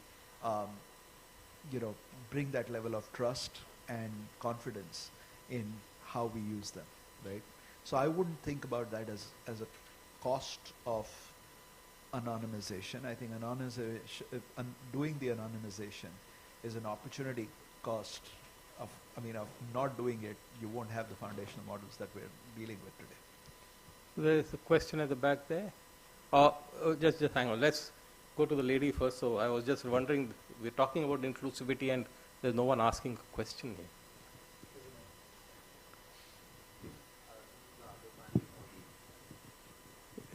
We'll go, let me just try and complete, because I have a couple of questions, as I said. I just wanted to make sure that the audience does get some time.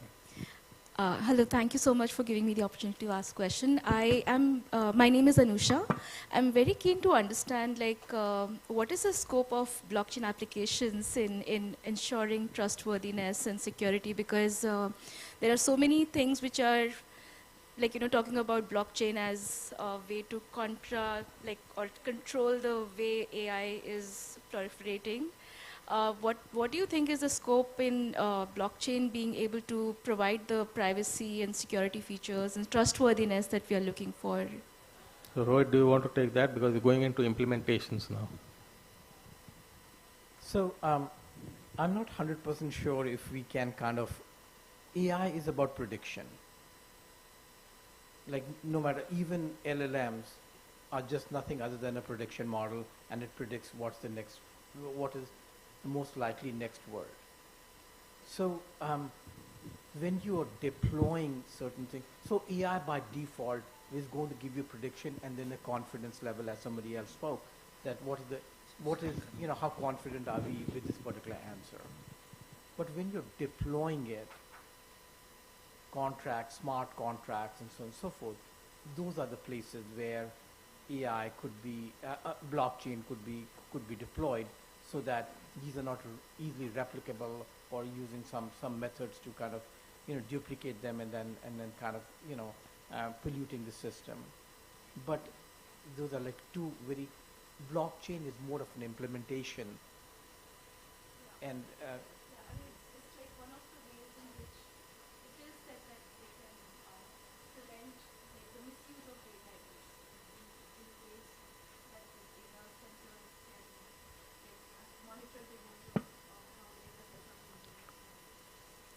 Sandeep, you want to add something? Yeah. There are two different applications of data sets. Blockchain, yes, blockchain does create a lot of, it's a trusted, think about it as like a trusted ledger that tells you when certain things happen with a certain predefined set of data. That trust factor, I think, is very different than the trust factor that we're talking about in AI models, right? But yeah, blockchain is a technology that gets you a lot more trusted outcome in terms of things that happen within a supply chain or a value chain, right? In terms of how data is used, how it is accessed, how certain things happen to that data in terms of verification and all of that. So it is just, I would say, again, go back, as you said, it's an implementation. It's a different form of technology for trusted, trusted data flow across a value chain. What we're talking about in AI as trusted, both data as well as explainability, I think two different contexts altogether. Yeah. Yeah. So I think one question there, and then I'll come back. Ask your question quickly. Hi, I'm Somerendra Barik from the Indian Express. I had a 2-point question. The first one is for Mr. Patel directly. In the declaration, there is a point where everyone sort of agreed that India's vision of building up this collaborative AI approach, etc., and in terms of everyone needing to have equitable access to AI resources, including computing and everything. And since you represent a company working in that particular space, how do you see? I mean, what is your take on that particular paragraph within the declaration? How do you see that? I mean, do you see in it opening up essentially borders in how computing capacities would be traded, sent to one country from another, etc.? I mean, how do you just view that particular paragraph on this computing capacity? And just my second question for the entire panel together, what is your overall view on the declaration about where does this set up, say, India or other countries on a regulatory path? I mean, are we going to see more of a regulation on the underlying technology itself? Or do you think the future perhaps lies where we'll see very specific vertical use case based regulations sort of coming up? Like, what's your sense on that basis of the declaration? Thank you. Okay, I'll answer your first question very, very simply. Honestly, I haven't had the time to read the declaration. I know that there is a declaration that got adopted yesterday. It came up in a roundtable that I was in this morning. I have not read it, so I can't answer your question intelligibly. That said, I'll start on the second piece that you talked about. As a matter of fact, this morning's discussion, which actually had a collection of companies from different parts of the world, I think one deliberation was, as declarations like these, which there's one in the UK recently, I believe, and others, as these start to come forth, I think there is a significant opportunity for, and I think I said this in my last response as well, I think there's a significant opportunity for countries that are advanced in these technologies and have taken a point of view in terms of some of these policies and frameworks and standards and so on, to create some form of a global framework that can then serve as, exactly that, a global framework that can be used with specific, country-specific, market-specific regulation that can then hang off of that. I do believe that there is a great opportunity for us to do that, particularly for those countries that are ahead of the game in this space. So, anyone else wants to add something to the second question? I just want to add to what Sandeep said, is that ultimately I think some principles will emerge and there would be a synergy between the various regulations, at least among all the rights respecting countries. Okay, so I wouldn't say all the countries which are ahead in terms of the technology. There's a lot that is happening, whether you look at that AI Safety Summit declaration that came up from UK, or the G20 declaration, which also had adequate focus on AI, also AI and other technology issues. I think there would be a synergy that will come.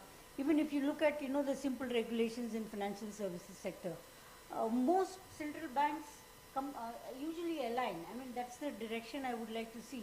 Most central banks align on a lot of the principles of the regulations that come up, right?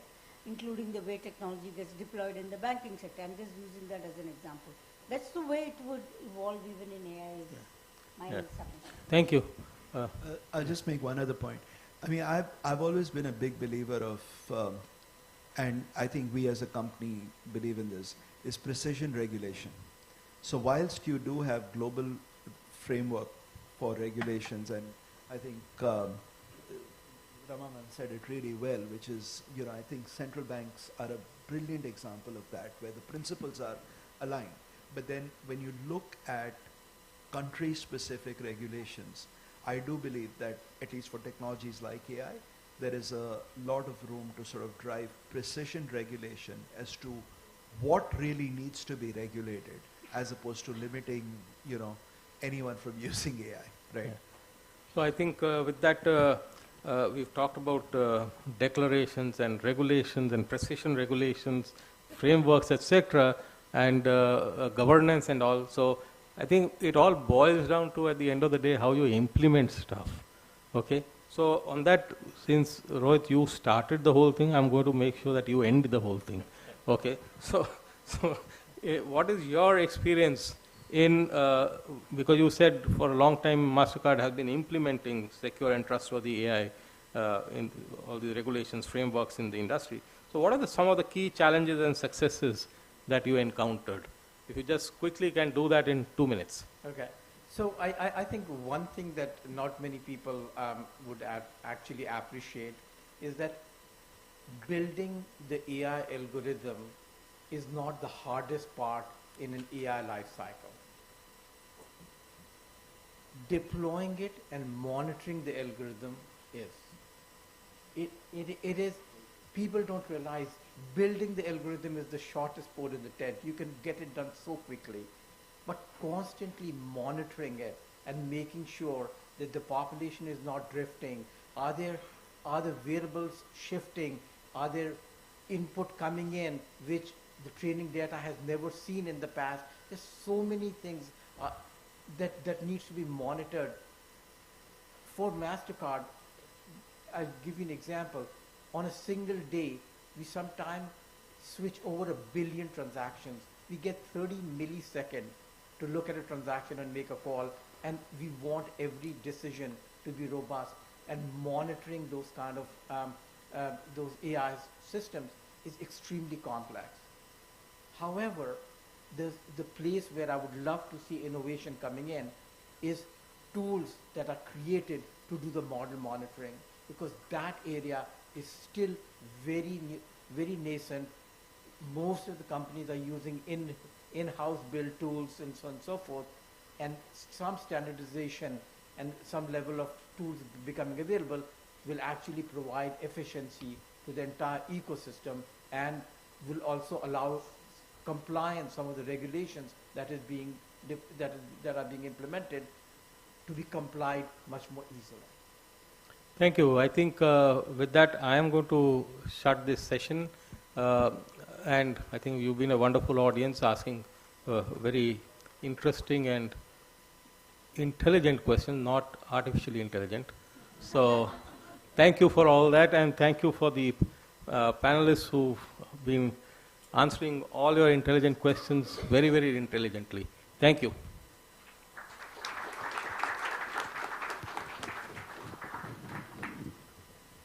Thank you so much to all our panelists and to our moderator, Dr. Bell. If I could just request you to felicitate some of our speakers with our token of appreciation.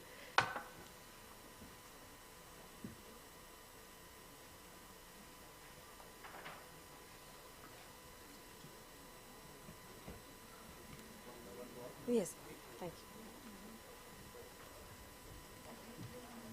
To Mr. Sandeep Patel, thank you so much for joining us.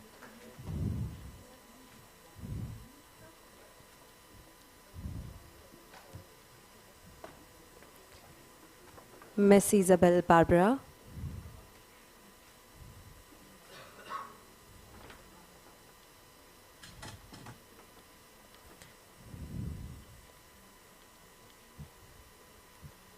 Mr. Thomas Schneider.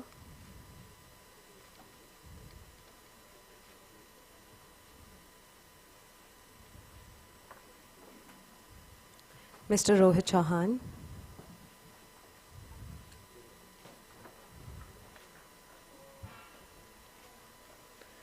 Ms. Rama Vedashri.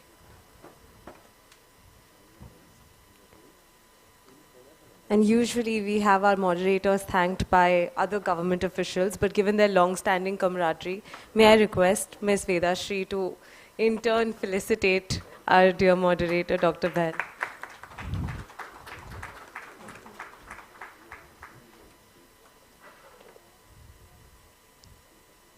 Thank you so much to everyone for joining us today. This marks the end of the last session at GPay. We request you to proceed for the closing ceremony, and please do share any insights, any thoughts, or photos that you may have taken today on social media, and feel free to accost our very kind speakers while they are still in the room.